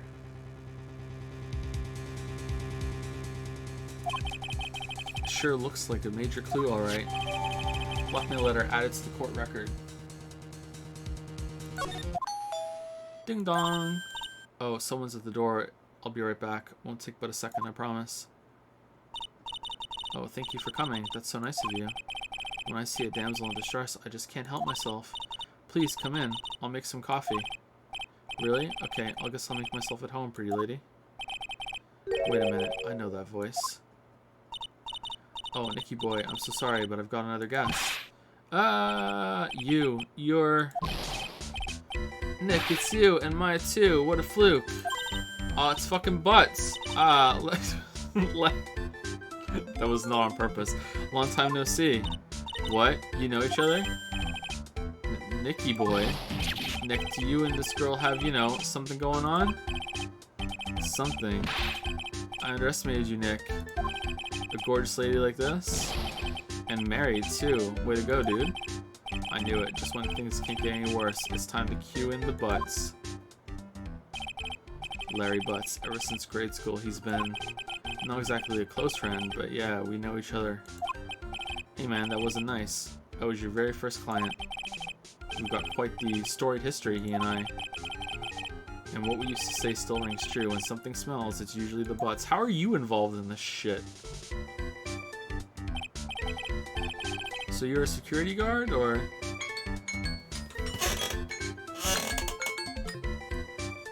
Alright, that's it. This is actually a pretty good place to stop. Let me save it.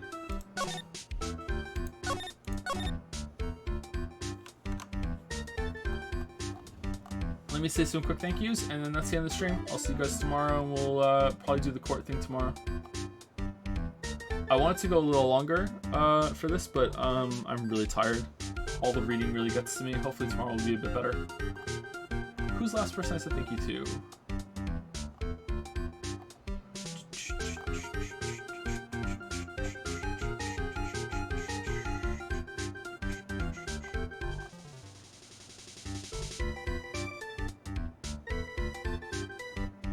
Tahir Von Bonsai for sure. Dasteg, just in case. Thank you, Dasteg. Thank you, Earthborn92 for the resubs. Thank you, Curio Twitch for the 100 bits.